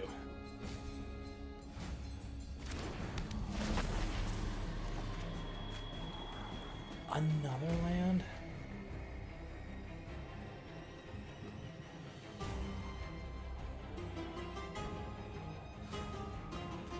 It's 5 to cast, I'm at 4. Yeah, I guess I want the Gargantuan first.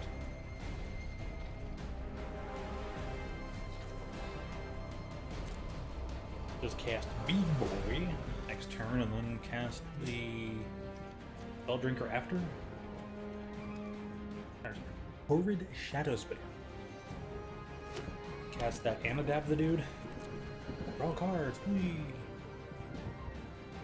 Draw cards to no effect. No effects that care about me drawing cards.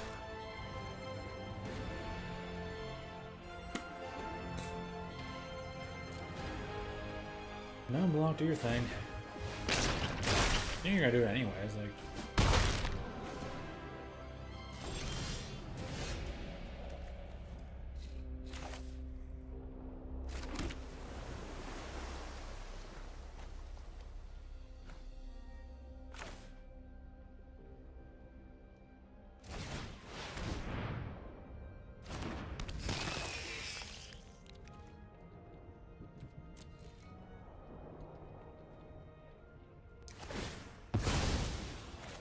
Yep, search for a land, thin your deck.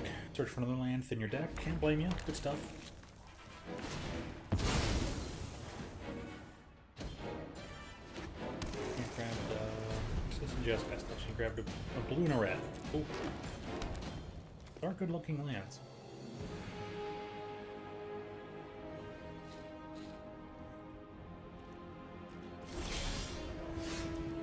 Okay.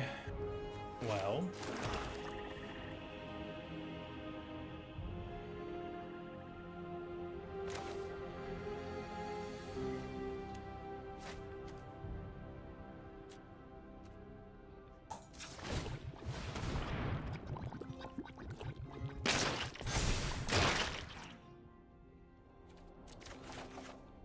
To lose to, and I drew another land. Okay. From all the lands in my deck.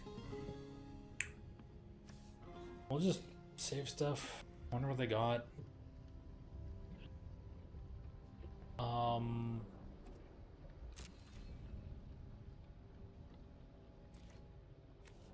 Combat, tag for 6.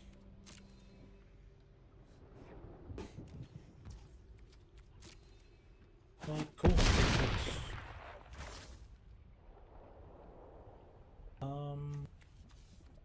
On the turn, I can discard Deep Analysis. And not even care, because it has flashback.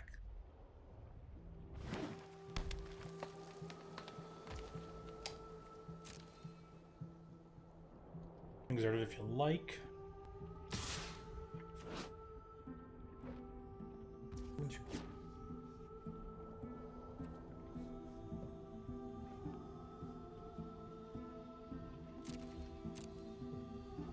No blocks.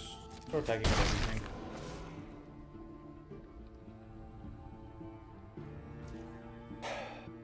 Show me what you got.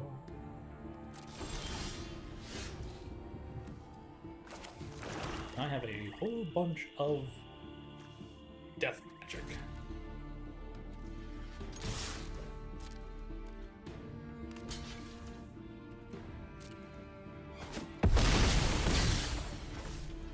Okay.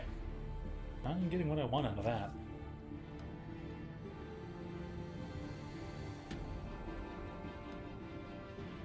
Cookie control. I've never done even much for tokens in here.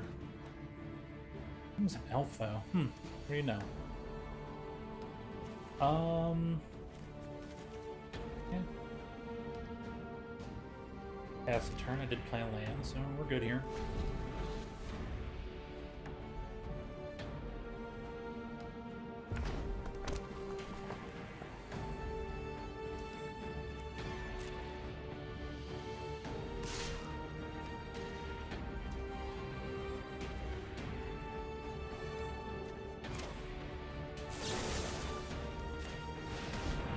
Alright, let's make you do some things here.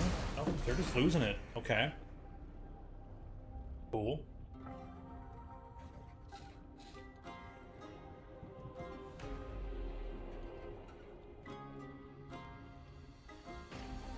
Cast a really, really big spell.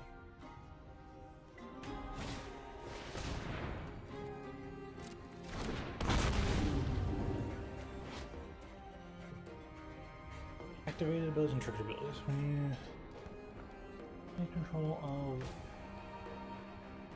a target creature and opponent controls, if you do, you get. Let's put some mana value.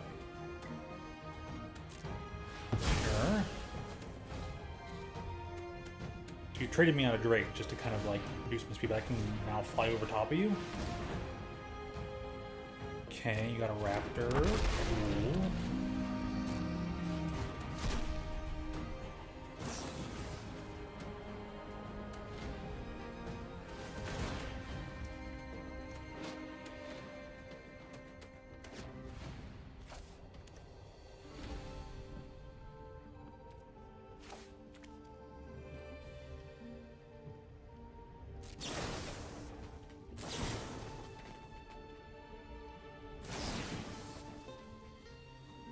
You'll just target multiple things, sure.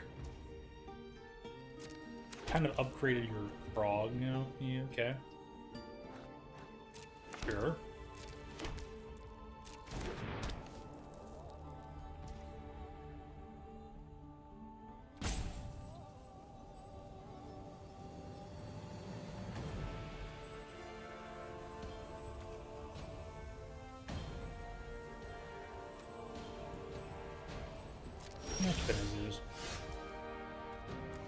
Oh boy.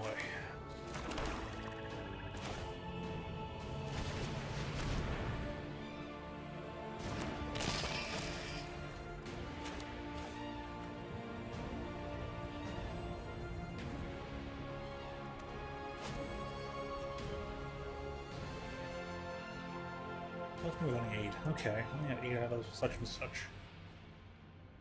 Well, here's what we'll do.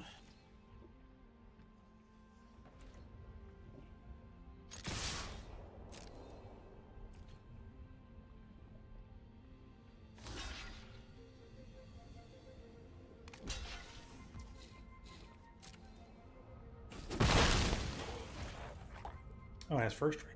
Ah.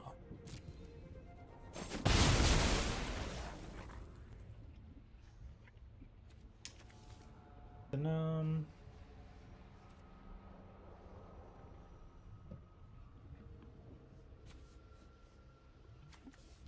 the turn, yeah, we'll wait. Gonna wait on that one.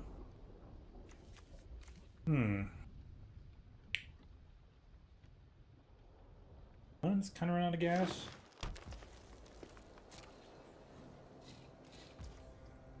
My turn. Nice. Really?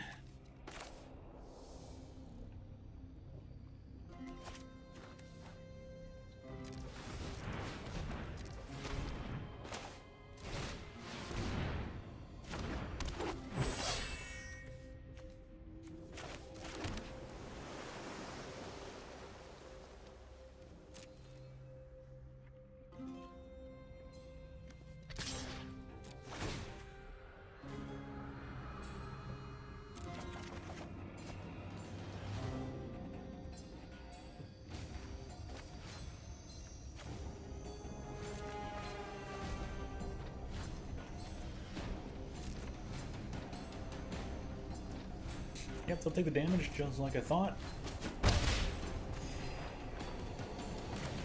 We'll put down the Slip.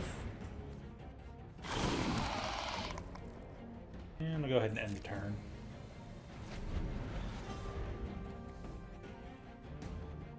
This card here has been kind of meh. I'm gonna swap it out. Another Breathe Your Last in there or something. My turn. I'm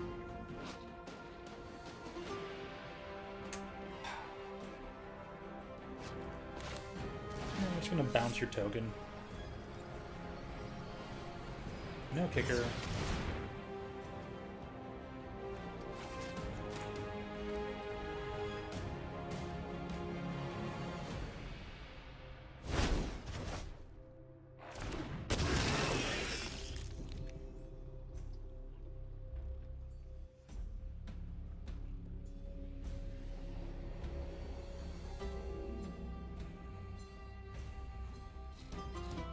Does have menace.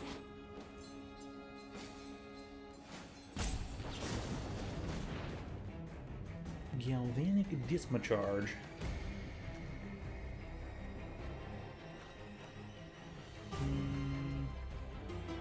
Sure.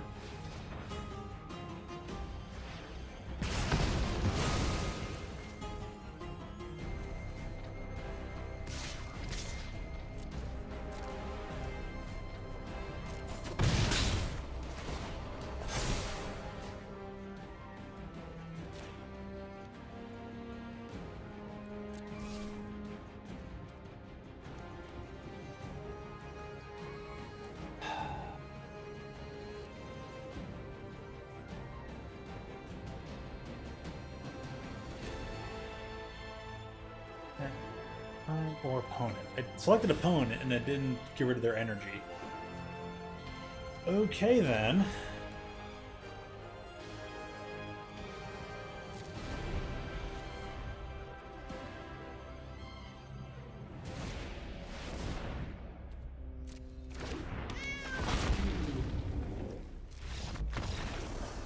Okay. Sure. I've had enough. Why did I remove an energy from them though? I didn't. Didn't seem to happen? I don't get it.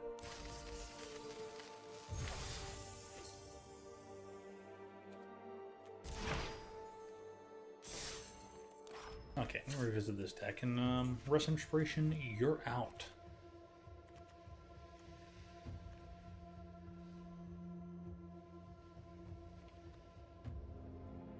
Frankly, that's all I really need.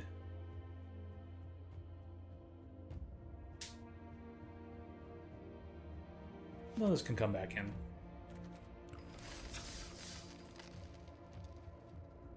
Okay. Looks solid from there.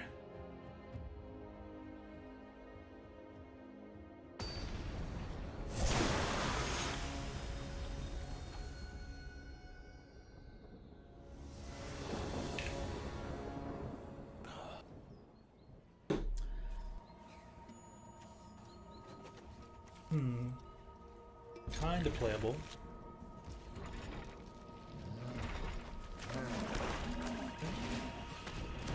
And Sovereign, retrofittingly.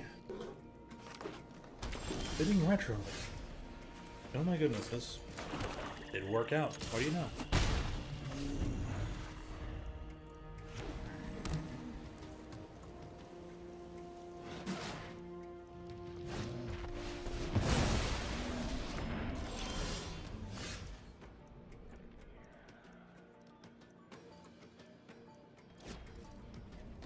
Okay, well,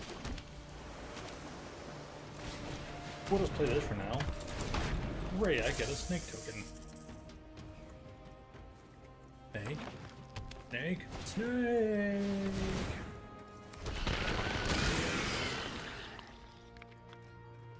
Get a snake token.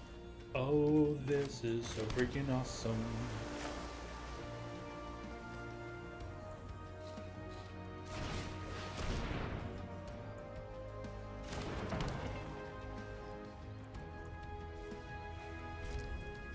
Next, we'll pass.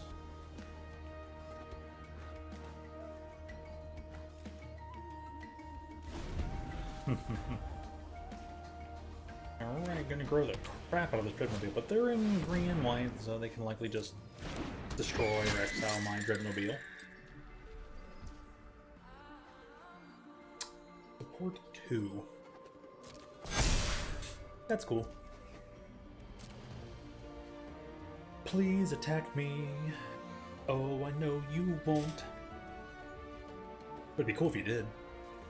You're allowed to. It's okay. I just have a snake. Leap. Sacrificing my token. Go to my turn. Ooh. I don't have 3 cards to exile.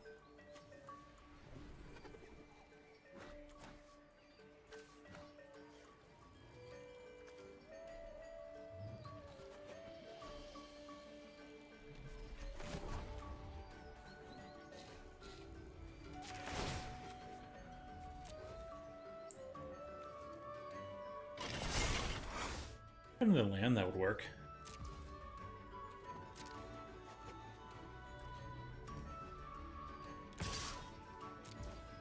I'll attack you for 4.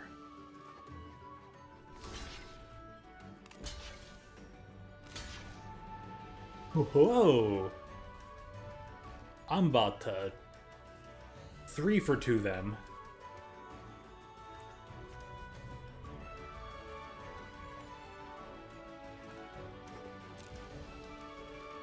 First, we're going to sacrifice this.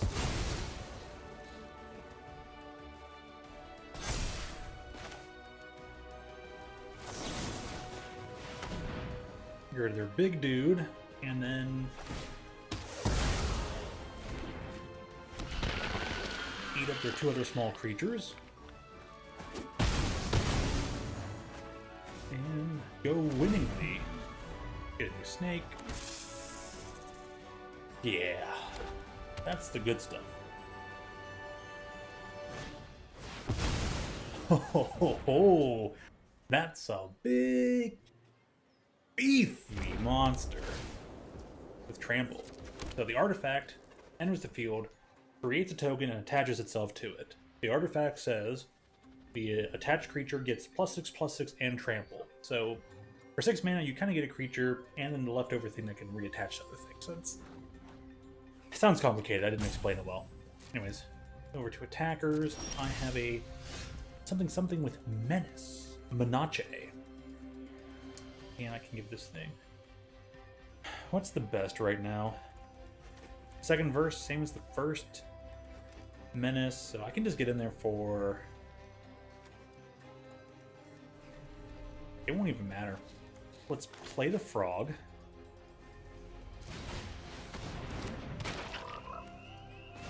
Let's go for 1 off the frog. Next we'll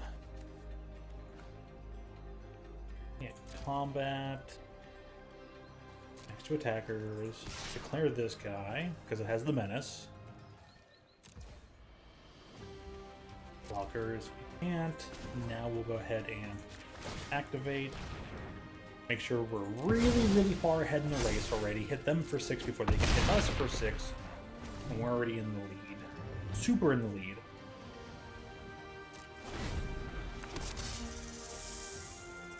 So if they want to attack for 6, even though they can trample over the snake and deal a residual 5 damage, it wouldn't be a good trade-off, even if they can put that artifact on something else. So even if they can put this artifact on something that's not this creature, we can still kill that creature and then swing in, so. We're pretty far ahead. It's pretty good. And Joe, did want to say welcome back. I'm just too busy. My brain's actually working a little bit, so I'm thinking to actually talk and chat, explain things, do little odds, and they have a second one. Oh, that's nasty. Resolve. But we're gonna do something super sneaky to the next turn.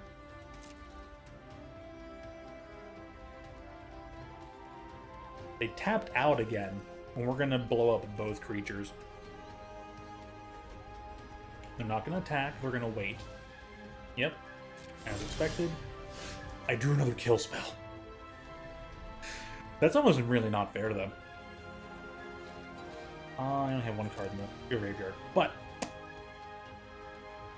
we are gonna brew one. A boop. We're gonna submit that. Go to combat. Go to attackers. Declare the attack. They will probably gladly take the 6. And there's a second if they want to double block or not.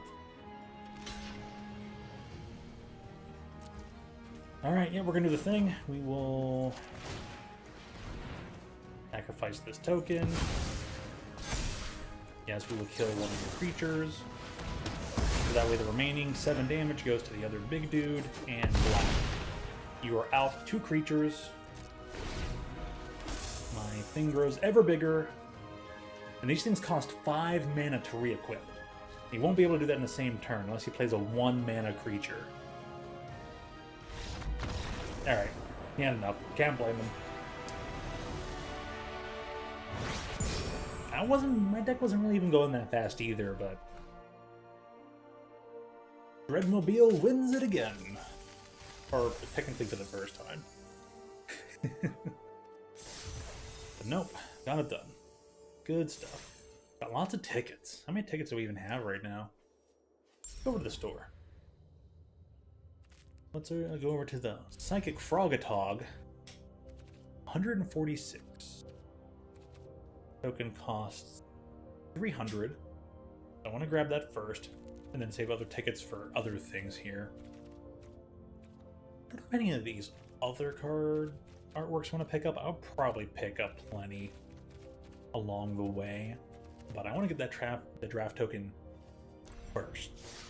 First most and forced most. Okay. I'm going to give you 2 tickets at a time. After so many, they only give you 1 ticket at a time. Let me guess, after you're halfway done here, you don't even get a ticket anymore, huh? That'd be my guess.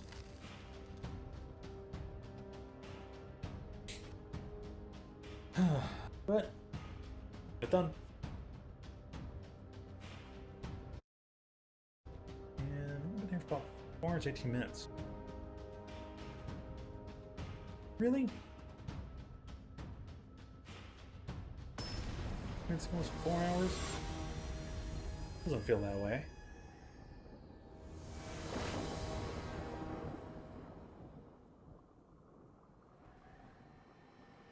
No, that actually kind of makes sense though.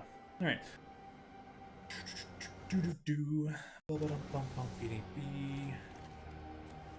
Slith and this dude.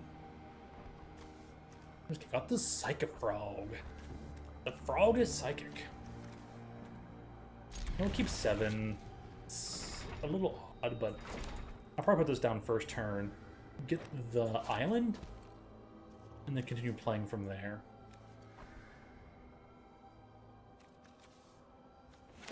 Or I'm gonna drop off the vampire.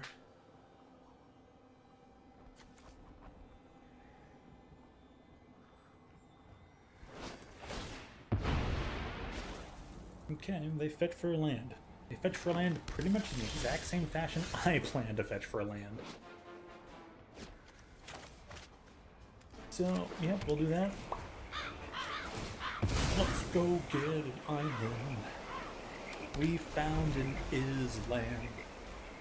This land is my land. This land is your land. Actually, it's not your land. It's still only my land.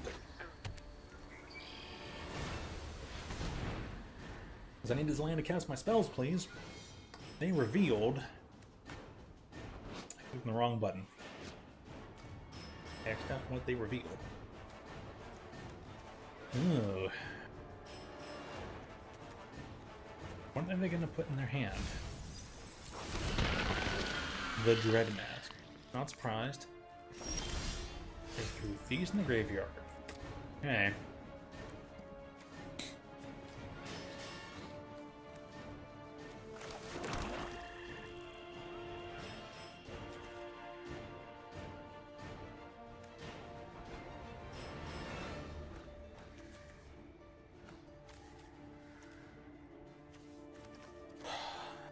Alright, I think we'll start with the Slith, because I can grow the frog at any speed. We want to put down Menace, and hopefully they don't cast another creature. If they do, well, I'll just cry about it later. Maybe put this in a chamber for turn 3, we'll see if I can get the technical draw card. Could get a little awkward. But they can't cast other things yet. They end up only fetching for a land, that would be surprising. And battlefield tapped. Do they play a 2-mana creature? Yes. Yes, they do. They're highlighting their hand. No? Then I didn't get to play anything either, so...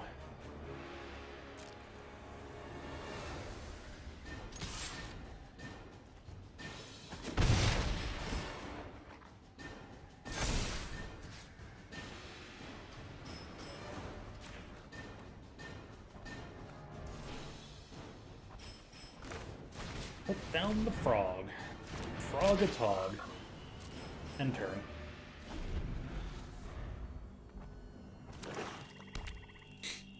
Oh, they're Jund. Oh my gosh.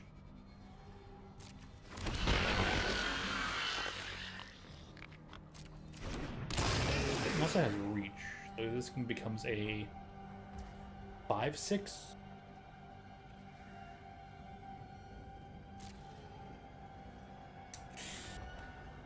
That's rough.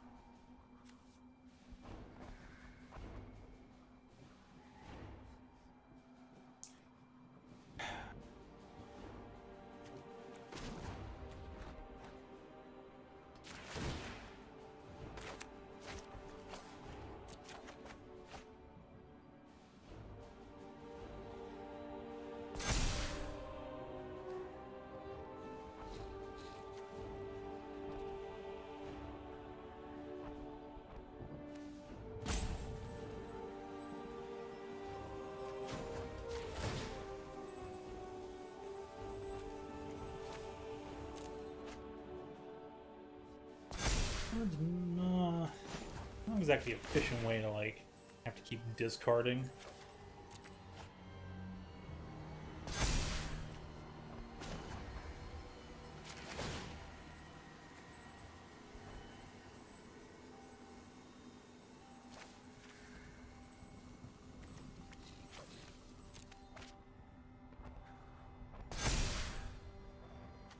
Cards are here.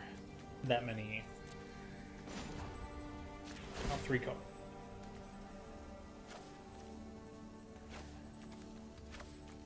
Land.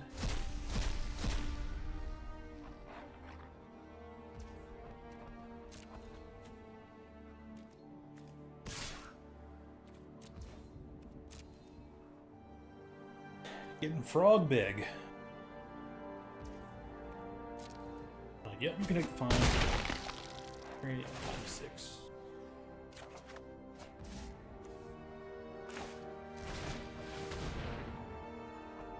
Cool.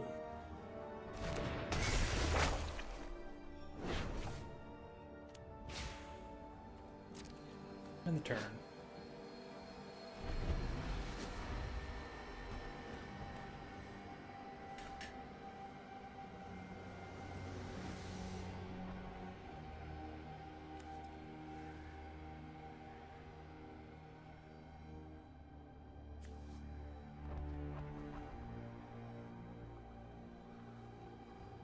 Discard any number of cards. You know, I'm totally okay with just trying to draw nothing but lands. That's the only thing only investigates. Investigate twice for each card discarded this way. 2, sack, draw.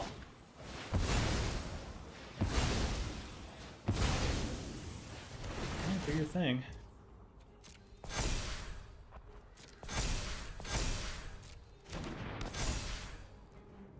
Not bad.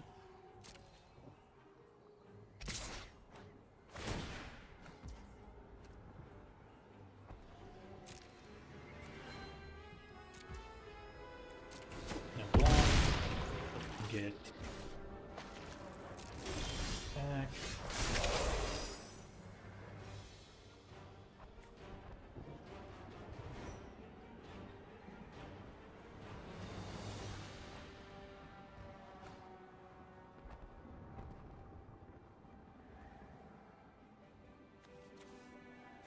That's not gonna do anything.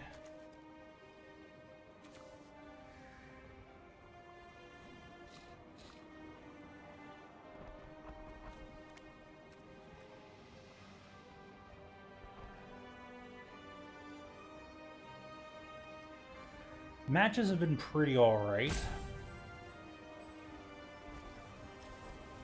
Actually gonna submit 0. I can do anyways.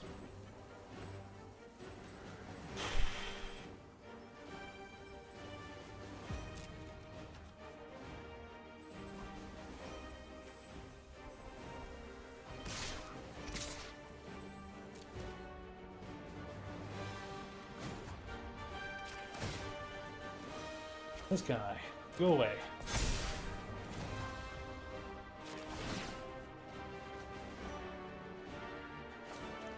This guy, you also go away.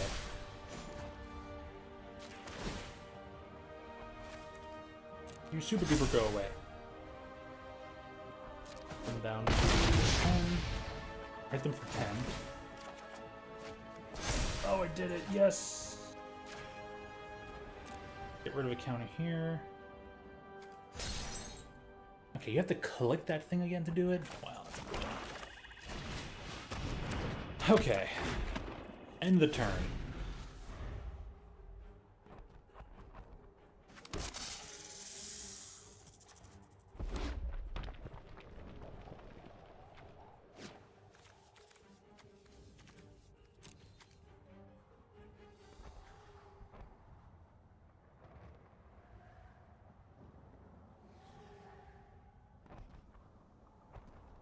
Yeah, all the matches have been pretty good. They've been some pretty powerful magic, that's for certain.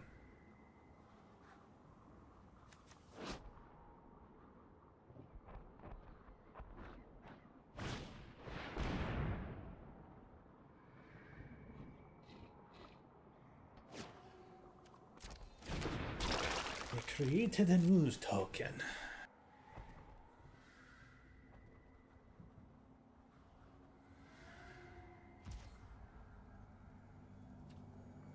My turn.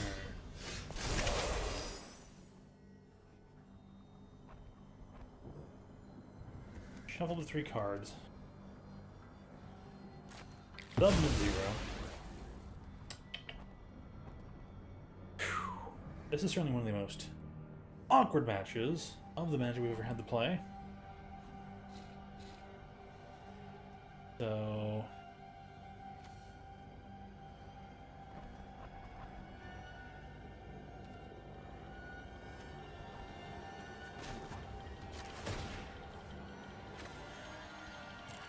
go ahead and submit 1. Now I'm going to give the frog flying.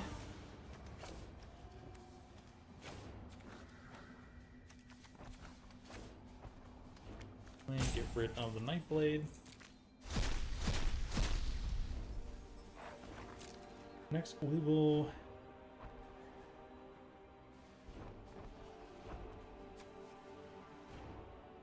get the block here, that's a free block there, and I'll still take the 3. Depending on what they have, it could be Xaxes. It's greedy though. Let's say they have to block here.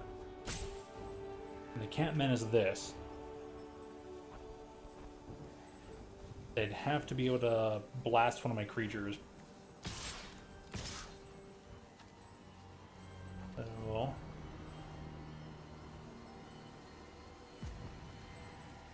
screw it. We'll do with everything. You got it or not?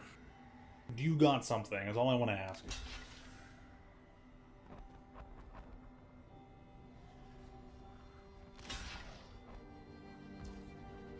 They don't! Oh, baby. Wow. They didn't have a thing. I was like, you smell that? That's blood. I found their next meal ticket. Sniffed out a victory. Now that's what they call playing to win, not playing to not lose. I'm like, yeah, if I hold back, I can try to not lose. But I was like, if they got nothing, I just win right now. So there we go. Oh yeah, true. I just thought about that. They can't block the Slith. Or if they can't destroy the Slith will then... Oh, that was I had an even better attack than I thought. That Slith, the creature on my leftmost of the screen. When it deals combat damage to a player, you put a +1/+1 counter on it. And then either only when you get a counter that way, or maybe, I think it says whenever you put a counter on it. Either way. I think it's only if you put a counter on after hitting them in the face. You put a counter on that way, you may then remove a counter from either target permanent or target player. And then, so that gets through. It'll grow bigger. And then I could remove a counter from their chrysalis. It would then technically die because it already has 9 damage. It will go from being a 9/10 to an 8/9 with 9 damage. So the damage equals the toughness now, and the creature dies. Granted, they still have that bestow creature attached to it, so that would immediately become a creature. It would only be a 5/5, though, I believe. Which is not the... And it was still like, what, 12 health? So, a 3/3 plus a 5/5, and I think the 3/3 has adapt. So, they could only maybe hit me for 10 unless they could bolt me by some manner. But hey, they had nothing in hand. What can you do? Alrighty. And if they had stuff in hand, it just wasn't the right combination of cards to help them get out of that.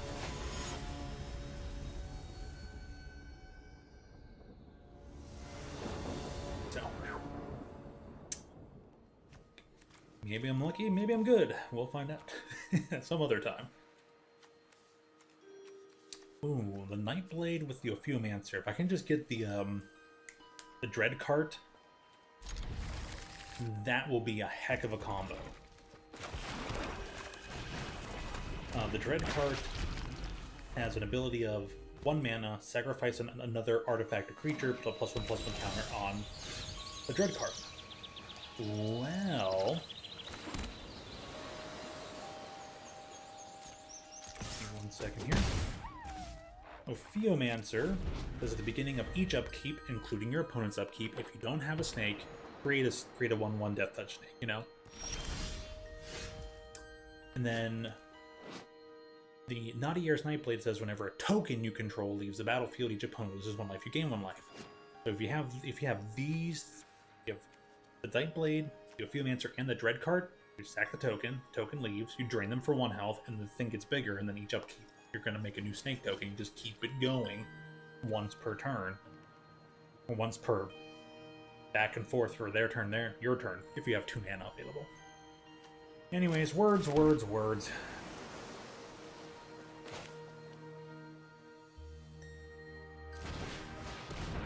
going to get the snake shenanigans going.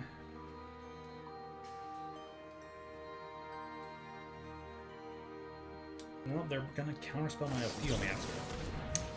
I should have put down the Night Blades, but they were probably going to hold mana open for that anyways. I could put this down, do Marauder, put down the Meets the Story Circle. Can do stuff.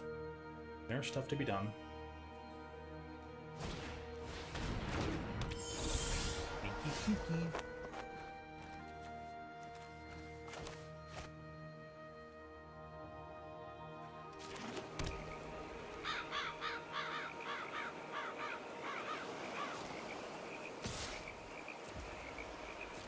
Go ahead, block.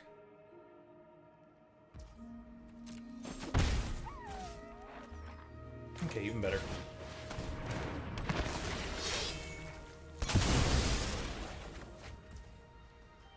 And then put this down. If I get the discard Deep Analysis to this Saga, and it'll give me two Investigate tokens. That's like having an even slower Deep Analysis. Having to pay the full 4. No, you still have to pay the 4. But you just draw the cards at your own timing rather than just dipping into the full 4. And just 2 mana, draw 1 card. At instant speed.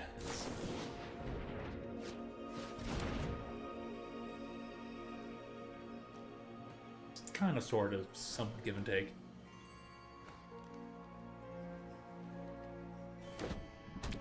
Now, matches are still hard as heck to navigate, but highly fun.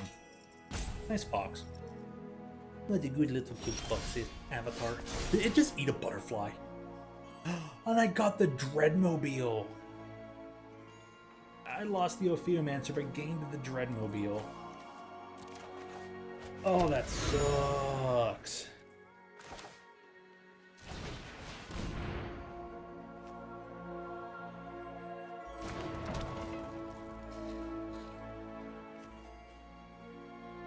Back to mana, pay one, but I don't even have the mana to do that. Why is it highlighted? Or just, I guess it's just the way the gleam is. Where are we at here? Packers, 2, this. They're probably super happy that they like negated my Ophiomancer or Aether spiked it.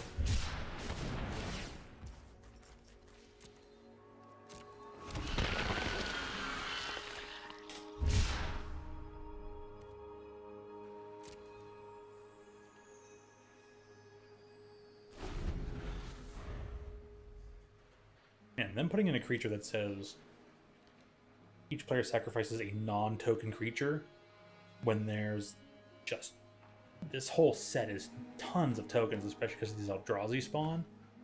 It's like you have to sacrifice an actual card on your battlefield. Good stuff. Glad they did that.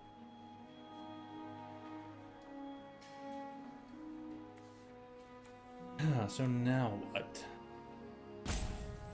I can't get this Ophiomancer back. I wish I had looked at some cards I could have done that. Maybe if I had taken Gravedigg. I think I had a chance to take that early on and I didn't. Can you dig it? Apparently no, I can't. Opponent is thinking. They are deep in the tank. Fast to attack. Sure. Nope, they're just done for turn, it seems. Or do they just have no timeouts? I don't know how many timeouts my opponent does or does not have. My turn. Okay, yeah. Drew a land. Ooh, yeah, give me Ophiomancer back. Shuffles back into my library.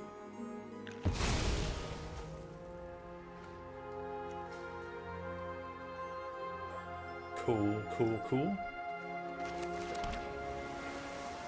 Right, land for turn.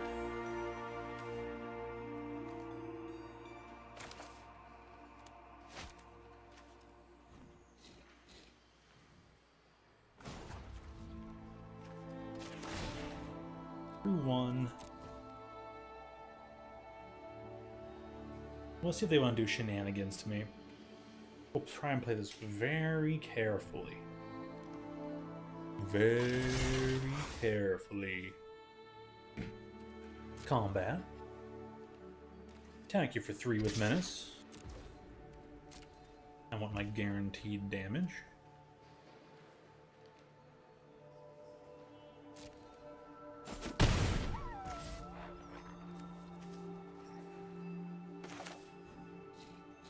Okay, then for now,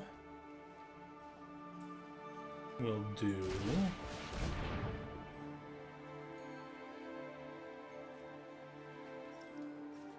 Oh, I can still drain them off these clue tokens. Nice.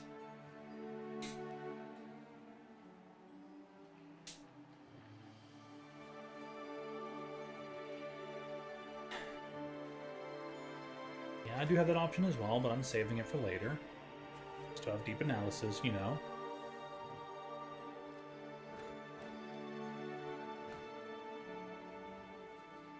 Come on. Friend was like, am I trying to do something now or not?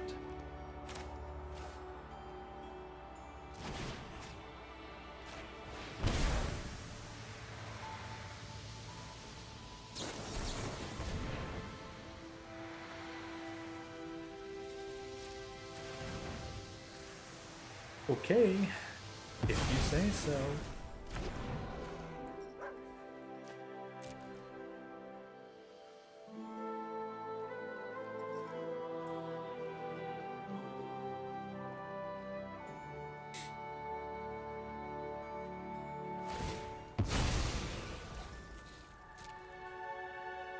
Just because I can draw those free 2 cards doesn't really end up hurting me in any way.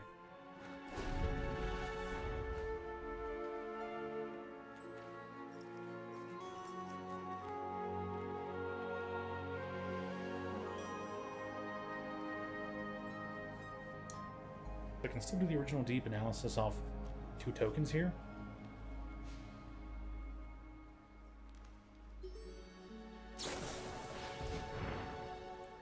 Okay, they're drawing a card. You have all these cards and you're playing.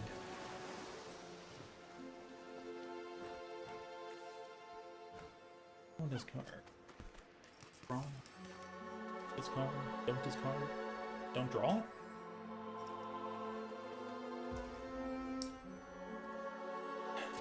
Okay. Opponent has just not really done anything.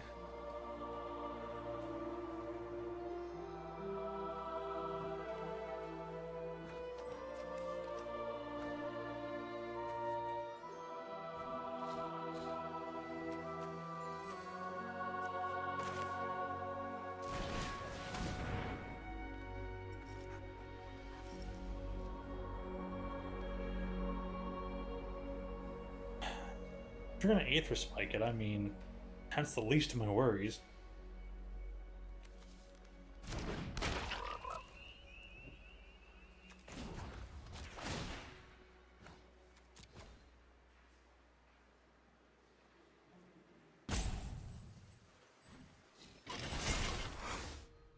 Okay.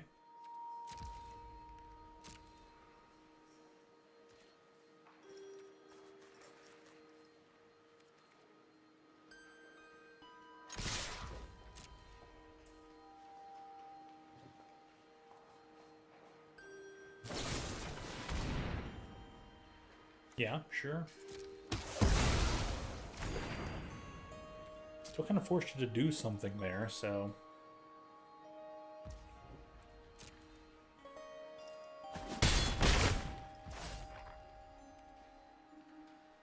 On the turn.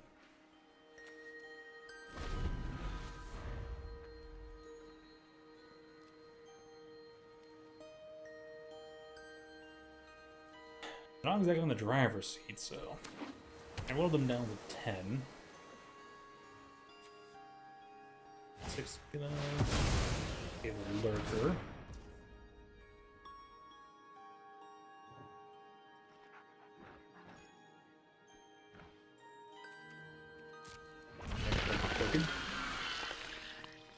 Okay. Oh, wow, 7/7. Dude, if I get to, like, do another Curse Marauder. You know what? Yeah, let's get an extra land out here. I need a swamp. Good to know. So let's get a swamp in case I like draw a kill spell. And kind of just laugh.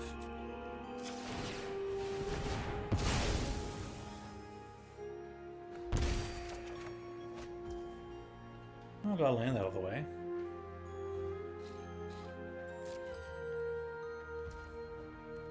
My turn. Blue land, of course, don't you know?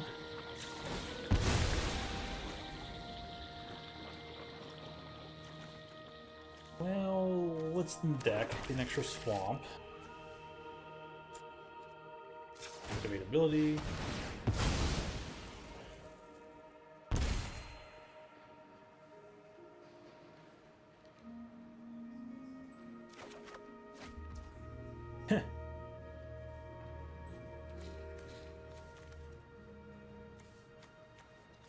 We have 2 lands and I guess Tamio. Yep, we're gonna just like a frog onto Tamio.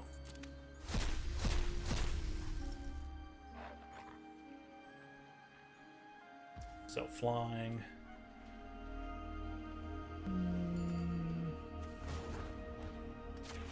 Our card. Island. Gotta make sure to smack you 3. Card, get rid of Sentry. Nice. Kaboop. Down to 5. Draw a card. It's a land, okay. When the turn, we can bring this back. During their turn. Do more flying. On their turn, and yeah, that'll be cool. Oh, what do you got? 6, 7 mana. Cast another thing if you'd like.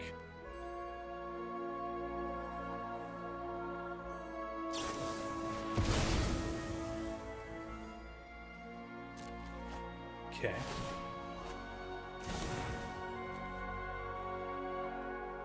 Where'd the battle? Oh, but it's tapped. That's an oof.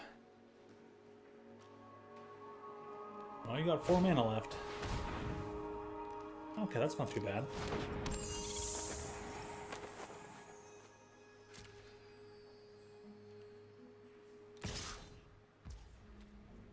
It is a free attack.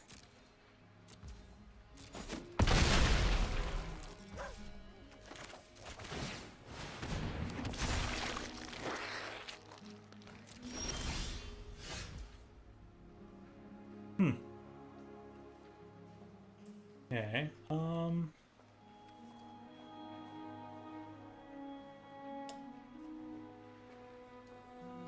probably block this, that.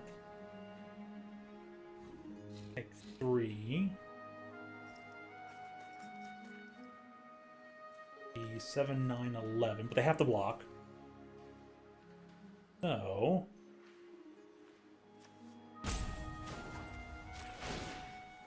I'll discard this land because I don't need it. Give this flying. Boop, boop, and badoop.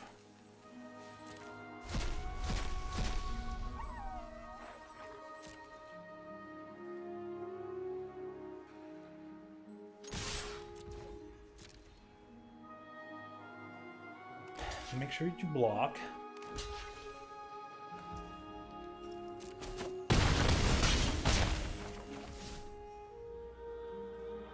And yeah, on the turn, 2 things in graveyard, making life tough for them.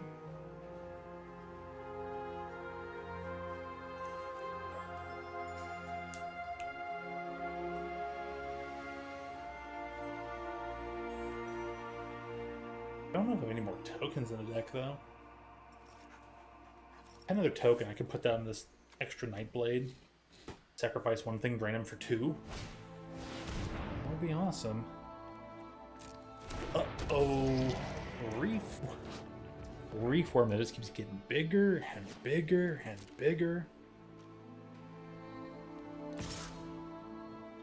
I don't know if they can,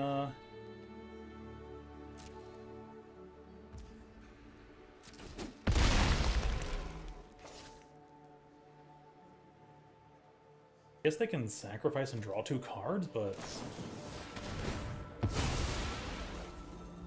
yeah, it makes sense to me.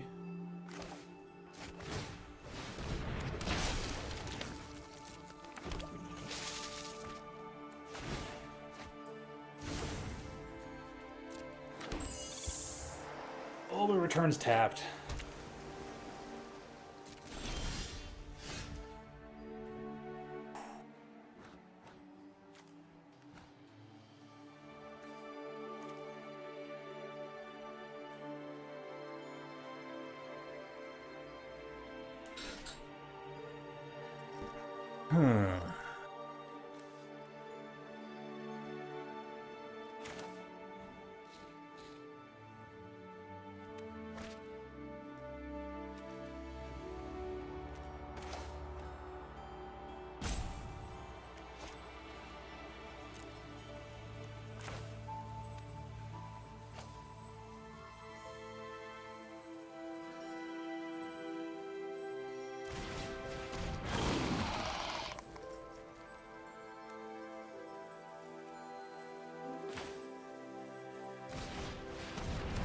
Put down extra chump bodies.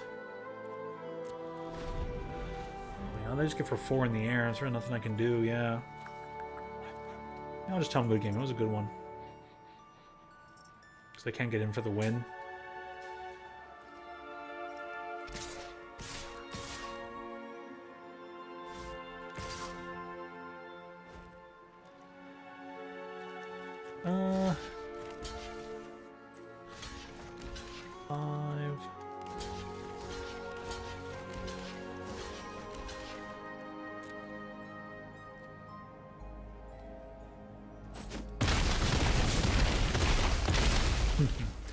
Okay, well, it is what it is. Solid as heck, though. I guess I had to hope for a kill spell. Which I'm running 3 of them? Yeah, I have 3 of this kill spell. Then bump into 1? Well, that's something.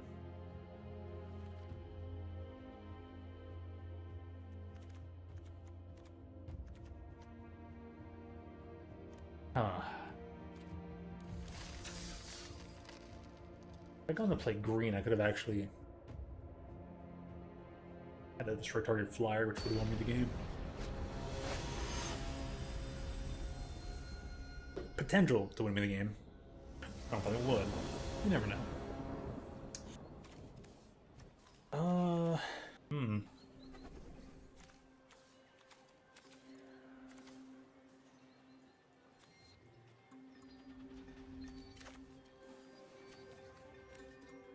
Don't know how I feel about this hand. Would rather just mulligan it. Kinda sorta glad I did.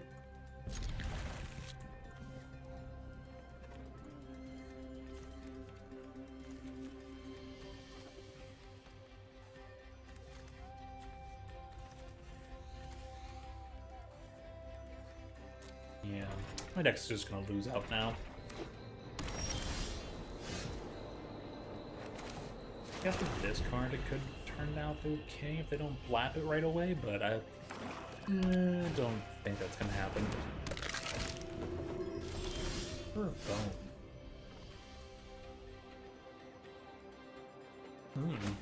Interesting. Well, still something works, but yeah, I've got my doubts still. Arena likes to give you no lands if you start with only like 1 or 2 lands. Meanwhile, if you start with like 4 lands, it lets keep feeding you lands.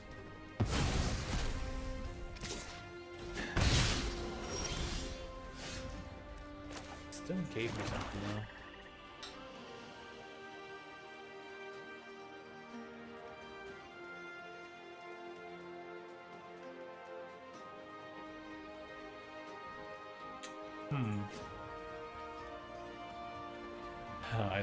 Yeah. Let's put a Serum Vision. Serum Visionary. And kind of go, what the heck?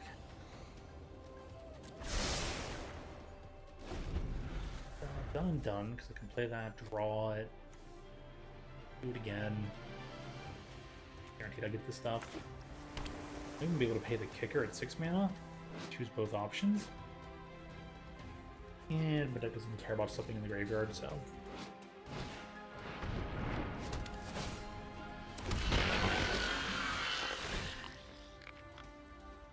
Got like 4 mana.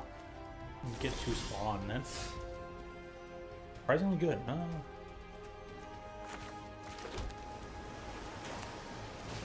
It's almost unsurprisingly good.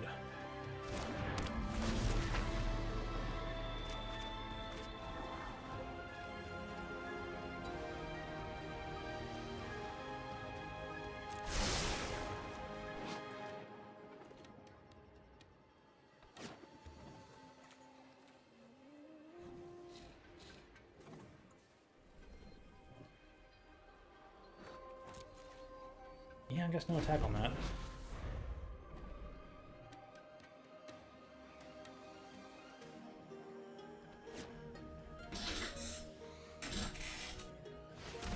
Oh man, okay.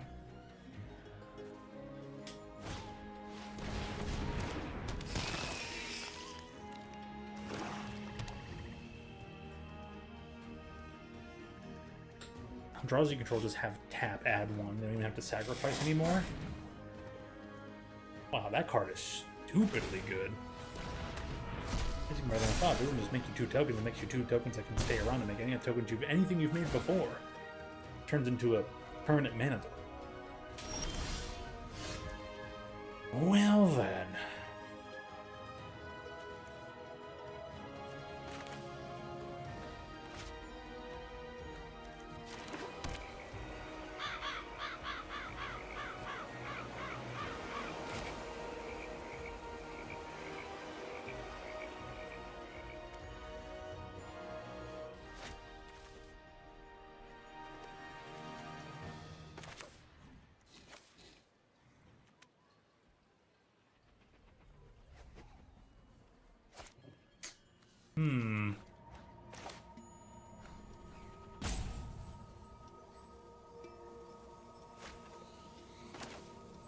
I'll take you down now.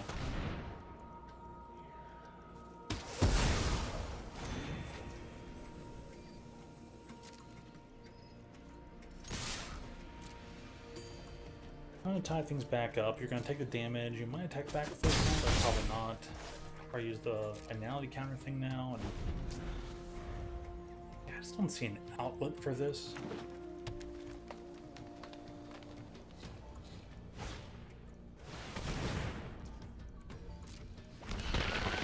Okay.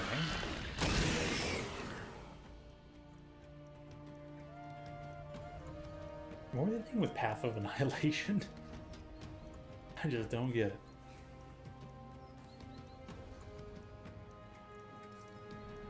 I mean, I guess like 4 mana, it's kind of sort of acceptable. Yeah.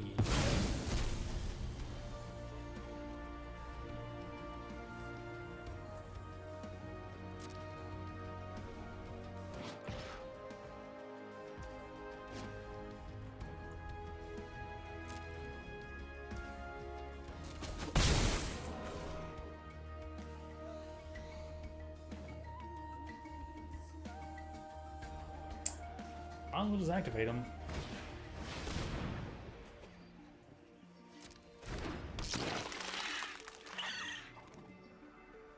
Huh.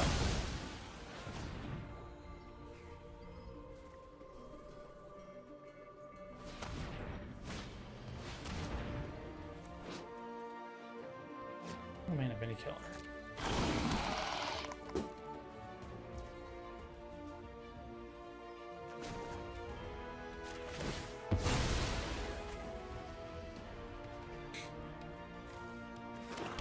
That was like tap for colorless, not I tap for one of any color.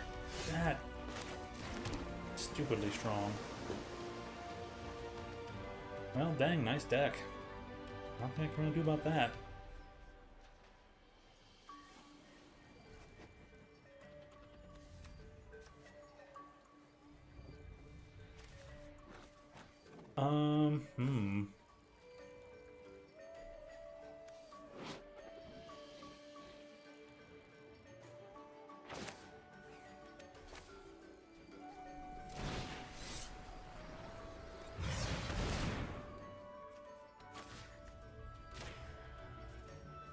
Just that price breacher, all good.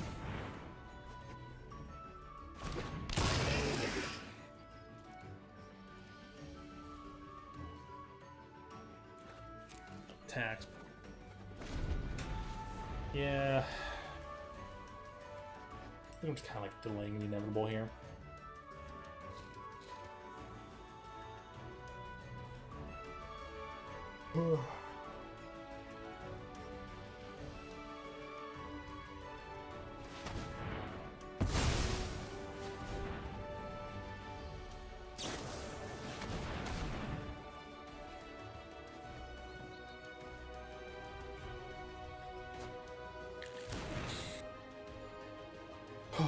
Breathe oxygen, Altino. Breathe oxygen.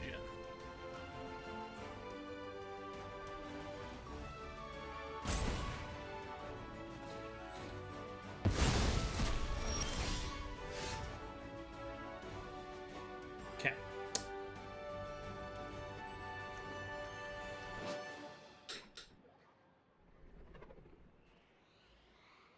Finality counter.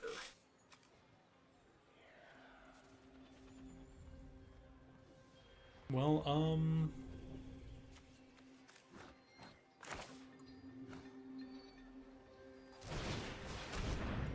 gonna bring this guy out.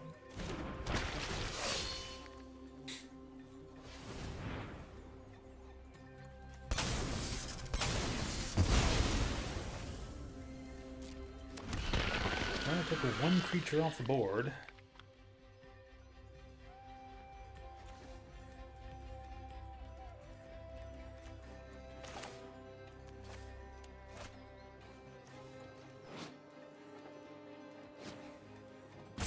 Okay.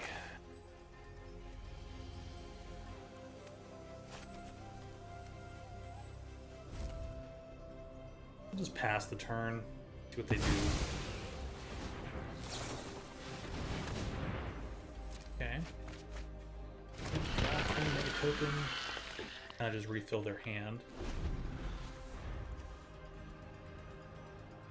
Oh, if this, that actually would be my opportunity to take down the Lich guy. It's like, oh, they were tapped out, but because I tapped that, I should like turn that off and then click to resolve, and then it's like, oh, go to their turn? Nope. Blow this guy up.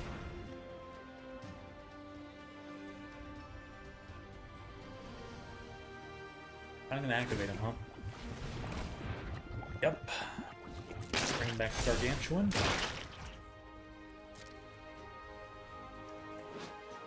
That was a 4/4? Oh, dear goodness.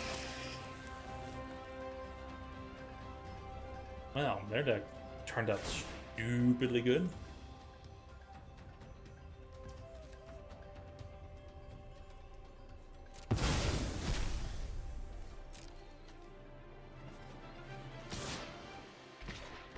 Okay, so that's the next end step. Well, I'll take my damage of 4.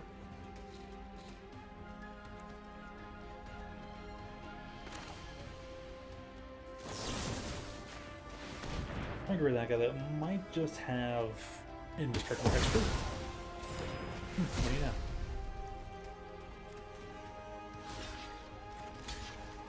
We're gonna double block up on the. Double block up on the Slith. Yeah, do your one-time hit of like 6. You're losing 2 health as well.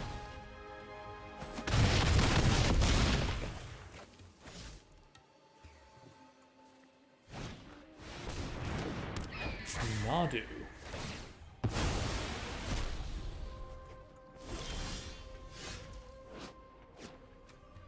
Okay.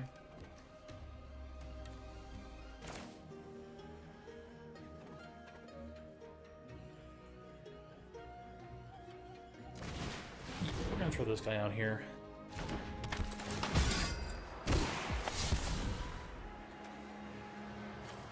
And dump this off. Put this guy out.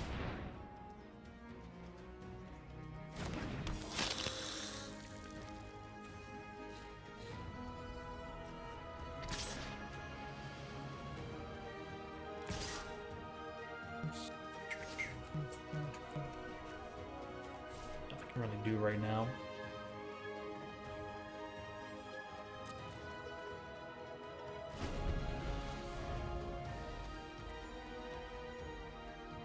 Unless I can kill his flyer, I'm going to use that on those turns anyways. Yeah, he's definitely too far ahead. Just too far ahead. Only 16 cards left in deck, though. He could deck himself.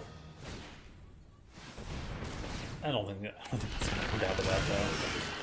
This person running out of cards before I lose, probably not gonna happen.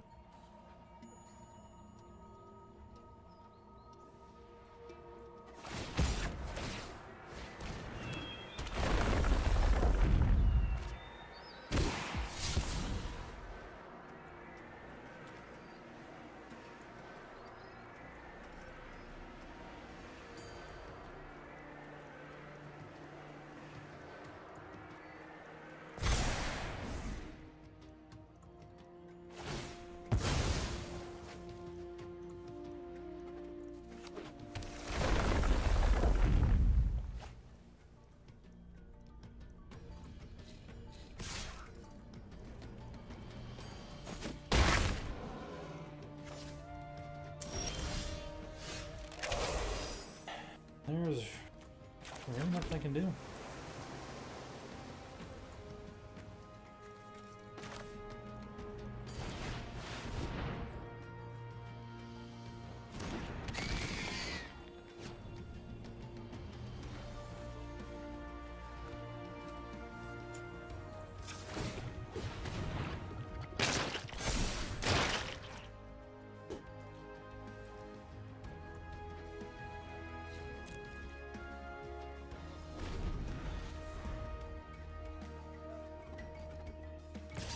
Alright.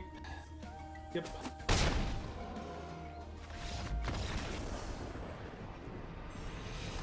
Well, that does that. I can go back to sealed now.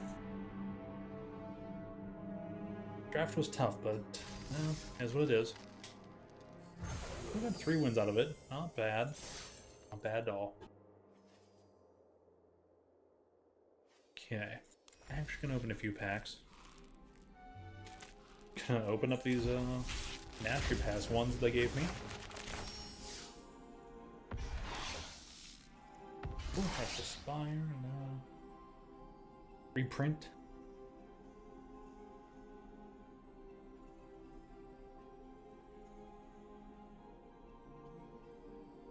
I'm gonna go dispute over a spoon. That's just bad storytelling. And again, stranger than fiction, as they always say. Between goblins and dwarves that started over a spoon.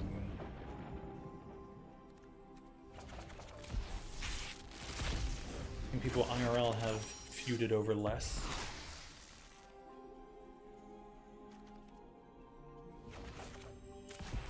Do the golden pack thing, sure, sure.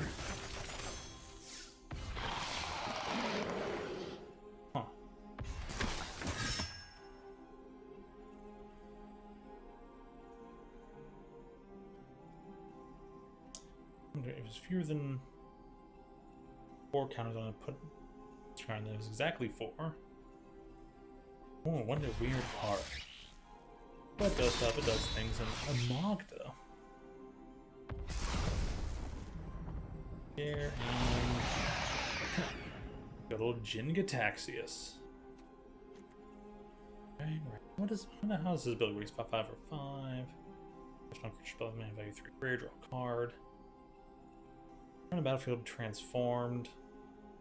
If you have 7 or more cards in hand. Okay. I wonder how his backside works. Also, scalp do be itchy.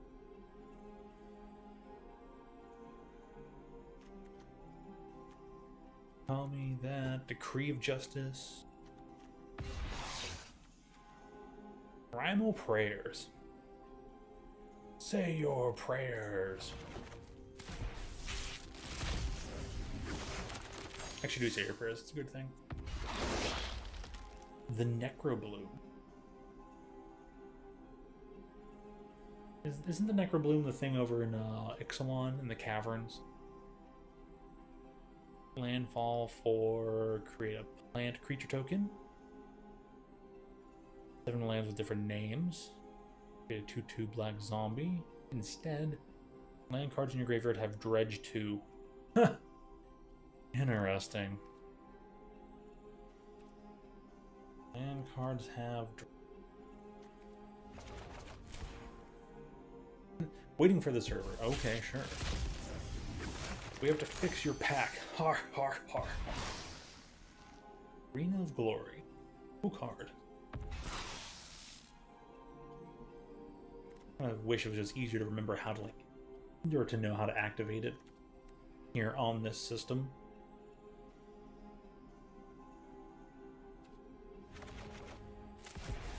Other one more. Look at that. Put this here in wild card. Rouse just need Herrick. one big breakthrough.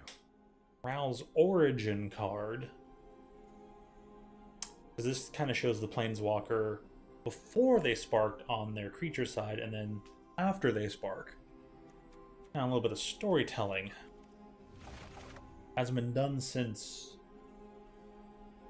Magic Origins, which was kind of the core set for that year. It was a core set that wasn't called a core set, but still kind of operated like one. And gave us like $40 Jason standard, maybe $50. Right, back to sealed. Spend the gems. Here we go, 9 packs. How many gems can I get back? 6 of which I actually get to play with, you know? Oh my goodness. Now, lots to work with here. Nadu is a pretty good card for Constructed. How well does it fare up in Limited? A 3/4 for 4, which is super good. Creatures you control have, whenever this creature becomes the target of a spell or ability, reveal the top card of your library. If it's a land card, put it into the battlefield. Just on the battlefield, can be untapped. Otherwise, you put that card in your hand and the ability only triggers twice each turn.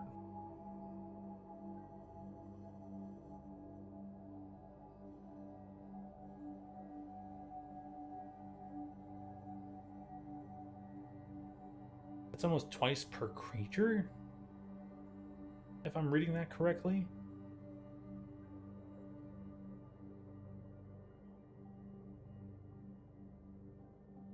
I think they left out some wording that could have... I don't know. Right. Imskeeter. 5/5 for 8 mana with affinity for artifacts, so this card costs 1 less for each artifact you control. Against the battlefield, draw X. You lose X. X is half the number of artifacts you control rounded down. So you gotta control 4 artifacts to draw 2, lose 2. 4 mana, sack an artifact. This creature deals damage equal to the sacrifice artifact's mana value to any target. You can't just like sack tokens to deal like plink here, plink there. We got a Kozilek's Command and the Kozilek. The one, the only, the Kozilek. Wait, Astrid. It's about this copy of an enchantment you control. But then has beginning of your upkeep, you may exile this enchantment. If you do, return the battlefield under its owner's control. Oh, so you can blink it to maybe change it to something else if you want. Enchanters add layer upon layer of complexity to the world around them. Fair enough. Oh, okay, this is basically Swan Song, but at... Oh, with any different scene. Target artifact, creature, planeswalker spell. I forget what how the... I think Swan Song was only any creature or enchantment. This one only does artifact, creature, planeswalker and makes a bird in its place.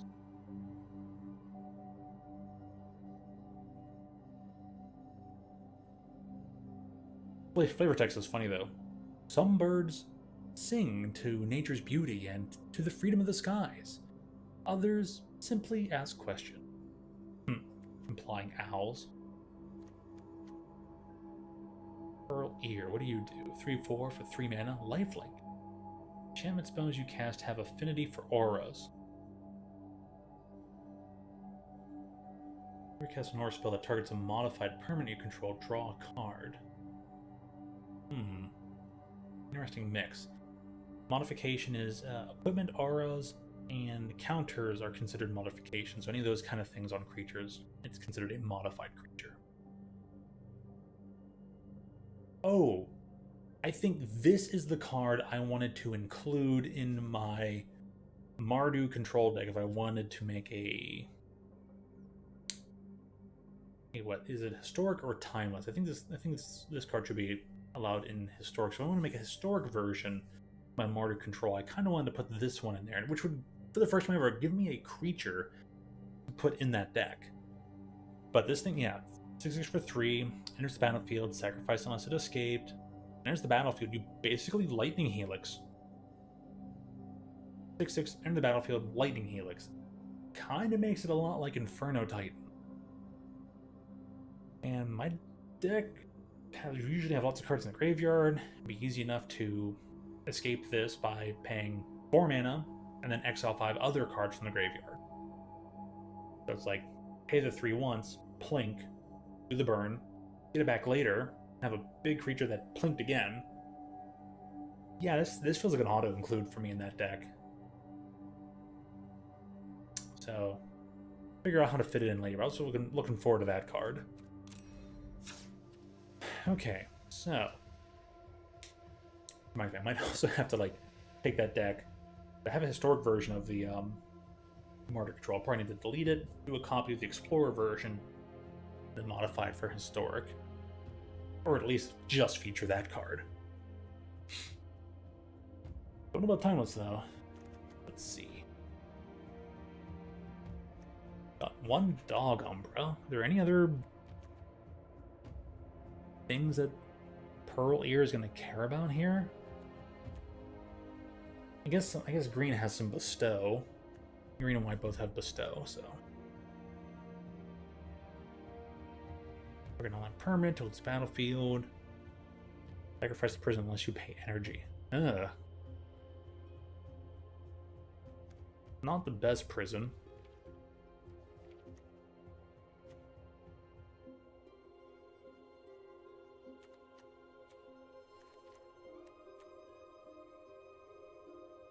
Now the blue is interesting.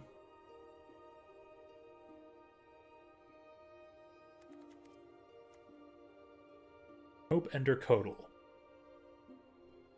Eldrazi Snake, 2/2 flyer. 2/2 flash flying. Devoid. For 3 mana. Cast a spell, counter target spell an opponent controls unless they pay 1. So it's a force spike snake. 3 mana. Fair enough. Very enough. That's actually pretty solid.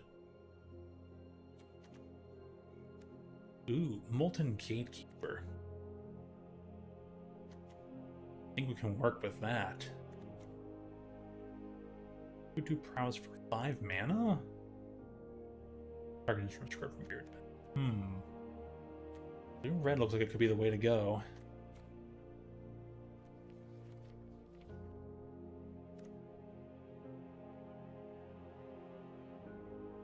Okay. 1/4 for 1/4. 3 mana. 4/3 mana. That's a mouthful.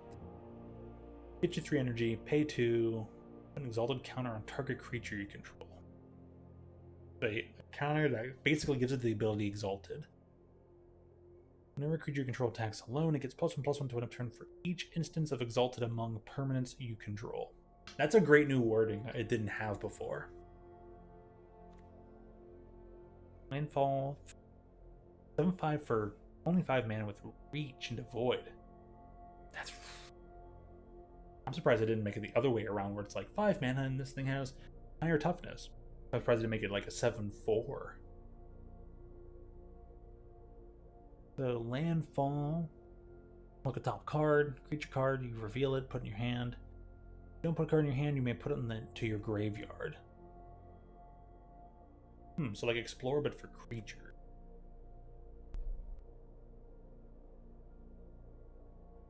Signature. This is really a gorilla doing an elbow drop on a dinosaur.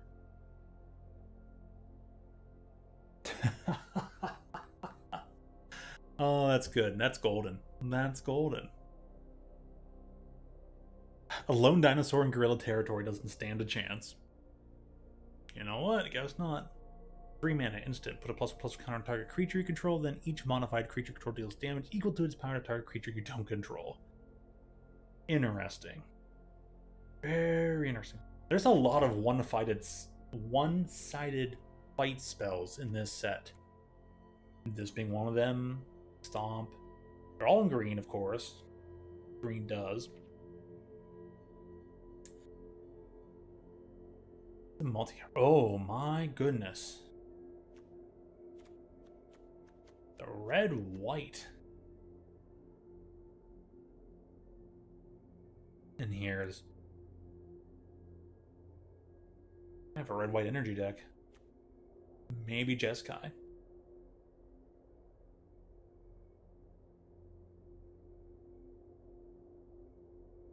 Oh my. Oh. Even got a snow-covered wastes. What do you know?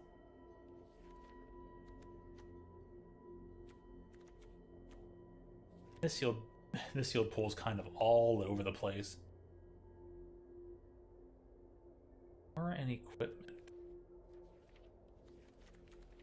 Most of the equipment's in red.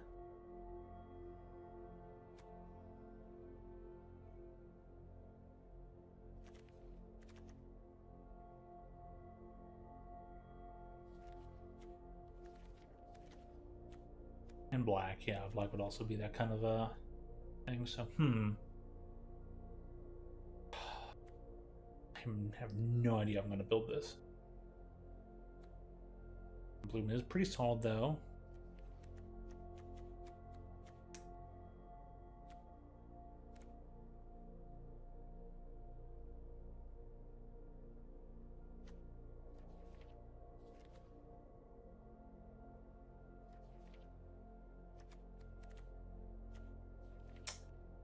Oh, man.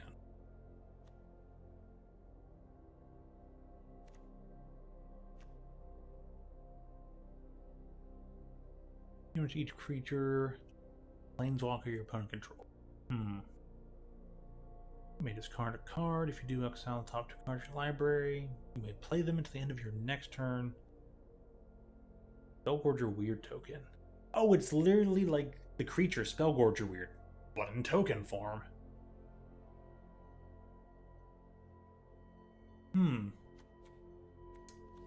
Very odd.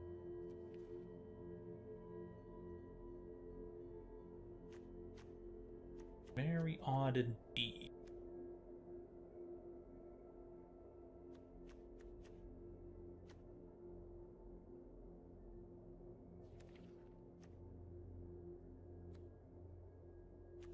Three glimpse the impossible. Holy cow.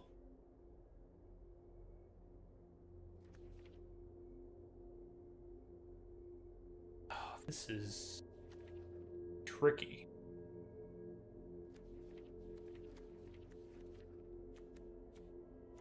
I don't know what's going on, but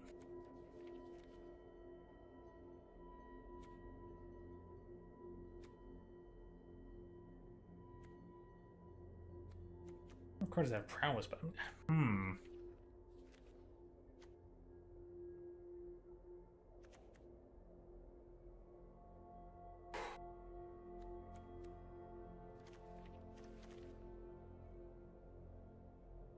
just not seeing it here now. Black.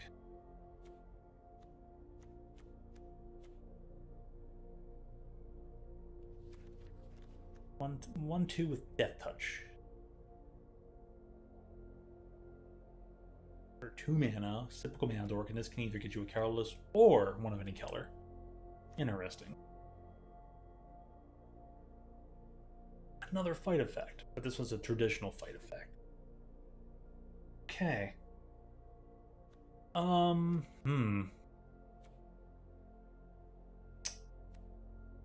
Just don't know.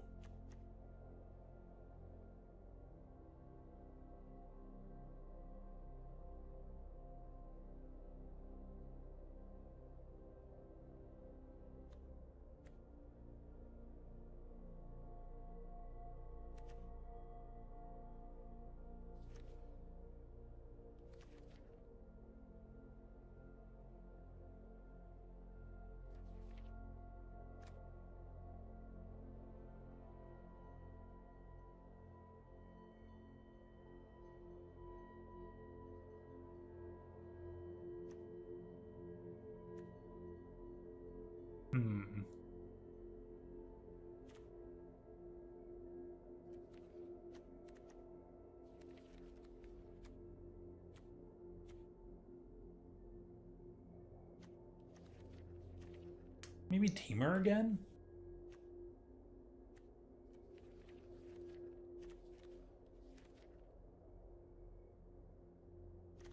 Number. Or is it the cast at a thingamabob?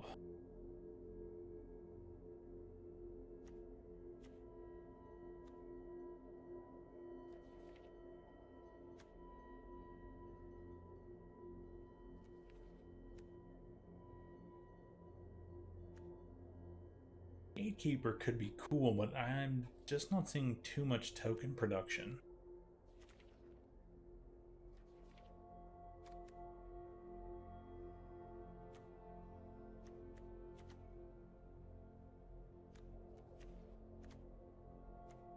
Guess I can get the Kozilek.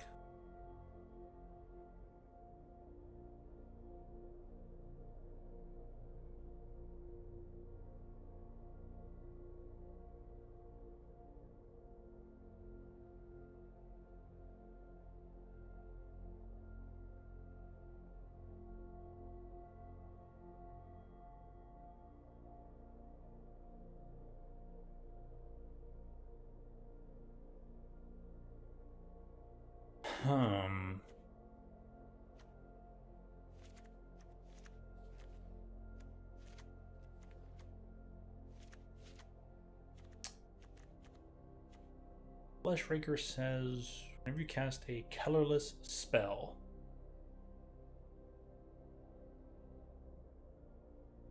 So yeah, whenever you cast a colorless spell, you make a spawn token. And then whenever a colorless creature enters, it just plinks for 1.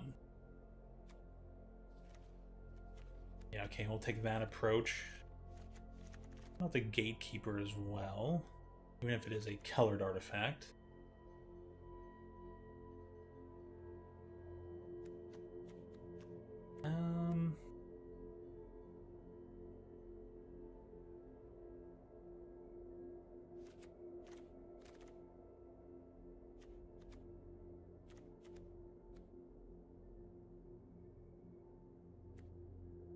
It's gonna be a very super burny deck.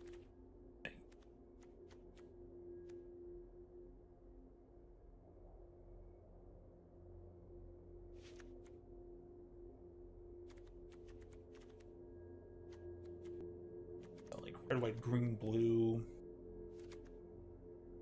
A splash of certain colors. Be like non-black up in here.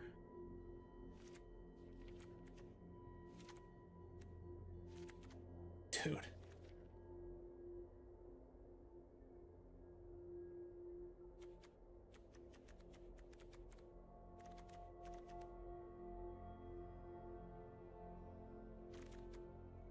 Okay.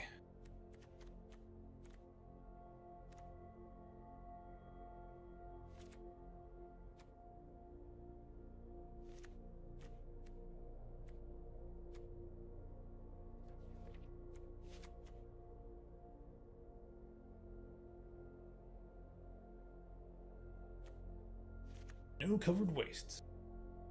Well, why the heck not? It's already here.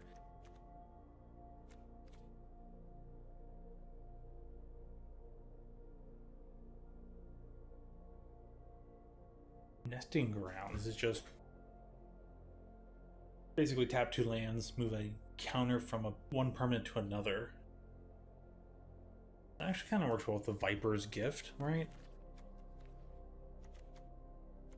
Gift of the Viper. Mild differentiation there.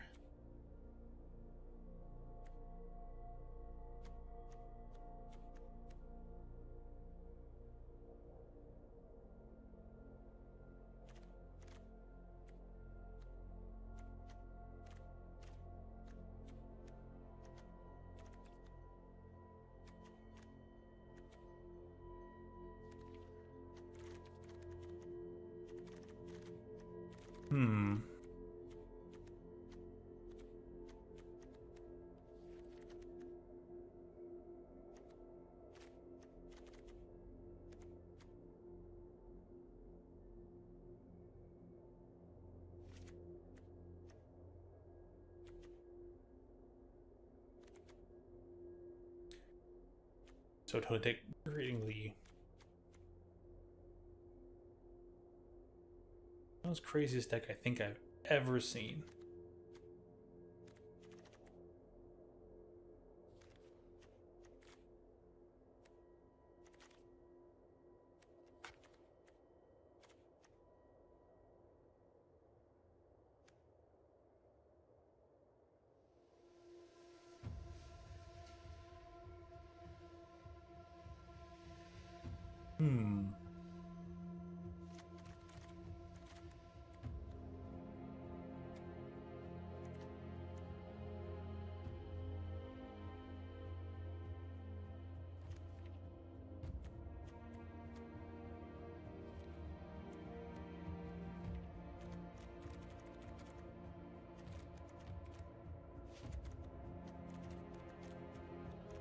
Unfathomable truths.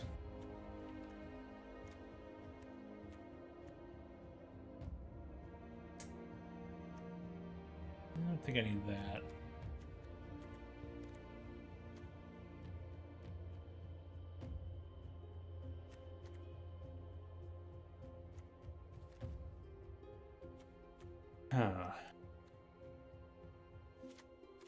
Repurposer is very good. Creatures.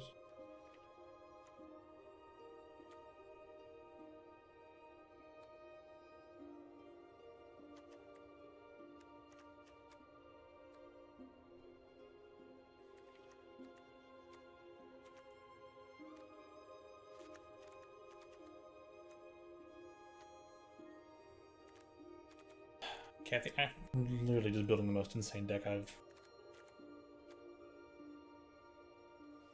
ever seen, and there's no way this is going to work.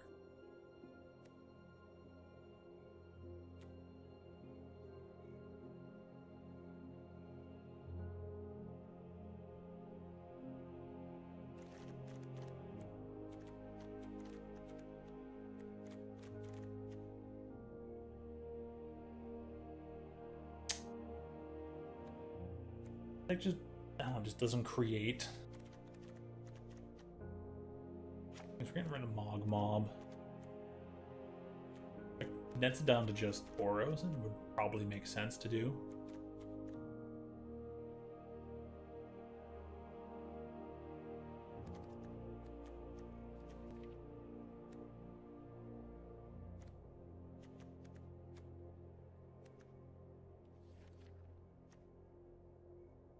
I had something going here. Now I'm just like, I don't even know. I didn't know what to do to begin with.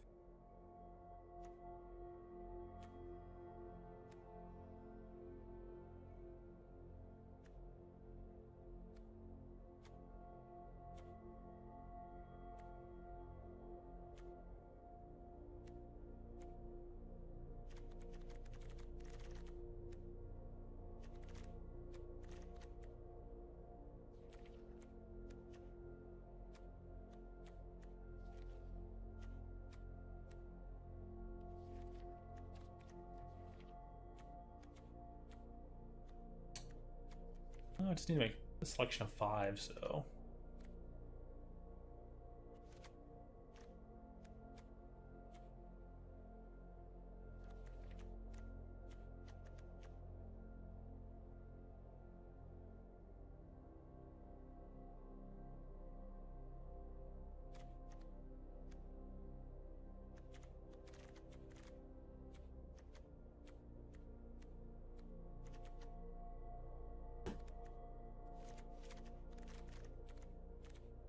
Okay.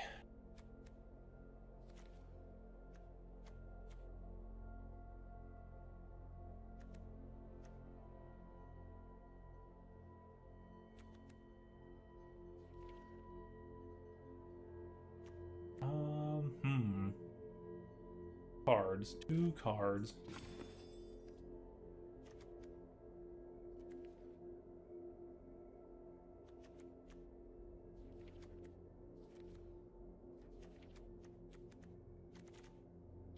No. Yeah, I'm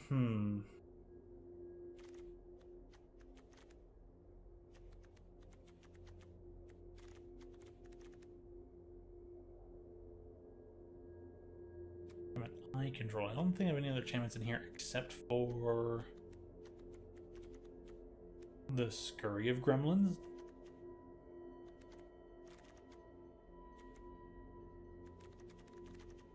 I'll get rid of Estrid's evocation.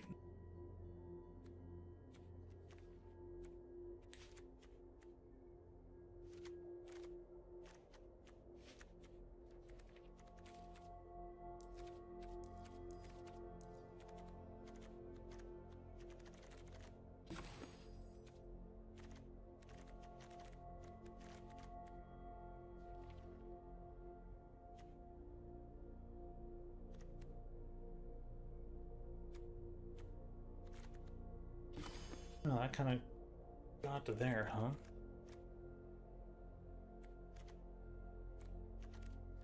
So we'll see if this does anything. I just couldn't find a solid path. I just saw something ridiculous and went for it.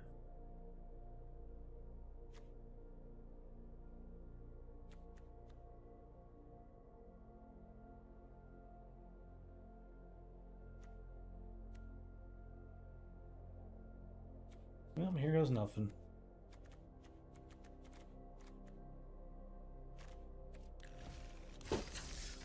Cheers to the dumbest thing I've ever created with the awkward artwork that's automatically selected by default. You know what? You got it. You got it, Arena. You got it. Free hammer. Nice, nice avatar to match your name. Good stuff. And it can't even go get me that. That's okay. We'll keep this. Opponent goes first. We can draw any blue here. It's got 2 burn spells. Got 1 mana burn and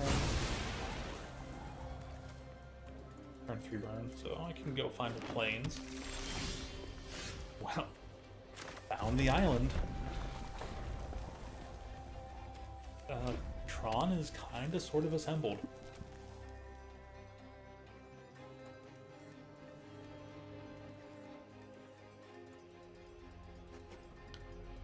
Who would have thought? Definitely not me. Bolt the bird.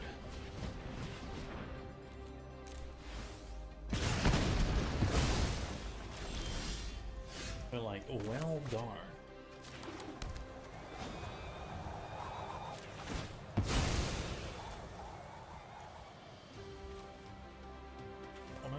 planes. Cool. Nice stuff.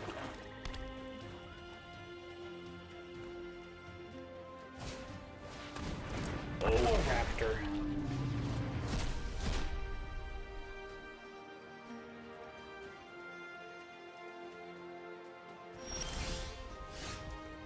Let's see. Get 2 energy if you cast it from your hand. Exile parts from your other 2 exile non-land card. You may cast that card by paying. Ooh. Ouch. They got energy, so. You can wait on that. We'll,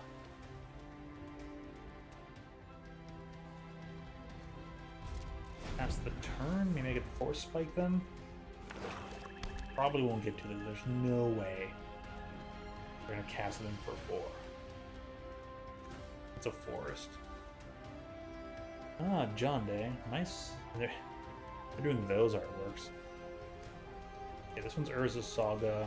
How much awesome Urza's? Oh, well. I thought I used a different artwork from Urza's Saga for that one.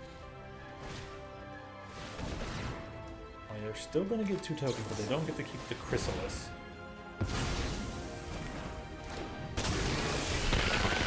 Enjoy your tokens, and yeah, you're not going to get to keep that Chrysalis.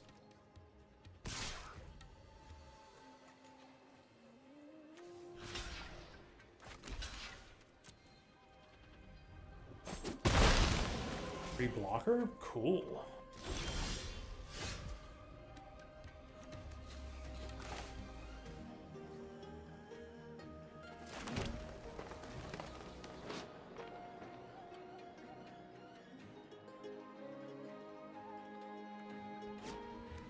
Well, pass, I guess.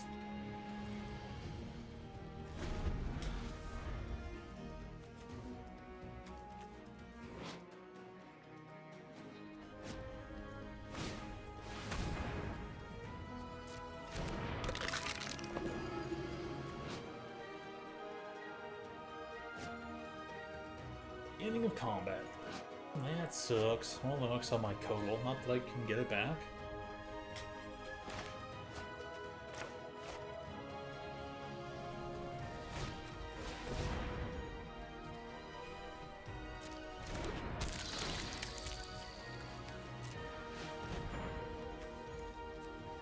Just draw lands, basically, huh? More or less.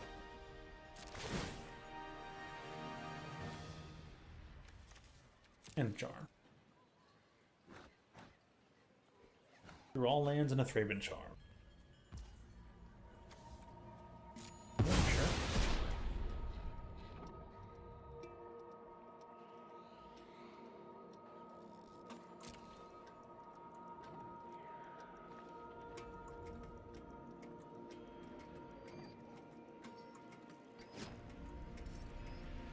Oh man.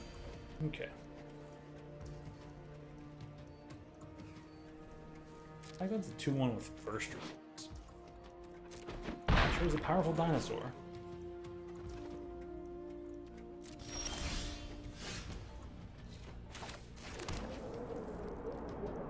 Right now, I don't have any colorless things to cast.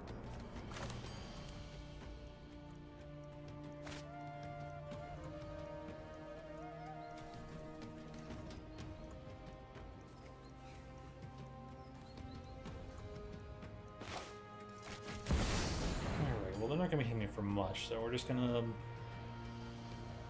just lightning helix the Lich. I think that'll be for the best.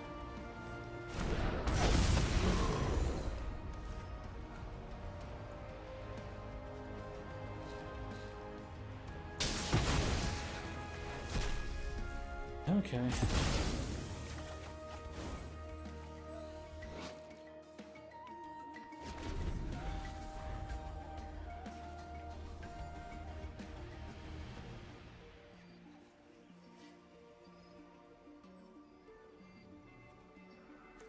Red, I just need another planes part. I may never get to escape Flage. Log. Totally flage though. Flambe. Oh man.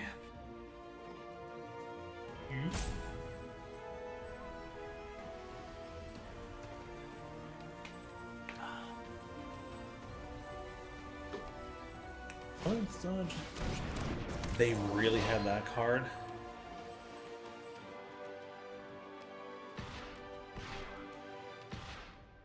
Wow, what a sealed pool. You lucky son of a gun. Must be nice.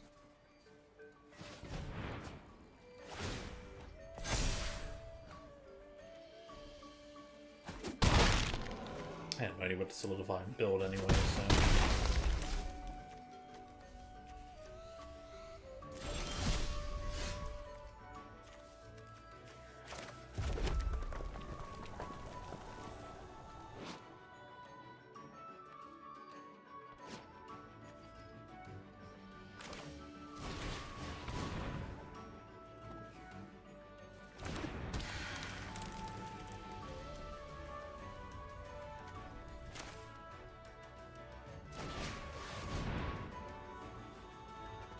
We'll just, go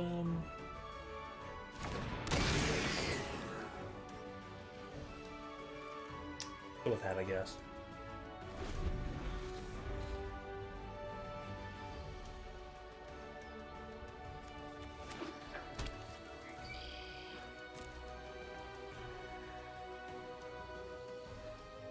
Yeah, 3 cards in graveyard. I need to have up to 6 cards in graveyard for Flage to matter.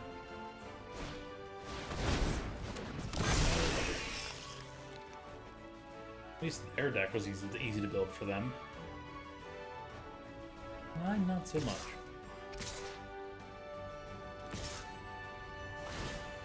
I think Parker made a good... Maybe not blue-white. I was still thinking blue-red energy, maybe Jeskai energy seemed solid. I'll try whittling it down to Jeskai energy on game or potentially lost number 3. Just going for like 5, 8... Yeah, whatever.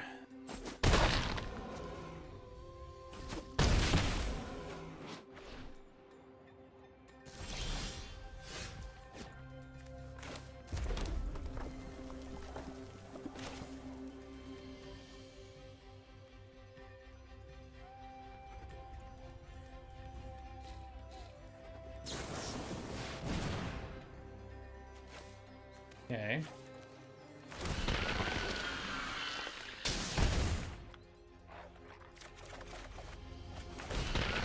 Oh, now we're getting somewhere.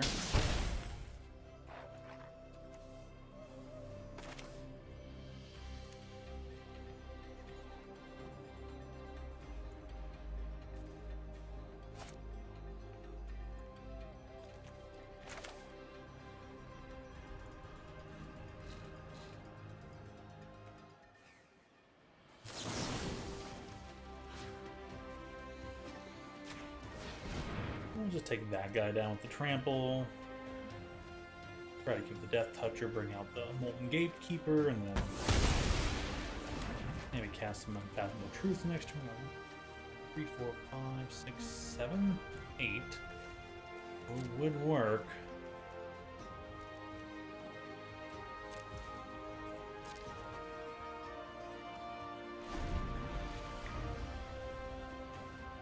That first, do the Unfathomable Truths.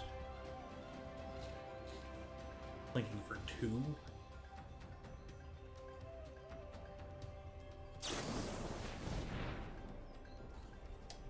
Yeah, nothing I can do about that. So nice. Huh, I wonder if that was the card they drew or the card they had left in their hand.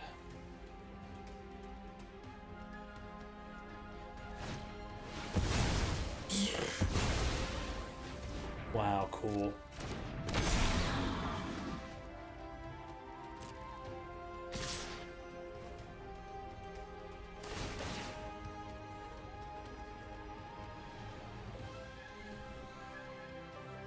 Alrighty.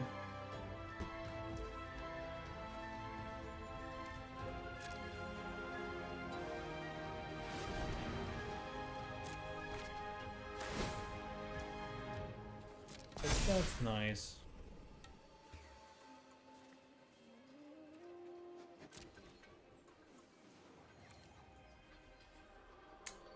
I didn't want 4?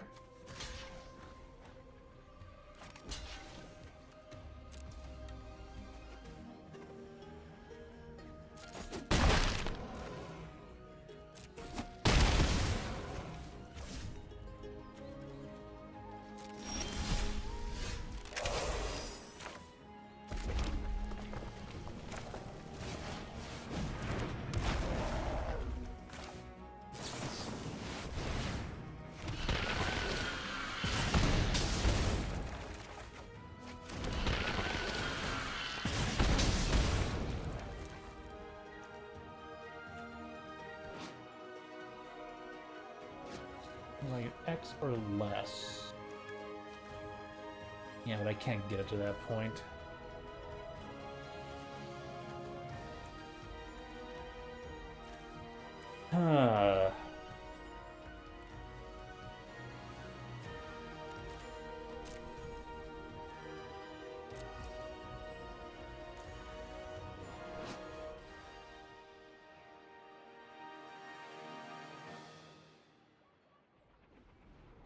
My car was so close to being useful, making me a comeback.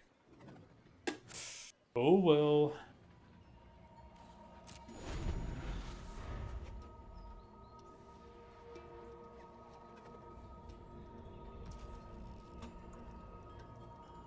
It actually probably would have worked out if I had not cast the Gatekeeper.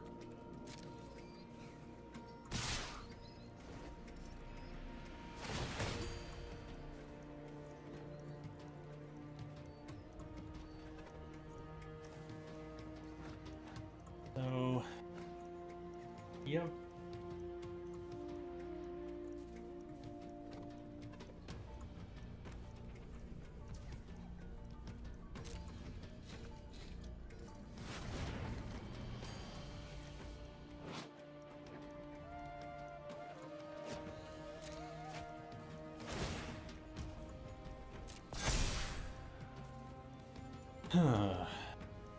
Yeah, no blocks.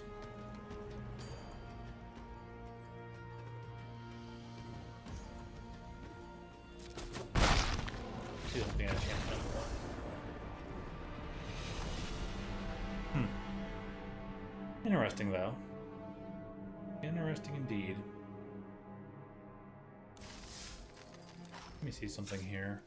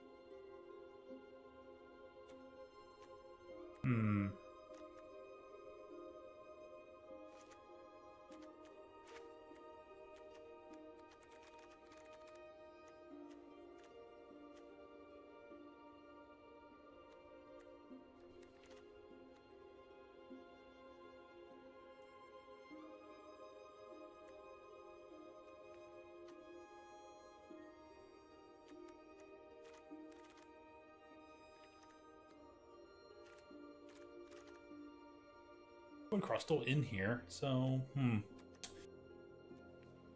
I'll pick 3 more cards again.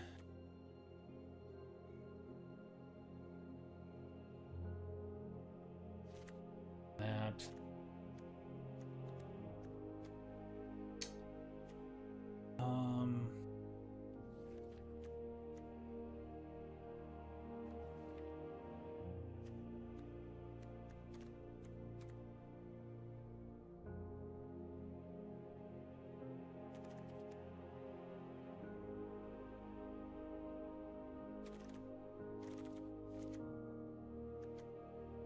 Ewit and I guess Malevolent and Rumble.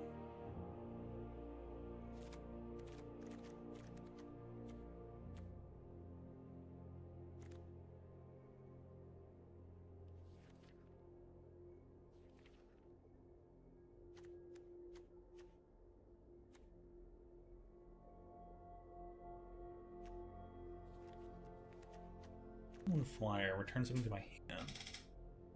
Is there anything I want to return to my hand that I would even care about?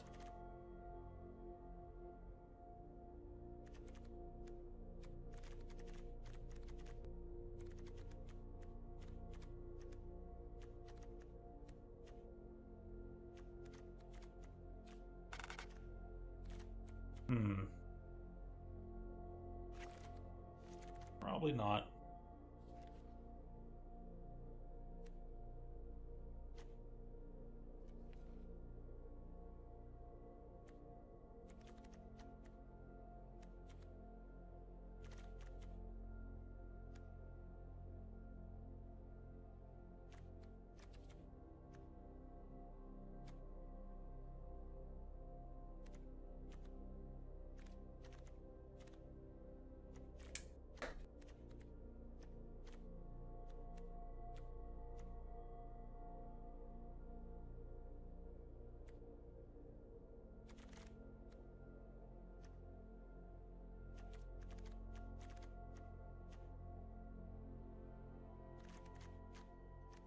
Only what I got going on here.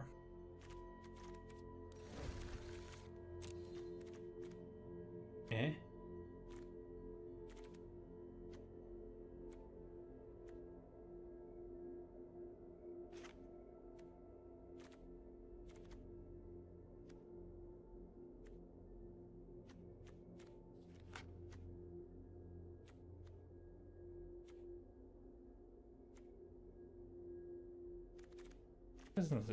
Since it can still give me red or green, that's not bad.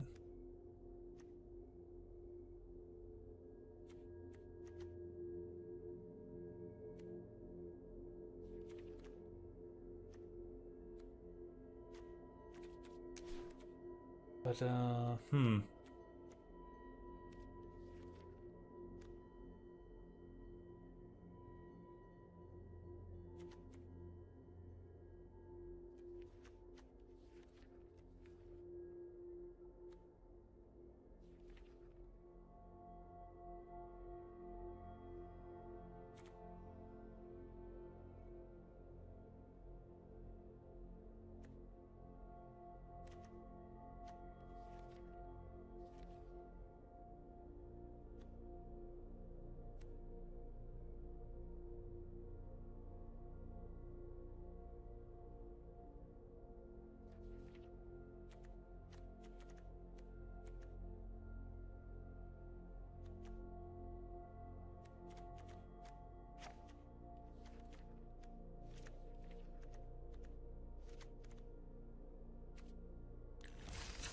I'll just go with that or something. I have like no clue. No clue what I'm doing. Tell you what though, I am beat, fatigued, tired.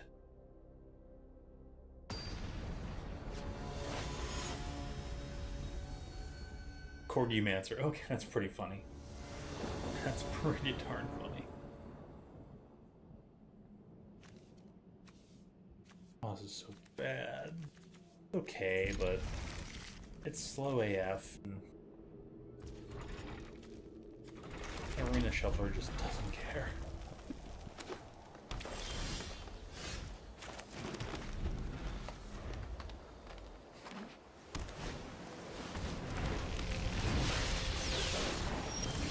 The Mana Rock.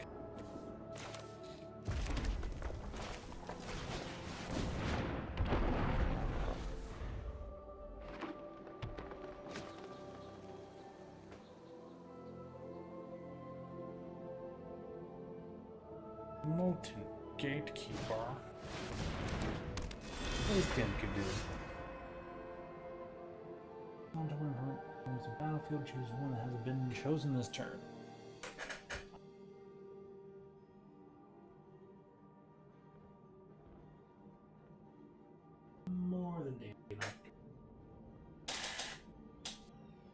Okay.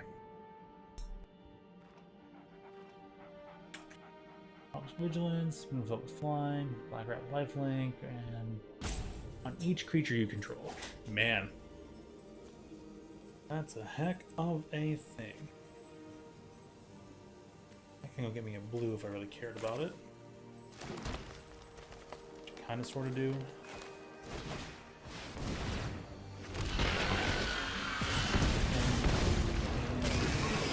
Third damage. And we'll just kind of pass the turn. Then we'll do Level and Rumble, follow up with an E-Wit. I hope we can just do cool stuff, I guess.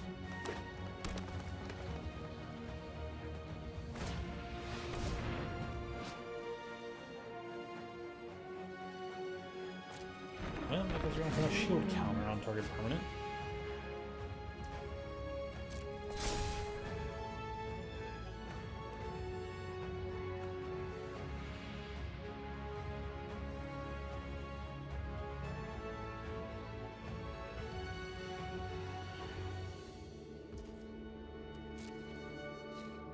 Okay then.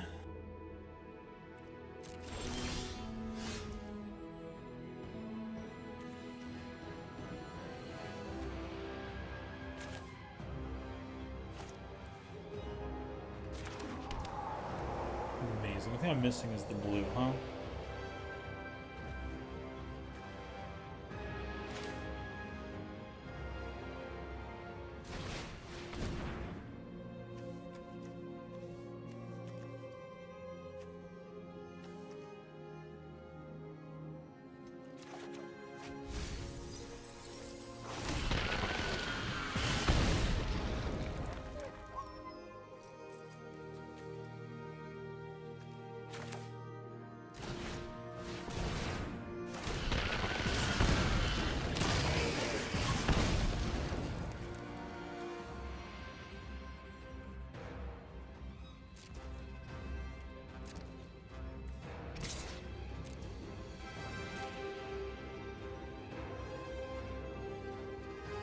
Block me if you want. It's all good.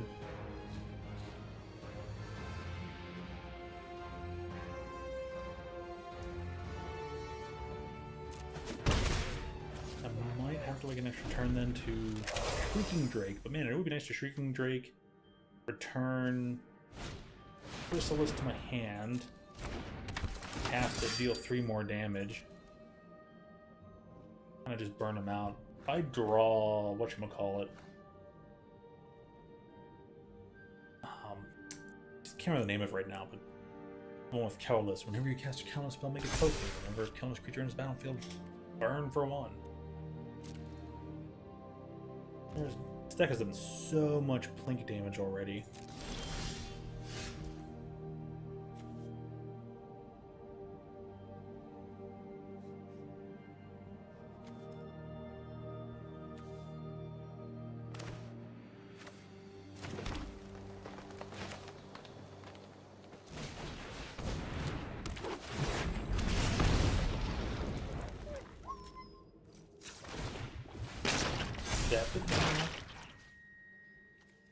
I'll take the Dryad, thank you.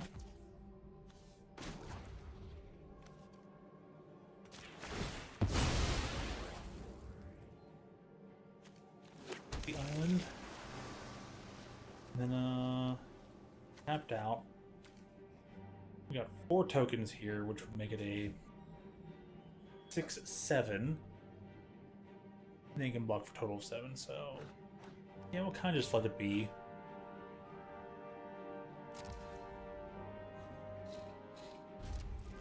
Pass a turn away. Probably get Kozilek or Kozilek's command. Try to get Kozilek's command. Odds and ends like that. I'm just playing straight blue-green. Attacks, mill 3. Have a retrace. I'm gonna cast a land card with I'm gonna cast a card with retrace from graveyard by discarding a land card and then paying its natural costs. Okay. pretty nifty.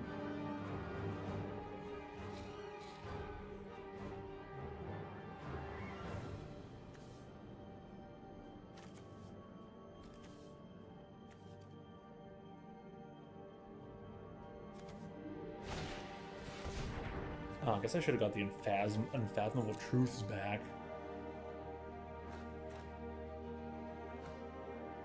I'll do that, huh? Yeah, that's fair. Can't blame you there.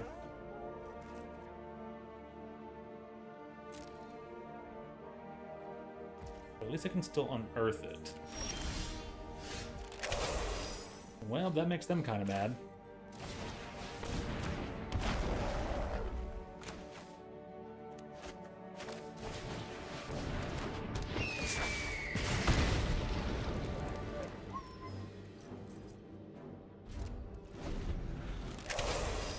Once we get the Drake back, Drake, put this back, unearth this thing, then cast Chrysalis as well, and deal 2 damage at 6 total. Alright, hopefully it can last long enough to combo, but a little rough around the edges.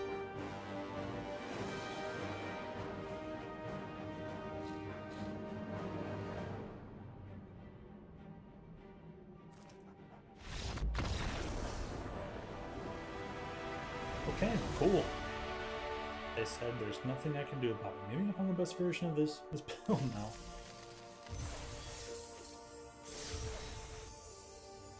Oh man. Oops. Let me do one last thing. Then we'll try to get one more match in. I call it night early. Or I might go all the way to him, I don't know. But I'll still be right back.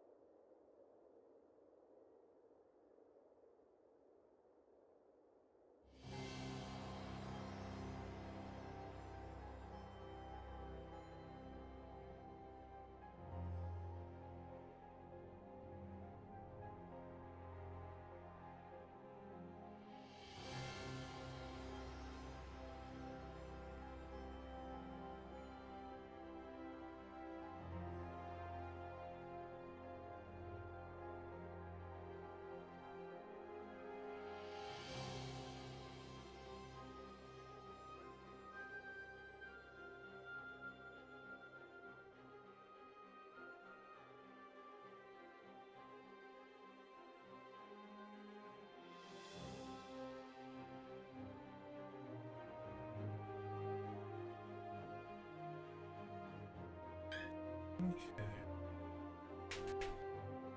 I'm back. Click the button. I got little smoked beef jerky snack stick things just to kind of keep going, you know? Oh.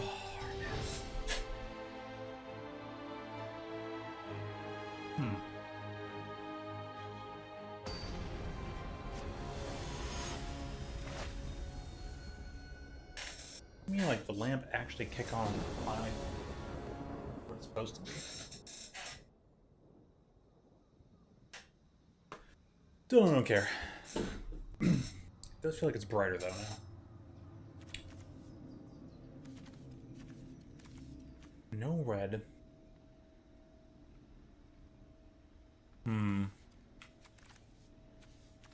of a bad hand. A little bit better.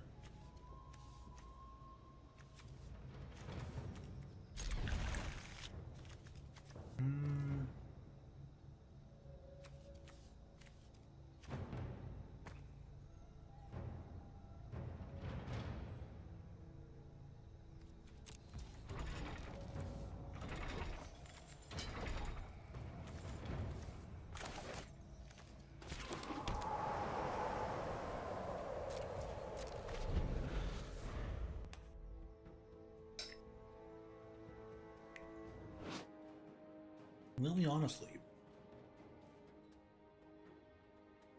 still really cool artwork. Okay.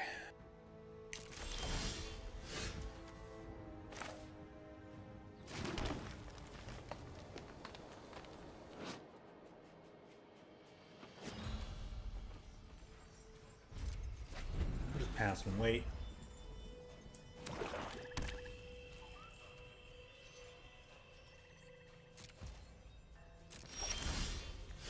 Or both just playing the waiting game.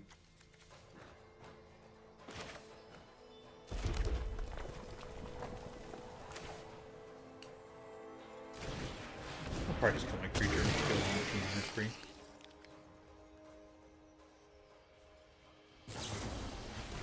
Yep. Exactly the card I thought it was going to be.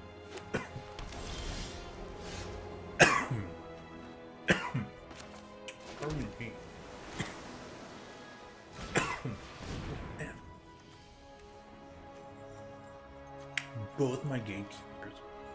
But I can get them back, so...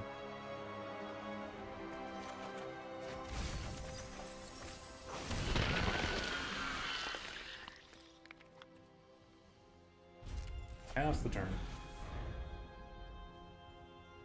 Now that they play around the, Hope Ender Codal.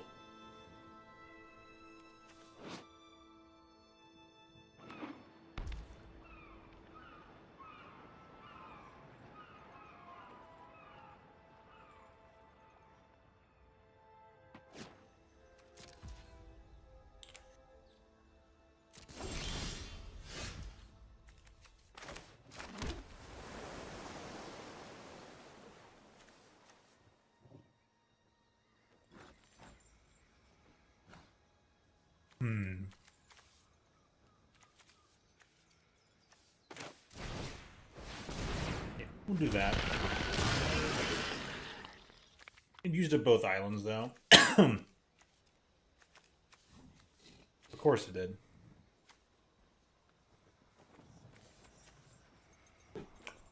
Arena how?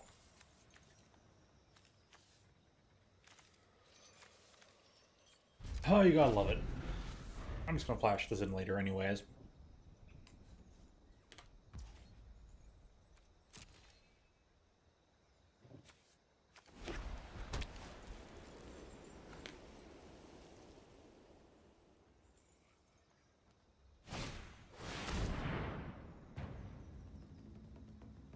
Okay, I can... 1, 2, 5. Yeah, I can just take care of that.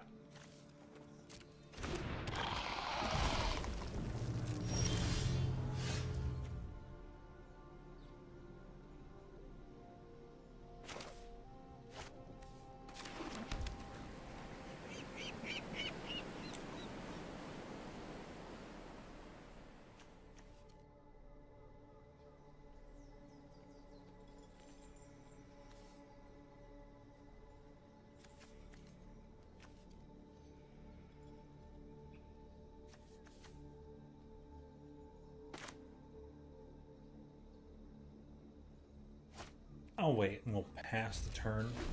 See if they do anything. That was all meat sticks already. Man, that was delicious.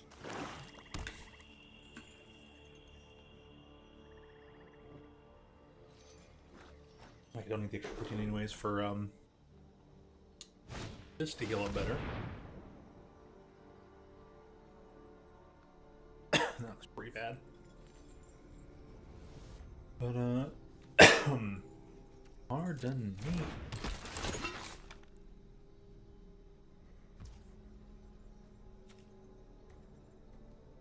Cool.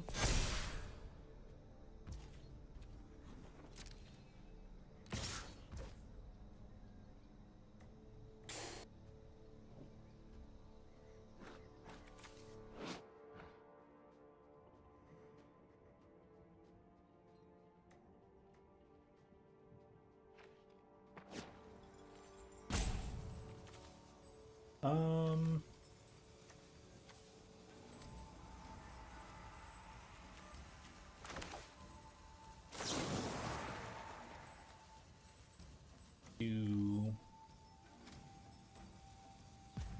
try exile.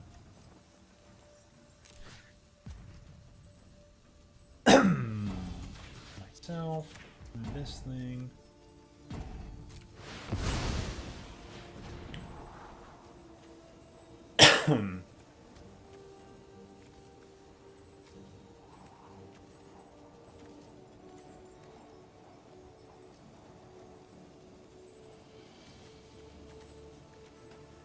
Oh, I see. I can go here.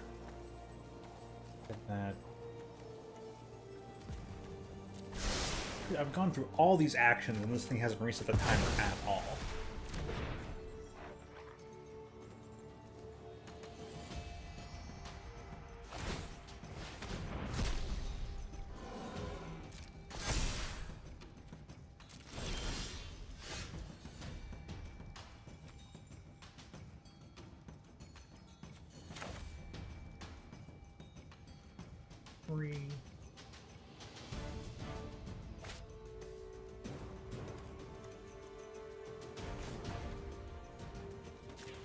Grab that mountain.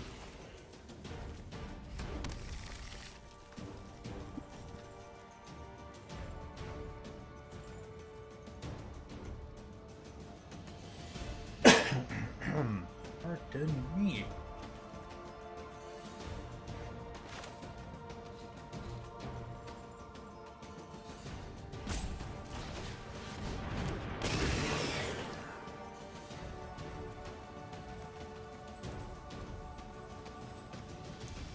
Used up all my... This thing is making me mad. I guess I should double check which lands it was going to tap before it did it, but it keeps double tapping out my blue when I have this Codal in my hand. Arena. For the love of things, could you just not?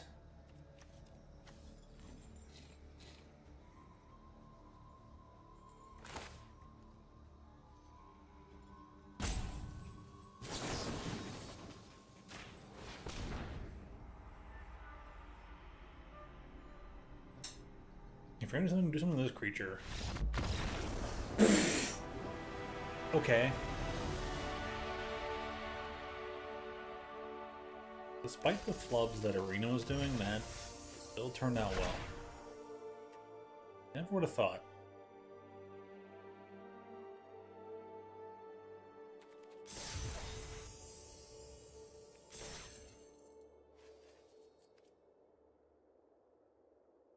Hey, we'll take it.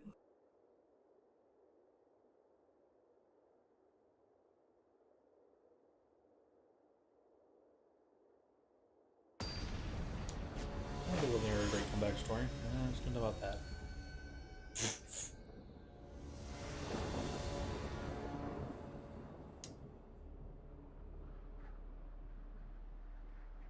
Kiora, that's her name. Baywatch Kiora. It's just hilarious.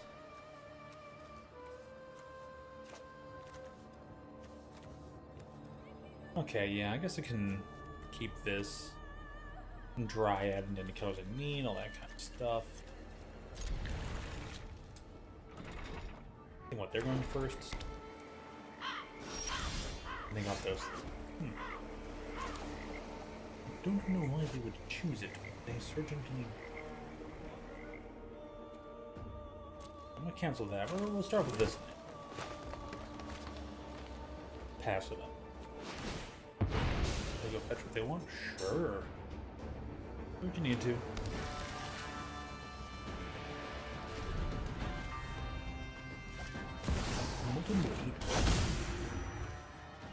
Curious. Oh, they're going for I must investigate this walling further. strategy. Oh boy, I'm so glad I waited actually.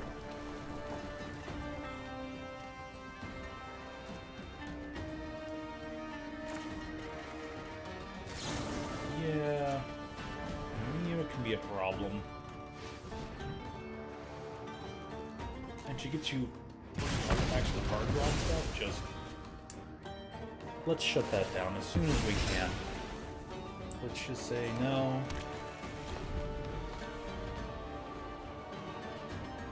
Be like the DARE program, just say no. To me yo, to me no. Yeah, thank you, I'll be here all day. Be here till Thursday. Try the veal. Alright. We'll try and get this started. They have their own mount. Oh, they're playing these lands. Nice stuff. And then we'll,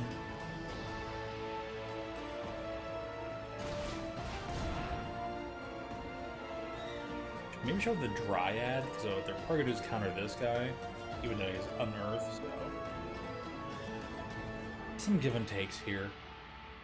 Or if they take out a creature with unearth,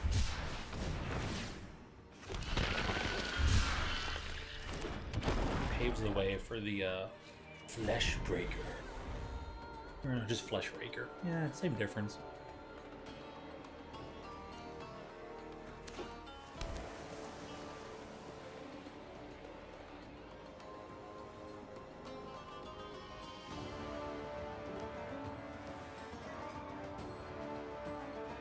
Eldrazi Memphis, the Flesh Raker. Ba-da-da-ba-ba-da-ba-ba. Bound. Okay.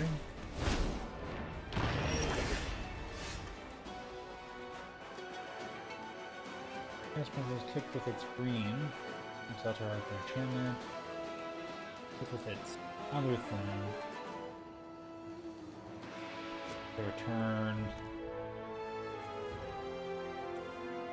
They just did the one kick or something? Okay, sure, exile my dude guy, that's fine.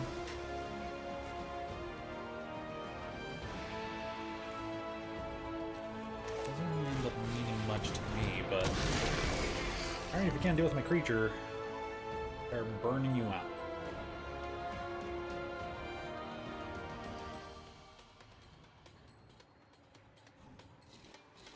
I guess I should start with turn 2 Nightshade Dryad. Oh, they do them themselves. Fair enough. No blocks. Yeah, 2 for 2, that's fine. I feel that that is totally dandy.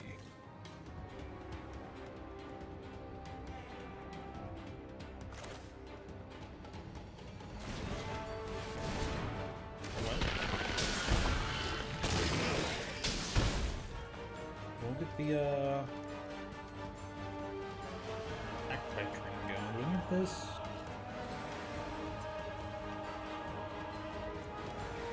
Mountain.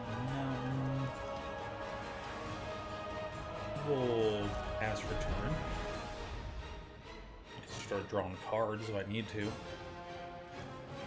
Try to put them. Maybe try to put them in Naughty next turn.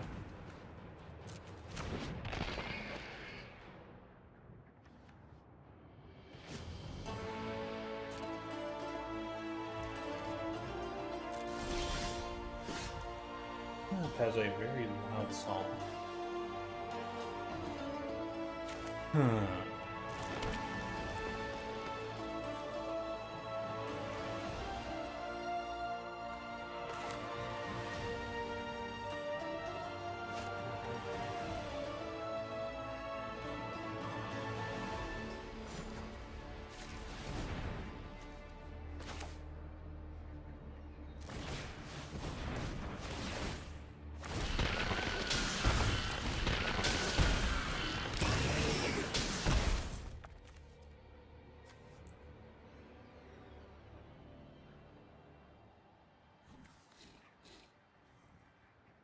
And,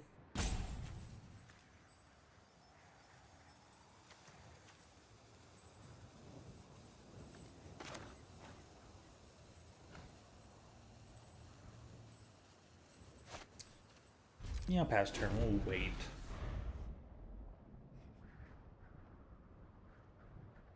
We can do some shenanigans with planar genesis here. The card we put the bottom of the library and the rest in any order, we're going to shuffle away with Perilous Landscape. As soon as I figure kind of like what land, I don't know if I should get a second mountain or another island. I think I might need island. Shapeshifter, sure, what you doing? Oh, 3/3 fire. Yep. Not so fun.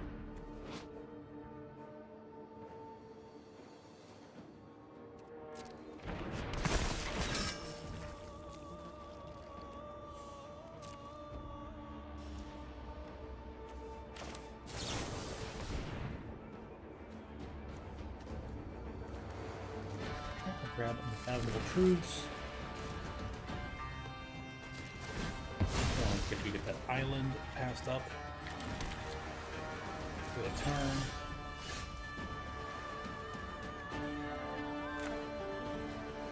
We will actually tap this for one first.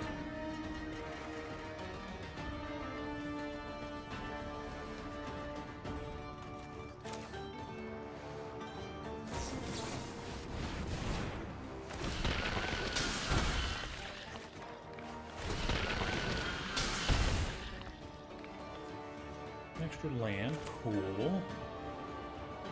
Actually drew Kozilek. 1, 2, 3, 4. Yeah. We're at 8 mana.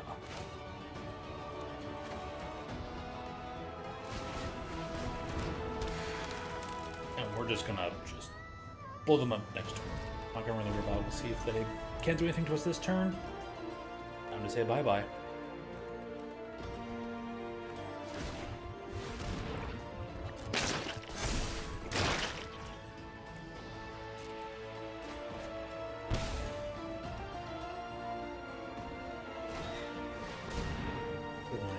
+3/+2. Alright, they're all tapped out.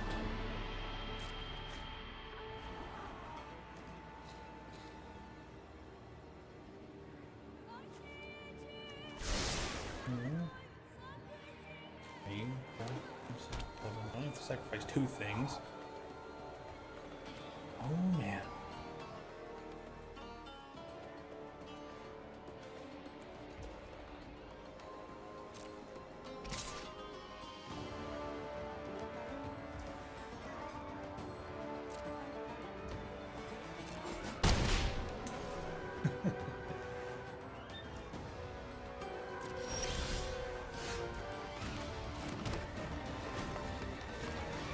Adding 2.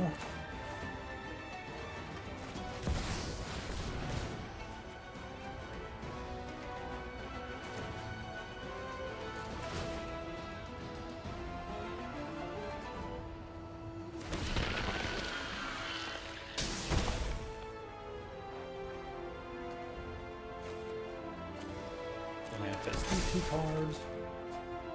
We'll do some cards. And Kozilek. Wow.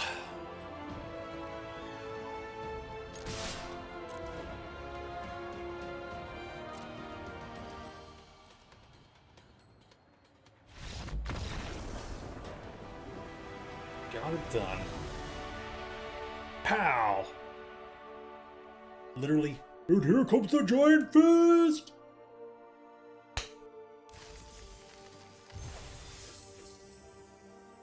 Hi, my name is Kozilek, and you will die.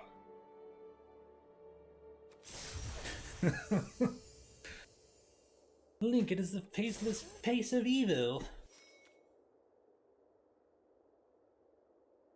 They could not perceive, they could not begin to fathom that victory. And honestly, neither could I. I was probably even got to Kozilek. But man, what an astounding victory. Well, you know, the deck worked. It did a thing. It did a thing. Rest easy tonight. Things have been accomplished. Broken reality. Alright, so I didn't make the right pun, but I feel like the Unfathomable had to be like one of the names for Kozilek across his like 3 different cards.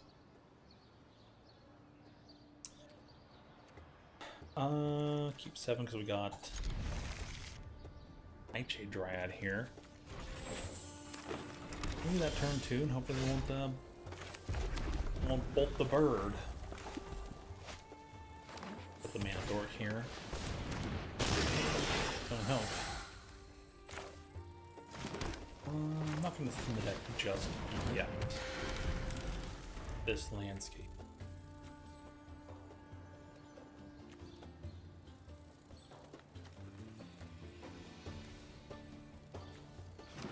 Something Impossible would work pretty well here.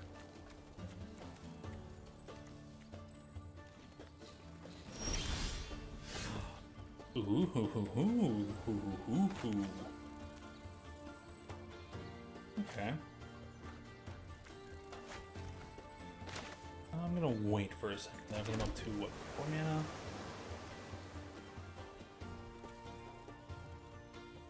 I'm not looking to cycle that. I was like, why is this highlighted? Oh, because the cycle ability. Pass the turn and what they got going on. Oops. I mean, maybe?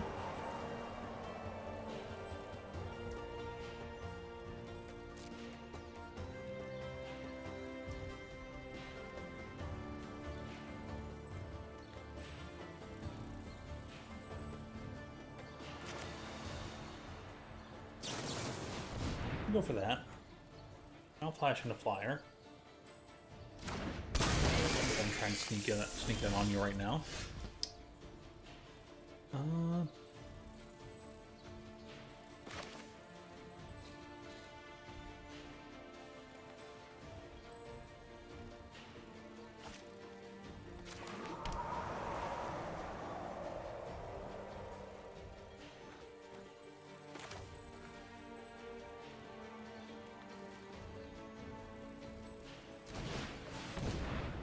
Molten Gatekeeper, they'll probably just destroy an artifact, but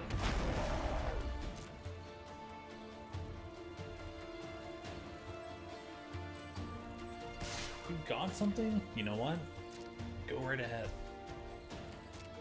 Don't? Alright, damage it is. And that's why they said oops. Oh yeah, hey, I got the Massacre Girl at the arcade sleeve. What was the latest unset? Unglued, unhinged, unstable. What came after that? Something else?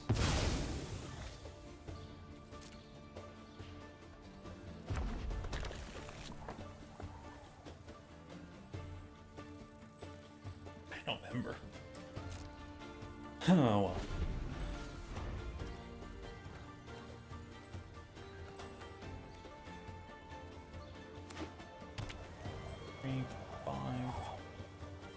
Mana?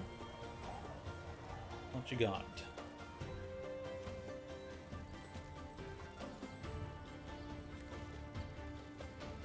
I got 5 myself.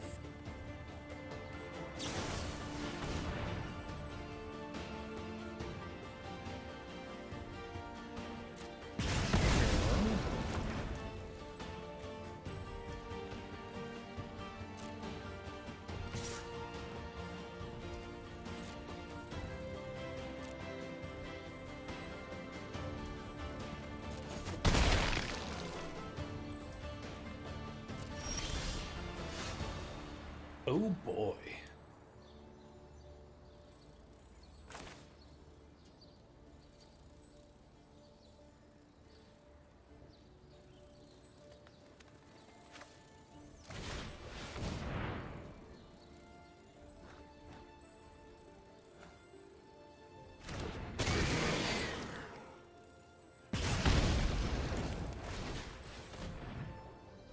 I should have attacked first and then.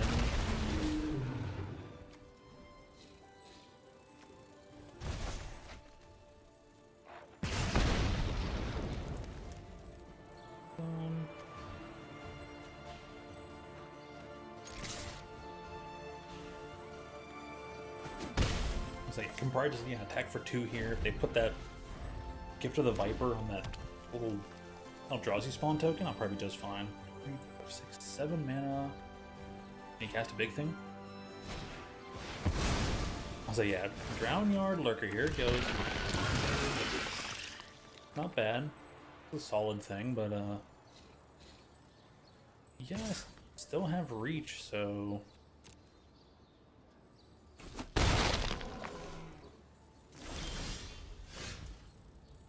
man, here we go. Welcome to Burntown.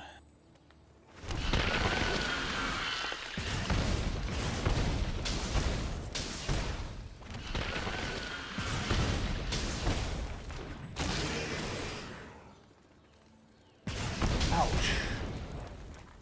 That was brutal.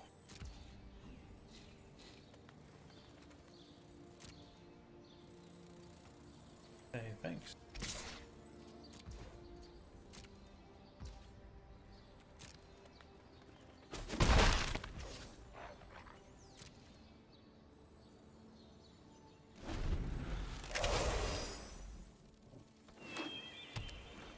You can use this emote.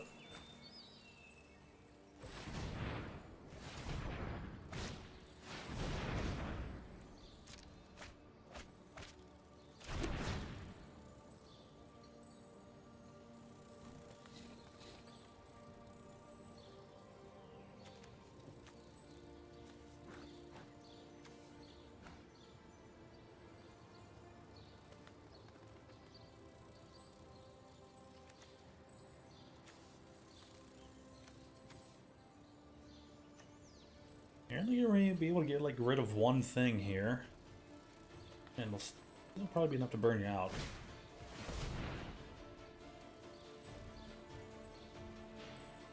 Sure.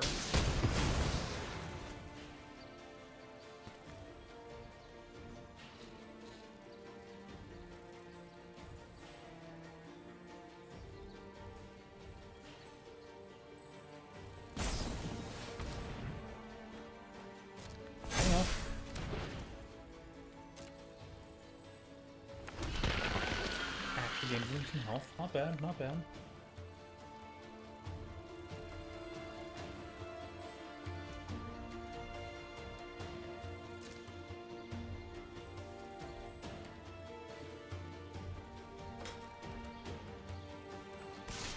Okay.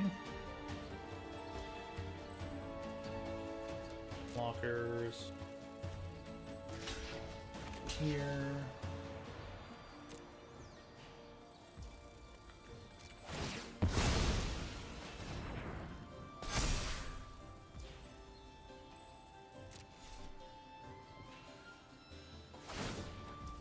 Vigilance is super free.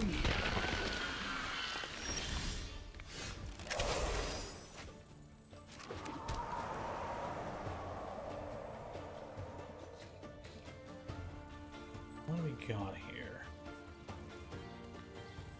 I have a thing with reach.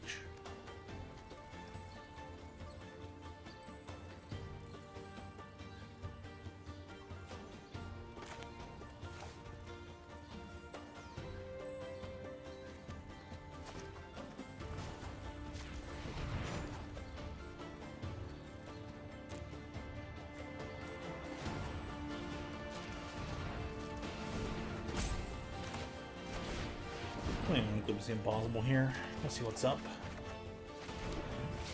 Ooh.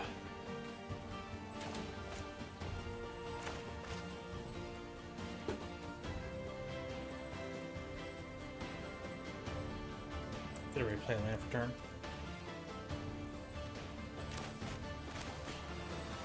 Well, that's aggravating. Okay.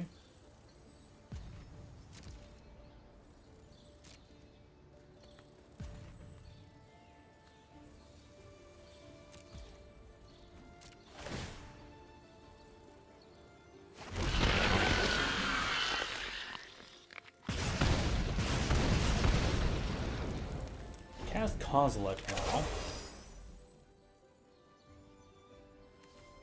1, 3, 4, 5, 1, 2, 3, 5, yep. I can probably even flash this in, get an extra pling, and then do Kozilek. Like, sure. Wood Pouncer.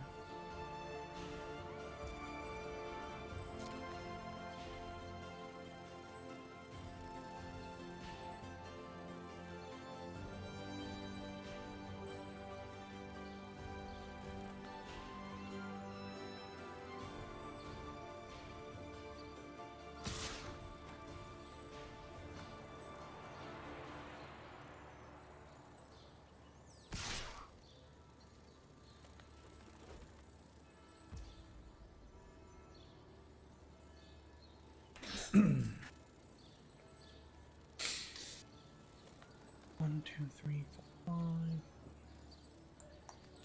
I'm gonna do the thing, so what we'll do is flash that in like such.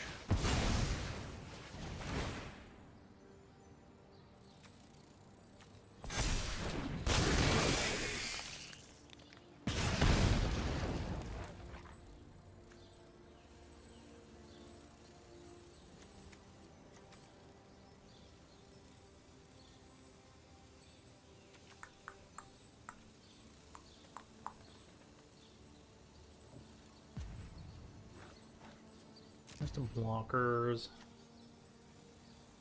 Do it like here and here.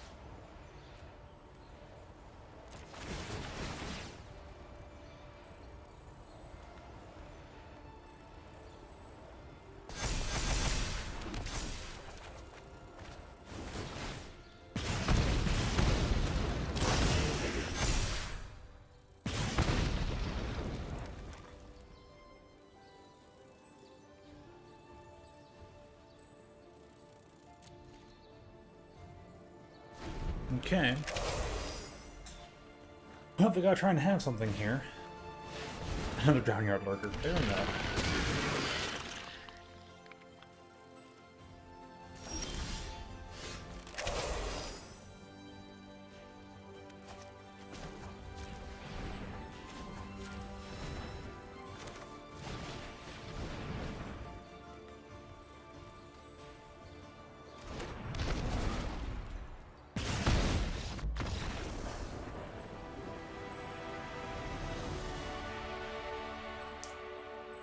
Phew, got there though.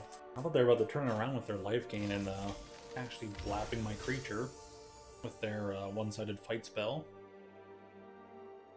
I kinda thought they were gonna turn the tide, but it worked out. Oh, it's just another artwork for Disdainful Stroke. Wow, one's actually up to 4 wins. This deck is doing a lot better than I thought it would. Honestly, thought the pool was a little bit too discombobulated, but okay, it turns out having 2 Fleshrakers and 2 Molten Gatekeepers really nice. There's a lot of flex in here, lots of creature combo plink to death. Death by 1,000 slashes. 100 hand slap. Quite literally.